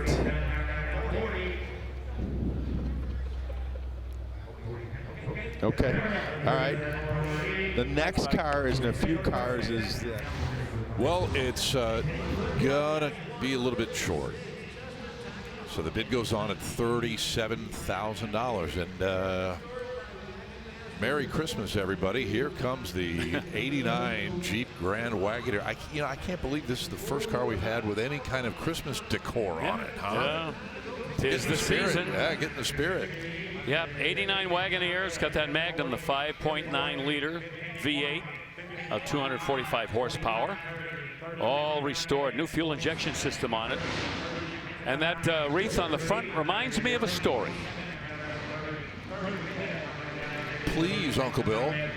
My first wife, we had a Jeep Cherokee. Okay. She loved seeing the wreaths on the front of cars. She got the biggest wreath she could find to hang on the front of that Jeep. Okay. And I said, okay, honey, whatever. So she says, I'm going to the mall. So she left. 5 minutes later, the phone rings. Hi, Bill. Yeah. My Jeep's overheating. Why don't you take the wreath off and come on home? That's a true story. Oh my gosh. Yeah, I would have predicted that, especially with a gigantic wreath. Oh, it was big. Guys, as much as I love that story, I was going to say, these have really grown in value over the years. There's been some places out of Texas that have done some really high-end restorations. My favorite, Chris, is I saw someone use an SRT8 swap in one, which really solves, I think, the biggest problem. Well, you let is it know that it's for this sale. thing's kind of a dog the way I've they got came from the 42. factory. Having owned a few myself, I never really got dialed to where I was like, oh, this runs and drives great. Well, my buddy Nick Griot's Garage, did an LS swap in one of these, and he loves it. Yes, that's a brilliant idea. Good call, Nick. Well, you know, these trucks, given credit, and rightly so, for starting that whole Luxo SUV movement. These are pretty luxurious. What's my favorite movie that features one of these? Can you guess? Want to lift the reserve? Not the Wagon Queen family truckster. No, but I'll give you a hint. The character's name was Dr. Leo Marvin, who drove one. For sale? Reserve is off, Russ. Reserve is off. Lake Winnipesaukee? It's a movie called What About Bob? What About Bob? Yeah. Richard Dreyfuss. And Bill Murray. Bill Murray. Dr. Leo. Were there other movies featuring a Jeep Grand Wagoneer that were in competition with What About Bob? It's been in many movies, turns out. They've been very popular. You know the movie they were talking about? Oh, yes. It's a great one. Yeah. Have you ever seen Field of Dreams? Many times. Okay, good. We got to get going here, folks. I don't want to spoil the party. $44,000 for the Grand Wagoneer. Want to tell you about one of the terrific services that Mecum provides here at the Mecum service station, in fact, and that is Mecum Financial. The gang over there can help you get your finances absolutely ironed out to a T to get you ready to bid on a car or a truck or an SUV here at a Mecum auction. All you need to do is either stop by the booth here on site or go to the website there at the lower left of your screen. Mecum Financial, helping you bid with more horsepower. Speaking of horsepower, 2023 Challenger Swinger, one of the last call cars. Yeah, the Scatback Swinger. Was this the first of the last call? No, the Jailbreak was first. I believe these were the second and third, the Charger version and the Challenger version. Right, 392 Hemi in this with a torque flag. Automatic transmission. Got that shaker intake. How cool is that? Reserve off. And at $49,000, you made fast work of that Dodge. Excuse me, not the Jailbreak, the Shakedown. The Shakedown. Yeah, I confuse them sometimes. All right, what'd that sell for? 49, 49, okay. Yeah. Oh, Bill. Ho, ho, ho, Merry Christmas. 2016 Z06 on the block. Mm-hmm. Yeah, the Z06 popped up throughout its long history with the Corvette. Began at 63, and here it is in the C7 generation, and it's still here with 650 horsepower, That first Z06 back at 63 had 360. My, how far we've come. This would look good in your new man cave storage unit. Oh, I would just sit there and look at it. I just love these C7s. This one has the automatic transmission. Manual was available for the last time in the Corvette back in the C7 generation. Black, black, black. I was going to say that LT4 motor was one of the first that actually matched the torque to the horsepower. It made 650 horse and 650 torque. And inexplicably, they've decided to not make that motor anymore. So they've become hard to come by. Oh, so much changed, when we got to the C8 generation. You're right. 70,000 is going to be the high bid for the 2016 Z06.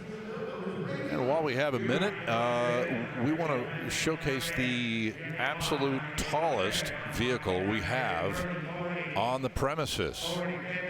It is a 2024 GMC Sierra 2500 HD AT4. Looks like a SEMA truck. It is, and it was built by the shop right here in Kansas City, KC Customs. This truck's nickname is Raised Right, and it's featured in the Predator Tires booth at SEMA. And boy, I'm sure this drew a crowd when it was sitting there. Did you remember seeing this truck? I don't remember seeing this one in particular. What year was it, SEMA? I want to say 23. 23.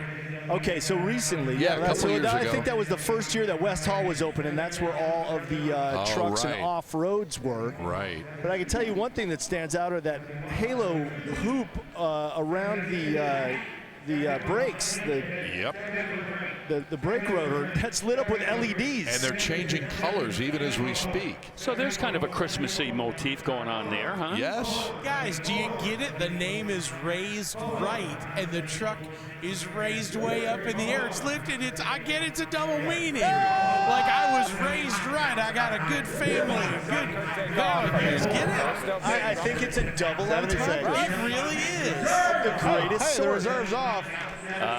Rutledge, as my Hungarian gypsy grandmother would Reserves say, your flywheel is out of balance.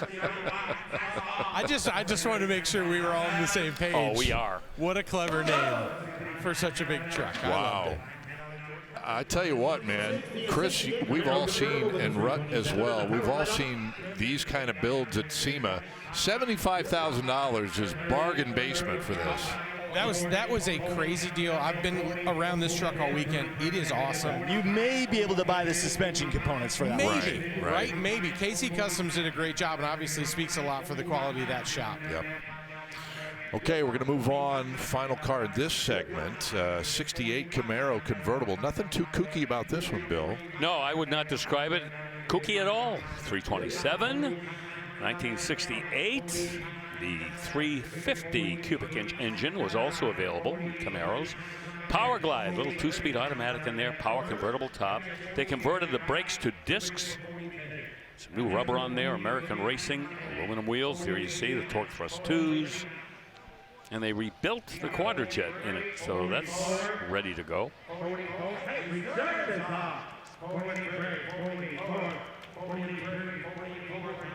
68 Camaro V8, automatic, nice little combination. This car will not get you into a lot of trouble. Is that a yes? 44.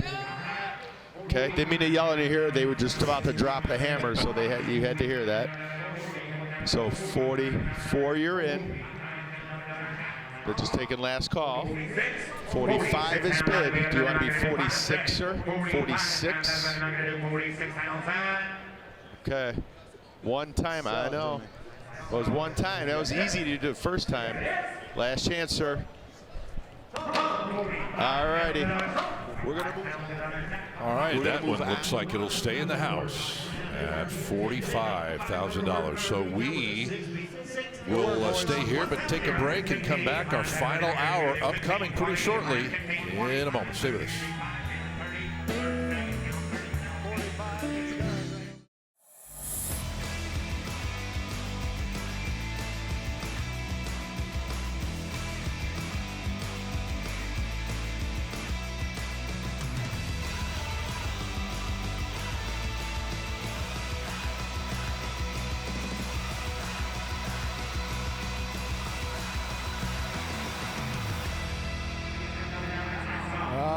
of my favorite places in Salt Lake City, Utah, Kin Diggit Design. What a blast to hang with Dave and the rest of the crew there at Pitch and Rides to check out the 3 Corvettes that he's got going across the block in Kissimmee in January, including CF1 #1. That is going to be a high value car. Can't wait to see them cross the block. Stick with us. We're only about 3.5 weeks away, Scott, I believe, from Kissimmee in Florida. Exactly. Our coverage begins on January the 9th. By the way, you caught a glimpse of that 54 Ford that reached a high bid of $40,000. We're moving on to a GTC now from Bentley in 2007. The styling that never grows old. Right. They have stuck with this design for so long. The very new ones now, they've deviated somewhat from the classic lines of this car, but still so elegant, so powerful, so luxurious. 552 horse, W12 engine, 6 liters worth. Automatic all-wheel drive, but it's all in the driving experience. You feel like a millionaire just sitting in that car. Well, we have a few minutes. We're just an hour and 5 away from wrapping things up here. I want to go down the list and just say a big thank you to so many people who help bring you the pictures and the sounds and all the action of what's going on here on the Mecum auction block. And by my count, there are more than 50 people involved in our production. So much of what you see in our previews and stuff, our videotape shooters, photographers, Caleb Giddens, and here in Kansas City this weekend, Kevin Mooney, Kaiko Uchiyama puts all those features together. Fantastic with the editing. Thank you to those guys. One more swing, I gotta know, guys. Our utilities, Aaron McGriff and Blake Isbell handling some of the lighting and cabling and that sort of thing. Tracy Anderson from Florida, not here with us this weekend, but she is here We're gonna sell it anyway. for almost every other program that we do. Our BSI guys taking care of all the wireless equipment with the cameras, and the photographers, Steve Landers, John Montigny, not with us here, but a part of our show, Alex Mazzaros, Brandon Craigwell, Brian Williams, Chad Johnson, who also keeps Bill supplied with chocolate. I love that guy. Want to say thank you to those guys as we move from the Bentley on to a 94 Ford Bronco. We're going to open it up at about 15,000. The guys taking care of the big production truck, or the other production truck, I should say. Our lead engineer for NEP is Ethan Bernstein. Cameron McKay, Eloy Redarte, and Steve Williams are the drivers. And our man at the uplink truck, Matt Roberts, right here from Kansas City. This is a home game, one of several from Kansas City. Matt, I've worked with him on other shows as well. Always a smile on his face. We'll thank some more of these fantastic crew members here in the next hour or so, but they don't get near the credit that they deserve. They are just everybody talented beyond measure, and we thank them. 18,000, the high bid on that 94 Bronco. Yeah, you mentioned that the Broncos going to be celebrating a big birthday next year, Scott. Yeah. It debuted in 1966. It was a little guy. He was a cute little guy. And then by now, 1994, it's a big boy. As back around 1977, I think, 78, in there, we got the big Broncos. And then we got the Bronco 2 as it went little again. So up and down it went. But this one, the 94, full-size Bronco, 5.8-liter V8, four-wheel drive with an automatic. It's a used Bronco. And did we sell it? No, 18,000, I think, high bid. Okay. Okay, C10 Chevy pickup next, 1970. Yeah, and this one, before I could even tell you what it is, it sold. Factory CST short wheelbase pickup, 350, 700 R4 automatic. Hugger Orange J, black interior. Extra stuff, tilt steering column, aftermarket air, Sony Bluetooth stereo with an amp. And it does sell for $50,000. Right on. Yeah. All right, Danielle Trotta now with a vehicle that is still getting ready to come our way. Danielle? Yes, it is, Scott, and it is amazing. If Santa put this 2012 Mercedes-AMG Roadster in the driveway, I would not kick her back out to the street. Although I'd have to be able to handle some power because she's got it. 6.3 liter V8 engine. Get this, 604 horsepower. The Mecum gentleman that you just saw, our driver, pulling it up to your staging lane, Scott, told me it was scary powerful driving it into the convention center. He touched the pedal just slightly and it moved. Aside from power, it's also loaded, a speed-activated rear spoiler, power-operated top. Let me see if I can get Jay to show you. I love the details here, but with all that speed, you got to be able to stop to the red AMG brake calipers. Just a beautiful car, and you can kind of hear that roar there coming out of the exhaust. I can't wait to see it cross the block in a little bit. It is on the way. Yes, thank you. That's my kind of car, Danielle and Bill. You just touch the pedal and it moves. Yeah. In a big way. Oh, yeah. Get on up. Uh-huh. Here's a 1987 Chevy pickup for us to peruse for a moment or two. Yes, sir. Just over 74,000 miles on the odometer. We may see this reach that $40,000 goal line we've seen so often today with these Chevy pickup trucks from this generation. Silverado trim package. This is the first model year, by the way, that this 5-liter V8 had fuel injection.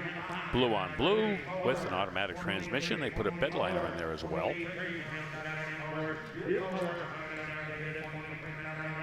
And that, as the saying goes, looks like it doesn't have a scratch on it.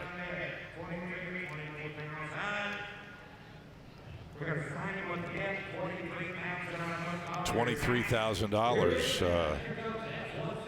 And yeah, it's going to have to get in 30, I would say, would be the make or break point. Reasonable, sure. Yeah.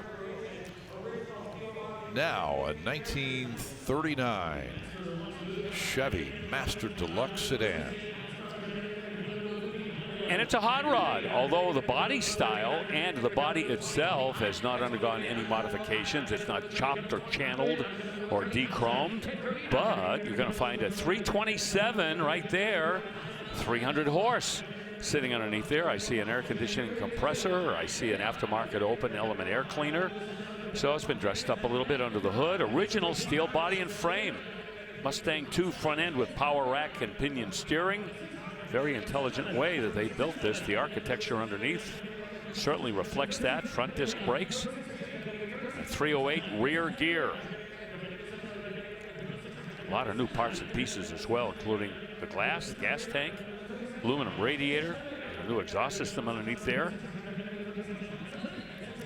and a serpentine belt system. We probably didn't get a chance to see that very closely when we looked under the hood, but yeah, nice build, and not a big money build. But again, you don't have to spend a lot of money if you know what you want and you take your time and you're patient and you choose the right things. Look at that wheel treatment too. Nothing fancy there. Chrome reversed wheels with center caps and those wide wall tires.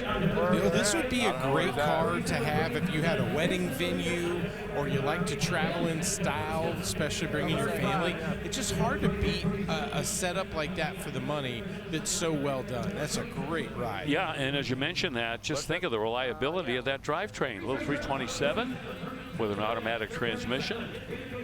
And that's not going to give you any trouble. If you really wanted to go vintage, you just slap some, original looking tires wheels, and wheels on there. Yeah, sure, you could do that. That's pretty easy. Well, easy peasy. $37,000. Just bought that Chevy. We're going to take a timeout here as we cross over the top of the hour. 1 hour to go here at KC.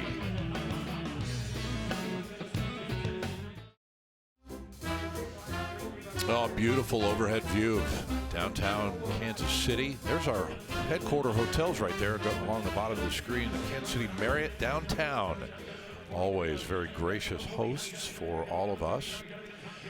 Here is that Marty McFly edition Toyota SR5 from 1985. I think Rutledge, one of you guys had Chris. this one. Oh, Chris? this was mine. You know this was mine. You kidding me? It's Rutledge. The kid that loves Toyotas and movies. It's he's grown up, and this is what he wants. Guys, this thing is so well done. It's got that 22 RE under the hood, but really it's what's all the goodies inside the bed, outside of this immaculate interior, that really puts this one over the top for me. Because once you see, oh, it's got the hoverboard, they've got the Nike Air Mags back there, they've got Marty's clothes. It's those KC lights that we remember this being from Statler Toyota. Another amazing 4x4 from Statler Toyota. And the guy that built it, I got to meet him. They just did a great job with this. Knocked it out of the park, Chris. Yeah, when you see it in the movie, it's that pivotal moment where Marty realizes that the present, which he thought was the future, is now real, and his girlfriend comes around the corner and says, "How about a ride, mister?" And it's just that culminating moment. The real trick is that between the end of that, when he sees the truck at the end of Back to the Future, and then at the beginning of Back to the Future 2, Jennifer's a completely different person. Oh. And when that goes 88 miles an hour, nothing happens, right? Doesn't have a flux capacitor. Correct. You don't break the space-time continuum. I don't remember who Jennifer number 1 is, but Jennifer number 2 was? Leah Thomas? No, that was the mom, Elizabeth Shue. Oh, I like her. So amazing. Karate Kid. What a beautiful ride. Bill, you like them all. Was that a voice inside my head, or was No, we all heard it. That was actually Danielle. Oh, sorry about that. Hey, let's take a look at a 1975 Dino 308 GT4. Total entry-level Ferrari for anybody who's been waiting for a Ferrari they can afford. These cars were controversial when they came out. Based on the Dino, you know, it's got the mid-engine layout, but this was the first Ferrari to have a mid-engine had 4 seats. The 2+2 design. And 240 horse, the 2.9 liter V8 in there, 5-speed manual. And the collectability of this car has not taken off. You can see where the money is right now. Yeah, you know, and these cars are not well known. When you hear the name Dino, you immediately think of the traditional Ferrari Dino. Yeah, these 246. 308 GT4s, not that well known. I only knew about the car because there's a guy at the place where I play golf who has a pristine one in Rosa Corsa, and it is so cool inside. The analogness of this car, it's just a time capsule. 33. And I don't think there's one of those in the Bachman collection. 33. All those Ferraris, I don't know where to find one. Chris and I were lucky enough to meet the family that's bringing this here, and it was the dad's car. He also had a Lotus they were telling us about. But just such a wild thing to see this car in person. You don't see a lot of them. 32.5 is the bid. 33.5. Man, you talk about collectability, affordability. This is like the last Ferrari standing as far as that goes. And you'd be welcome at any Ferrari event. Wow. Any Concours, you name it. Look at that, 33,000. Yeah, I knew that would happen. Man, oh man. Remember that. Okay, a 2017 Challenger SRT Hellcat. Guys, this is one that Chris wanted to buy for Scarlett, his daughter. That's right, and I think I could probably fit it under a tree if I grew a really big tree in the front yard. But I will certainly drive it for her until she becomes 16, about 12 years from now. Yeah. And I've always said that I want to teach Scarlett how to drive a manual, which is why I'll never sell my 85 911. But this car would be very appropriate for her. It's got just all the right touches as far as I'm concerned, especially that rocker decal that mimics what we would see on the AAR Cuda, that strobe decal. Appropriate. That's a good way to put 707 horsepower for your children. I agree. Let me tell you, she is a little tiny car person. When she was about 2 years old, she used to go out in the driveway and bang on the garage door and go, "Car, car." I said, "That is my daughter." That's awesome. Just don't let her put a wreath on the front of it, that's all. 40,000 at no reserve. Want to continue thanking some of our crew, all of our crew members, the guys in the truck who are responsible for the replays and State Farm moments and some of the other video features that we do, putting them together. Our tape producer, Tom Trace. This is going to be his last show. He's leaving us after this weekend. We've all worked with Tom for many, many years. He is an absolute standout tape producer. Our lead EVS guy, Brandon Spitz, this weekend. Rick Willoughby from right here in Kansas City. Probably got a gig somewhere tonight. He's a fellow bass player, by the way. And Stephen Fairmore is not with us this weekend, but with us for the majority of our programs. Those guys in the tape room do absolutely spectacular work all the time. 1966 Mustang Coupe, as we're looking at it with the reserve off and still under 20. Yeah, the Dodge SRT that sold. That's on its way. And now this, we talked about an entry-level Ferrari. How about an entry-level first-generation Mustang? 200 cubic inch in line 6. Not a lot of power, but you know what? Not all Mustangs had that. Automatic transmission and just a great looking paint job, great looking finish all the way around. Full wheel covers, white wall tires, and red on red. Hard to beat that. Yeah, it really is.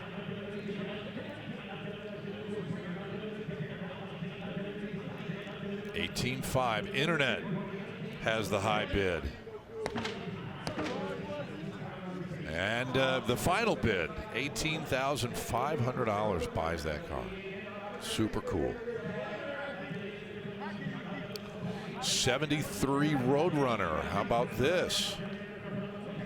Well, what can you say about this one other than they kind of missed on the front end with this car? I don't know what they were thinking when they redesigned that, because they had a winner on their hands in 70, 71, and 72. The slight design changes, but then they just got a little bit off track, let's say. For a second, I thought he was channeling a little Bill Stevens angst here on this car. Yes, about the power plant in these cars. Well, it's 73, so I knew we were going to get to that. Oh, we are in the mine shaft, folks. 400 cubic inch engine. These cars, 300 horse, yeah, maybe on its best day. In reality, we don't know. They changed the way the horsepower was rated in 72. So real, like off the dynamometer horsepower, just pick a number. This does have a torque flight automatic as well. And the bidding stalls at $18,000. Not surprising. Not surprising. Right. It just was the leading with the exhale that really got me, Chris. I thought that was he's going full mode Grinch on us, right? All right, we're going to take a break here and continue from Kansas City in a moment.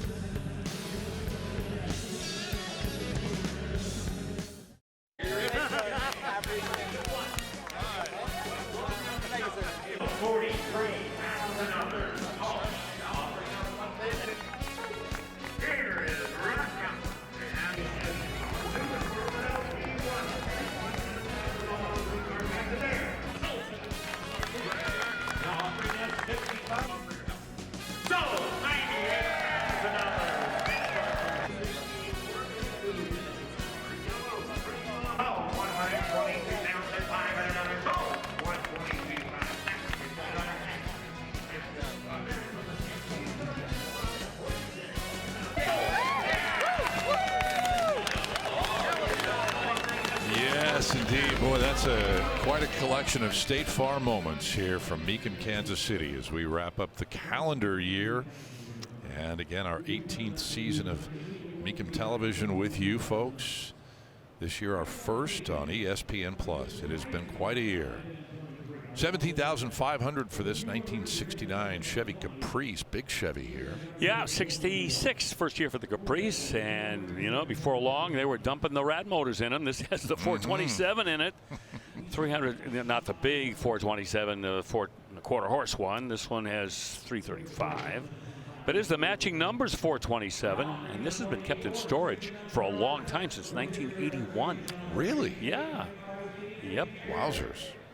A lot of the originality still there, as you can imagine. It looks like that storage facility was pretty sanitary, huh? Yeah, really. I don't think any cats made a home in the back seat or anything. Thankfully. Yeah. Okay, here's a 1969 Camaro Super Sport. Yes, it is. Rotisserie restoration. 6.2 liter LS3, 430 horsepower. Tremec 5-speed. Great detailing underneath there. Boy, it looks like that engine was born in that car. Upgraded suspension and exhaust and billet specialty wheels. How's our interior? Well, glad you asked. There it is. Yep. Very nice. Yep. Didn't have to do many modifications in there. 80,000. Internet has now at 82 has the high bid.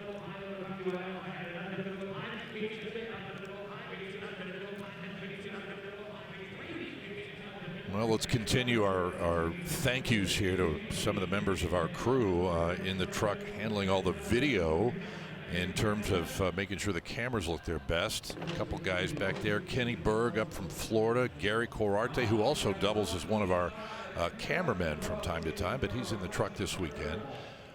Handling so much of our graphics, our team graphics gals this weekend. Karen Egan and Jen Eisner. Dave Bachman in there with us running the expression system this weekend, so thank you to those guys. In the audio booth, our lead audio engineer typically is Rich Swingley, who's not with us this weekend, but always a terrific substitute and a premier audio guy in his own. Jeremy Hogue, we call him Twig, he's at the console in the truck. Dee Gillet and Clem Tiggs, our audio assists out here on the floor. And those guys are huge too, because they make sure that we can all hear the bidder assistants and all the guys out on the floor with the wireless microphones. So kudos to all those folks in the truck. The Mix Masters. Yes. And as we all know, I mean, the sounds are so important here, and often, you know, we'll hear the exhaust note on many of these cars that just get our blood circulating a little more quickly. How about this 2012 Camaro, another Camaro custom that is dressed up like a '69 Chevelle, second one we've had. Yeah, how about that? Not often seen. Approximately 2,000 hours to build this car. It's got LS power and a custom-built fiberglass body, carbon fiber reinforcement, and of course, it's built to look like a '69 Chevelle. 41. Sell it? 47. I mean, it might get there if you let them know it's for sale. Not yet. We're Boy, here we go again with the windshield rake again. No Chevelle ever came through with that much of a rake on the windshield. Right. Let them know it's for sale. It's interesting. Chris and I were just talking off mic. These give you a lot of modern options in the feel of this newer car, but with the styling of the older one.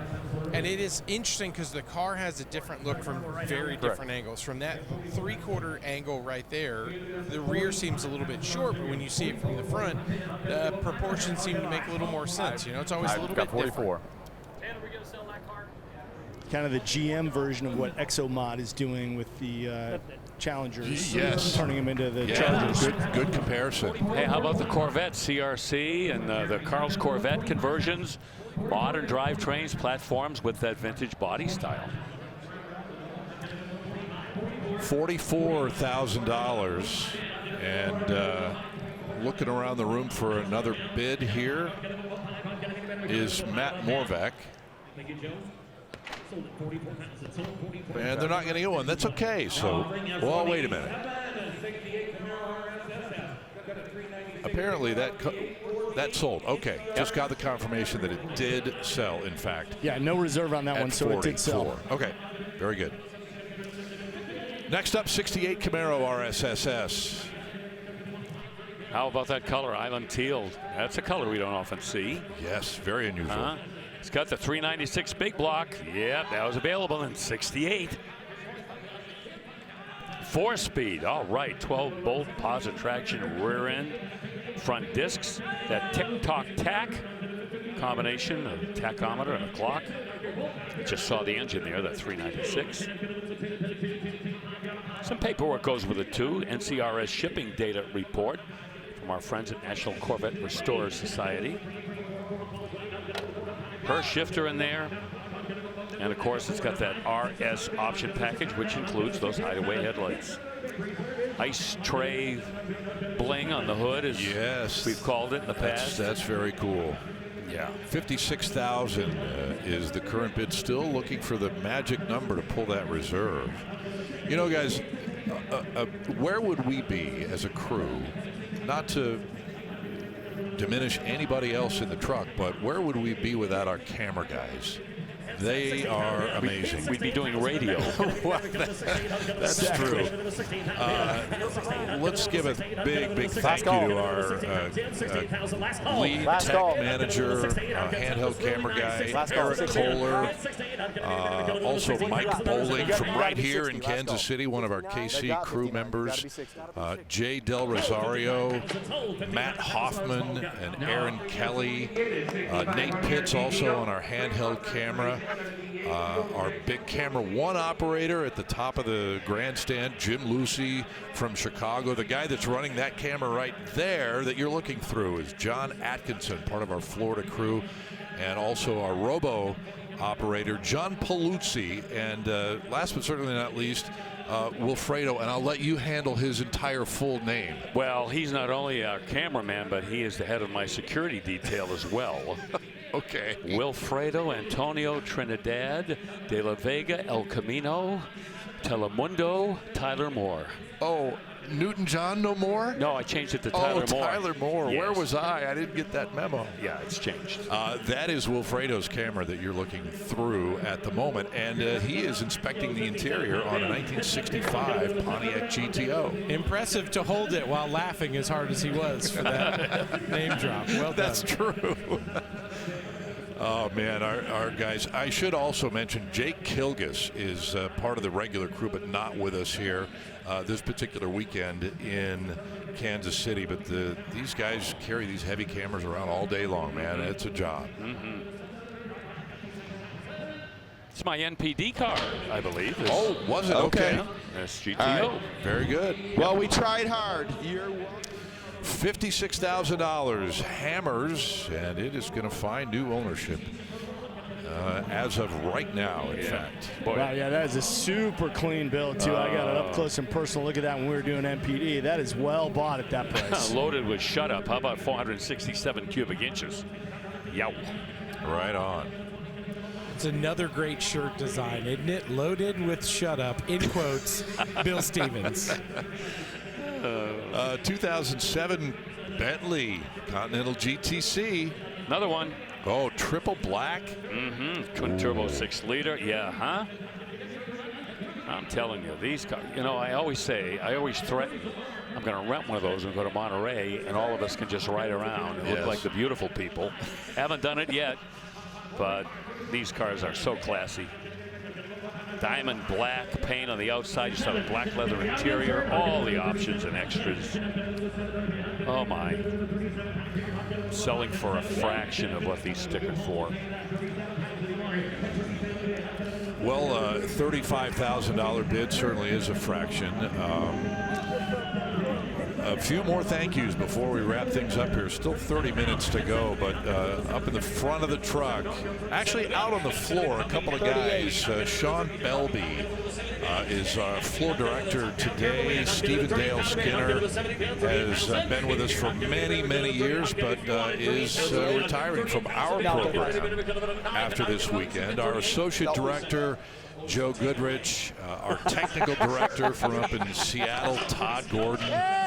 Our director, he's been a cameraman on the show and been directing this program for many, many years. Tony Williams at the helm today and every one of our telecasts. Taylor Rollins will be our producer from here on out, and we cannot wait to have him in the chair beginning in Kissimmee. Talk about baptism by fire in Kissimmee.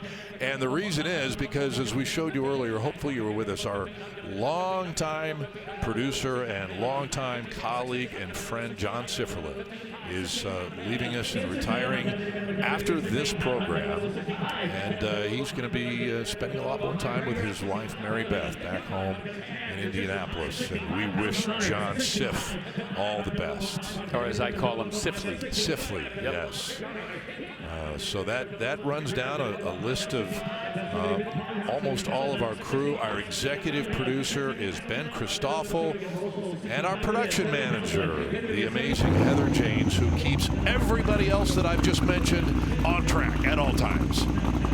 Good for you. Nice job. Thank you. Did we get Jen Eisner in there? Oh, yes. Oh, yeah. Oh, good. Okay. I can't forget that. And we saw Caleb. I don't think he's here this weekend. No, Amazing cameraman. I mentioned Caleb Kevin Gibbons. Mooney was here with us this weekend. Yes, Kevin. There's just so many wonderful people who make this all happen. I can go through the whole list again if you want. I'm so sorry. I was a little bit distracted. Let's do it all again, and this time Rhett will be paying attention. Well, oh, you rascals. Okay. What's going on here with this 2011 Camaro, Bill Stevens? This thing's amazing, Oh, Bill. man, when that went by, the exhaust, I felt like I was in one of those Viber beds at a cheap motel. I mean, everything was shaking. Did you feel it? Yeah. Yeah. If Godzilla and Darth Vader met up and designed a car, I think this is what would come out. This thing is absolutely sinister. Look at the fitment of that rear wheel. Oh, wow. Thing. It's a SEMA build from 2014. They called it the Mad Max. Fuel injected, big inch, 496 big block with an 871 supercharger. Big and ugly hat. That is the brand name for the fuel injectors, just to give you an idea how wild this is, with a 6-speed Tremec manual transmission. And probably a lot of things that they might be ashamed to tell us about. I don't know, but it is really quite a piece. A lot of labor went into the build. And Bill, when they parked it up here on the block and let a little bit of the air out of the air ride and it dropped down, it just makes you really appreciate it. It's so hard to tuck a wheel that big on a modern unibody chassis like this. They just did an incredible job with this one, start to finish. And as we mentioned, it is an absolute ground pounder. Does it say what that rear wheel size is on the consignment sheet? Is that a 26? 24 by 24. 15. Yeah, give you 65. Looks like a 26 just because it's filling out that wheel well so well. Amazing. And the reserve is off. Yep, and it's sold for 70 grand. How about that? Wow, throw a 2 in front of that and you got the build price. Pretty much. All right, we're going to take a quick timeout here, and we are going to come back with our final 30 minutes of this calendar year and this show today in Kansas City. Stay with us.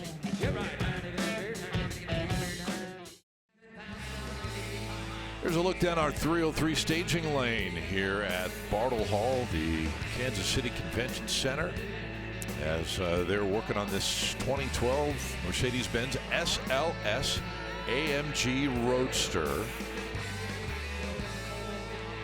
And trying to get it going. And that's not unusual. You know, it happens from time to time that battery will die. Sure, but the cars arrive here sometimes days before the auction begins. Oh, yeah. They're sitting. And right, and they've been sitting for maybe longer than that. Longer time period than that, sure. It happens. One of the features that I left out earlier, Scott, when we were taking a look in staging at this car, aside from the power, I mentioned how loaded it is and some of the options. Also wanted to mention it comes with air scarf. Have you heard of air scarf? Air scarf. Yeah. Little neck warmer there. Yes, You can there are vented openings in the seat along where your head and neck are to help create the warmth around your neck and shoulders when you're driving with the top down and a little bit chillier weather, so they think of everything. Ooh, yeah. But I'm such a weenie, I would use those with the top up. I would like that too. I just hate the cold. Why not if it's there? Yeah. But it feels great. Now, is that just exclusive to Mercedes, or do you know of any other luxury? I've not seen it. I haven't. It may be a very obscure option on some cars, but no, I'm thinking the Mercedes probably was the first to do it. That would be my guess. Smart. Yeah. Well, even in the no passing zone here on the Mecum auction block, this I'm glad for it, Bill. This 2021 Durango SRT Hellcat Hennessy has made its way to the middle of the block. Yeah, if you took the Durango body off of this and put my Grand Cherokee body on it, you basically would have what I have. Oh. That is, yes. Right on. The 6.2 liter Hemi. I have 1,000 horse in mine. Hennessy made sure this engine has 1,000 horsepower as well. They've got the dyno sheet, so you can see right there in black and white just what kind of performance that engine is capable of. This package, by the way, a $40,000 plus conversion.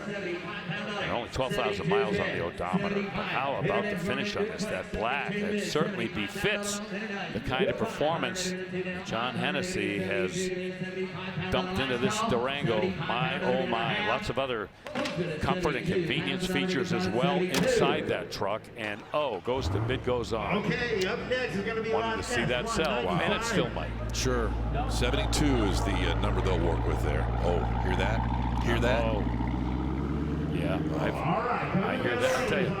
You probably hear that every day. I'll tell you, it's probably a little louder than that. Close your eyes, you can swear it's either a Hellcat Red Eye or a Demon or a D170 rolling by. It's got that same note. You're right. 66 GTO is moving toward the middle of the block now.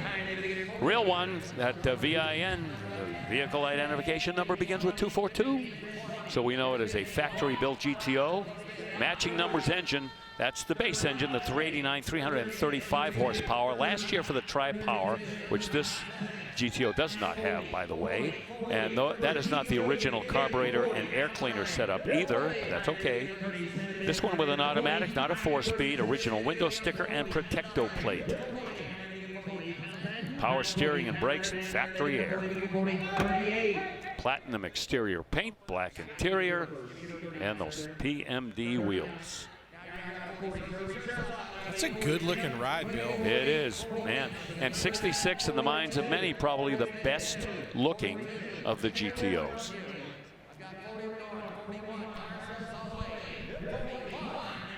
$40,000, and the reserve comes off right there. 66 being the first year that GTO was its own model right. as opposed to a trim level. Yep. Yes, right there it is. The new owners of that car. At the moment that gavel drops, $40,000. Yeah, interesting. The 442 didn't get that benefit until 68. Don't know why they waited. All right, next up is 1970 Chevelle, and you see SS badging. Those badges have been added, and it does have a big block power plant as well, Bill. Let's take a look at it. 454.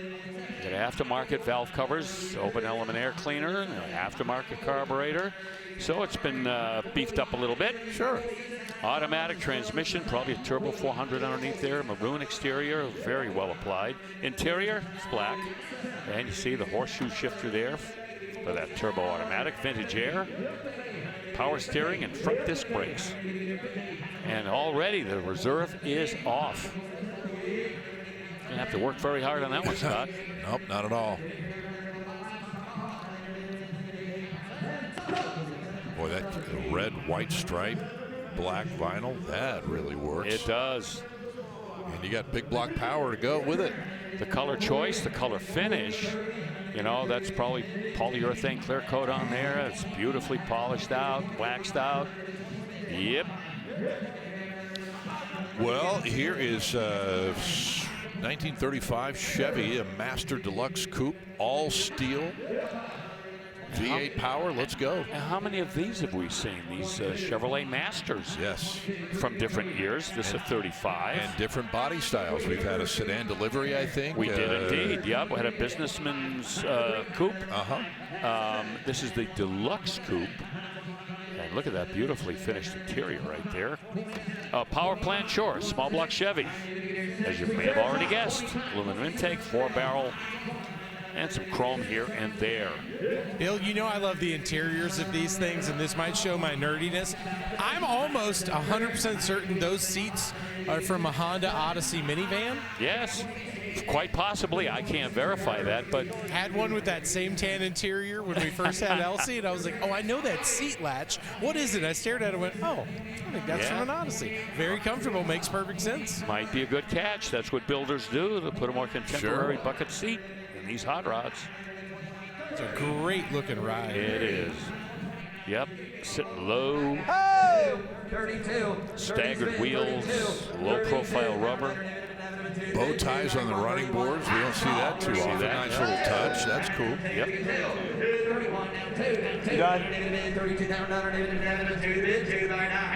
Well, 31 will do it. 31,000. Well bought. Yeah, Travis. I'll be out with the new owners back in the back of the room. Pretty cool.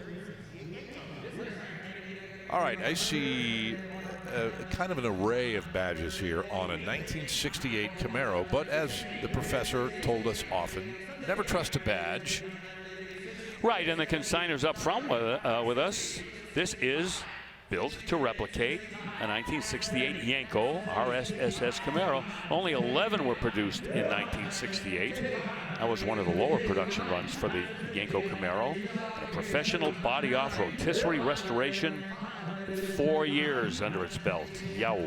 20. Yeah? I was just going to say, look at the money it's bringing. It's well done. Rightly so. Gloss black 2-stage paint. That means color and clear coat. 427 as Yenkos had way back when. Looks amazing with that matte stripe around the nose too. Agree. Really cool look against the gloss black paint. Agree. Well, it's going to be 72 where we leave it. And the bid goes on, fellas. We'll go to work from here. We will take a short timeout, our final break of this day today. We'll wrap up the show when we continue in a moment.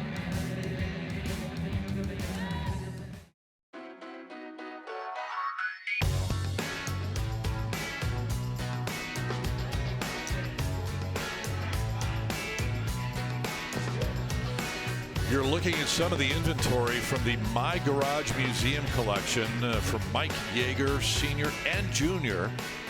Coming to Kissimmee in January. 8 cars, but more than 5,000 pieces of road art. Some of those are already online on the Mecum website. Mecum's on-time auctions already underway.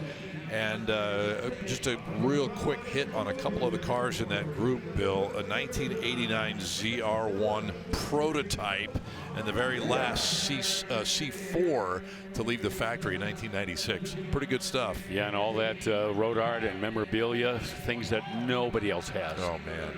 It's crazy. That's the My Garage Museum collection. And I mentioned this earlier. Already more than 30 collections will be in Kissimmee. Here's a 34 Ford 3-window. Oh, boy. What a fit and finish on this street rod. And if you don't believe me, let's go underneath it. Take a look at this. Yeah, that, again, and I've said this before on other bills, should be on a turntable at a car show. That's how perfect this is. Look at the bottom of the engine. My goodness. See the plate underneath the automatic transmission, the oil pan, the engine block, the exhaust, everything. Absolutely germ-free. Bill, they just lifted the reserve. Wow. Yikes. What a gorgeous ride this is. Oh, look at that. Anybody that stayed late here in Kansas City is making out like a bandit. $53,000 for a street rod that is worth maybe 3 times that in the real world. And another example of how well blue and silver work together. I'm almost going to be converted to a Detroit Lions fan if I'm not careful. Uh-oh. Love that exhaust peeking out the rear side of the rocker there. Side The exhaust. Budnick wheels all the way around. Nice, Great man. looking rod.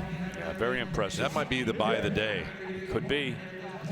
65 C20 is going to be our next pickup truck for us. Okay, we're not going to look underneath this truck. I think the top of it will probably tell us all we need to know. Yeah, it's got that patina job, patina paint.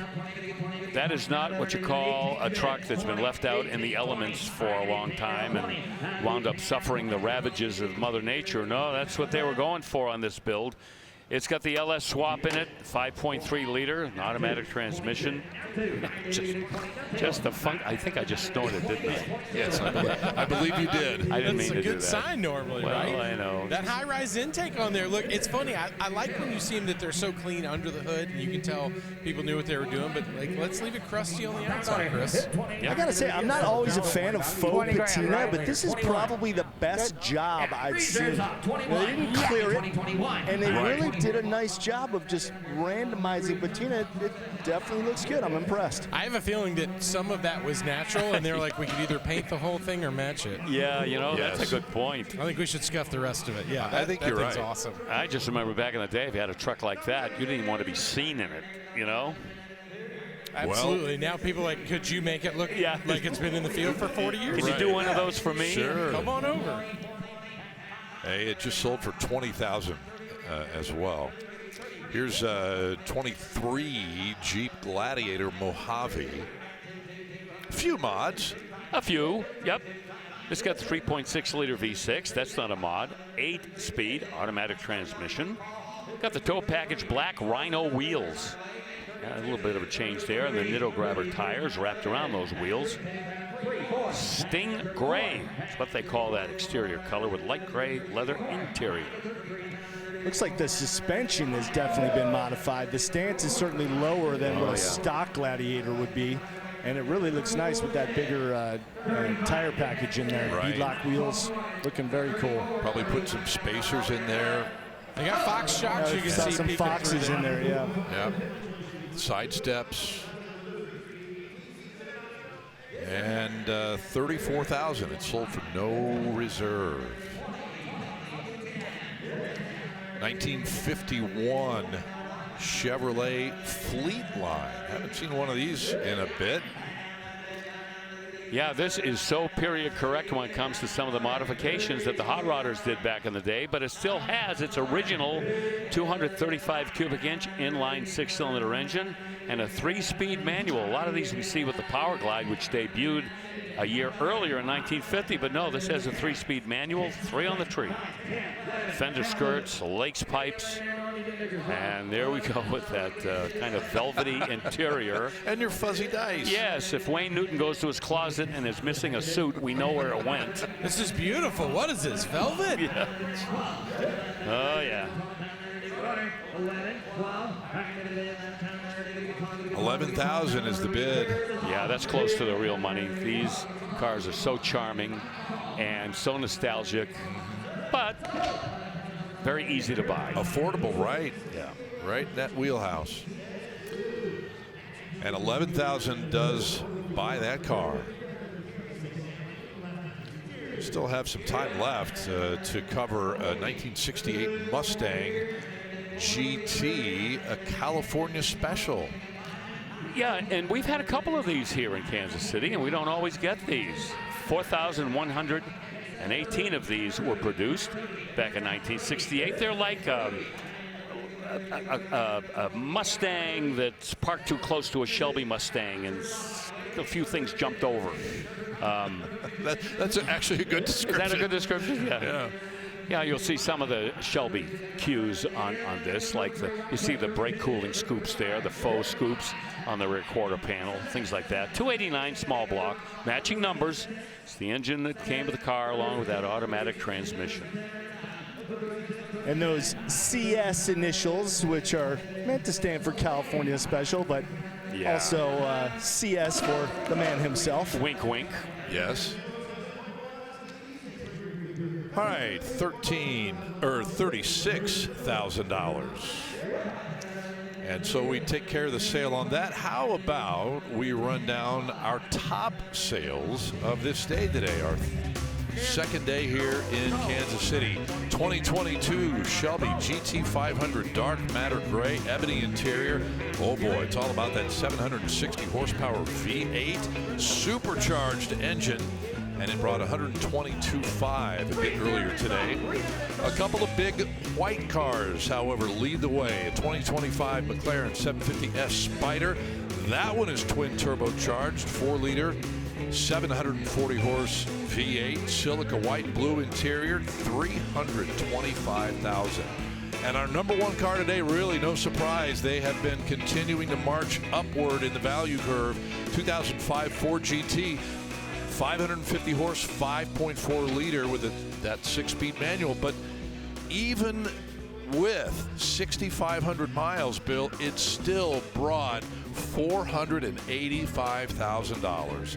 And that is good enough for our top seller of this Saturday in Kansas City. And here's a look at our top 5 overall.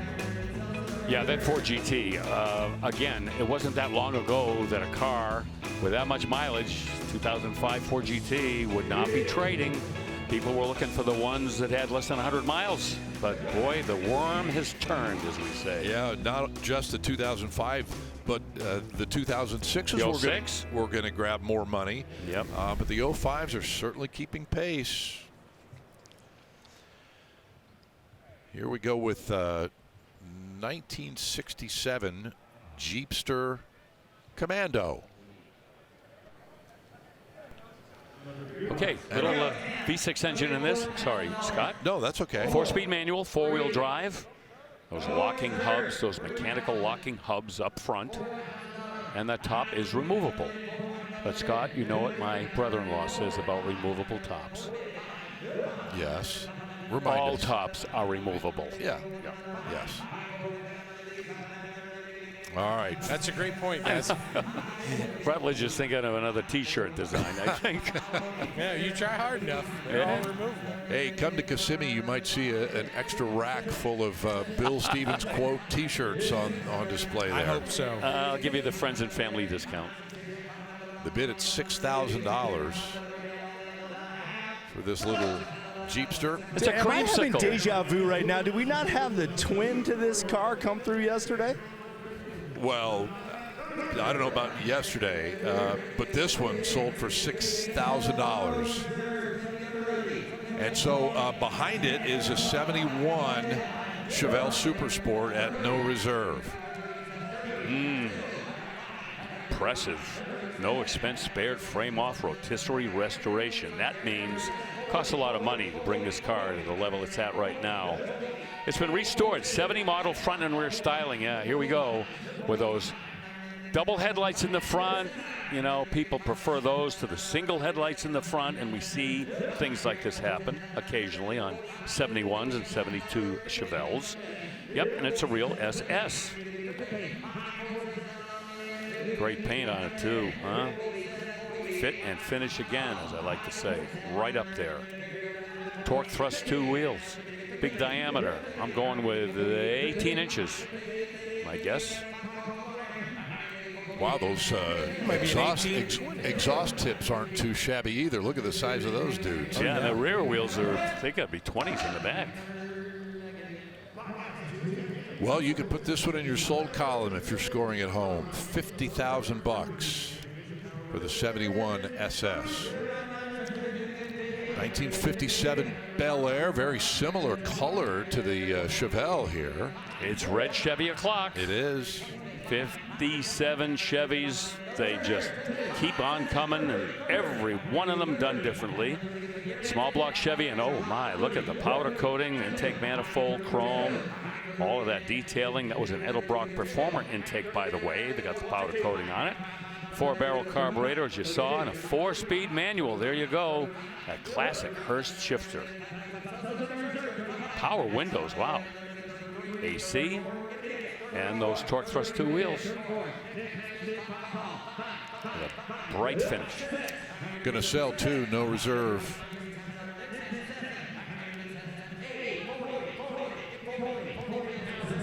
Yep, 40. Higher, they're going to get 40. All right, 38. Got 37 in neck. 38. Yes or no? 37, 8, 9. Ho! 40. 40. Higher, they're going to 9. 40. Higher, they're going to 39. They're going to get 48 pounds. Higher, 39. Going to get 48 pounds. So 39 pounds. All right, didn't get to 40, but 39's good. And they've got a terrific car. Man, what a legendary car they just picked up, huh? Oh boy, queen of the cruise night. Right on, man. 39 grand. 76 Trans Am. Yep, the Bandit Trans Am, it says on the windshield right there. And you know what? 76 Trans Am's got 77 Trans Am upgrades for the movie Smokey and the Bandit. There you go with a 400 cube V8. It's air conditioned, as you can see the compressor right there. 4-speed manual, very nice, well done, looks great. We'll keep you up to date here. That's going to be our final car. 30,000 is where we'll leave it, and we are just about out of time. We want to say thank you again so much for spending some quality time with us, not only this weekend, but all year long. It has been quite the year, and we look forward to beginning our 19th season of Mecum TV coverage in Kissimmee as we kick it off on January 9th. And then don't forget JK Day as we honor the legendary colleague of all of ours coming up on January the 10th, and we cannot wait for that. Guys, gals, it's been fantastic. For Bill Stevens, Chris Jacobs, Danielle Trotta, Rutledge Wood, I'm Scott Hoke. Thanks so much for watching today and all year long. Merry Christmas and so long from Kansas City. Merry happy, everybody.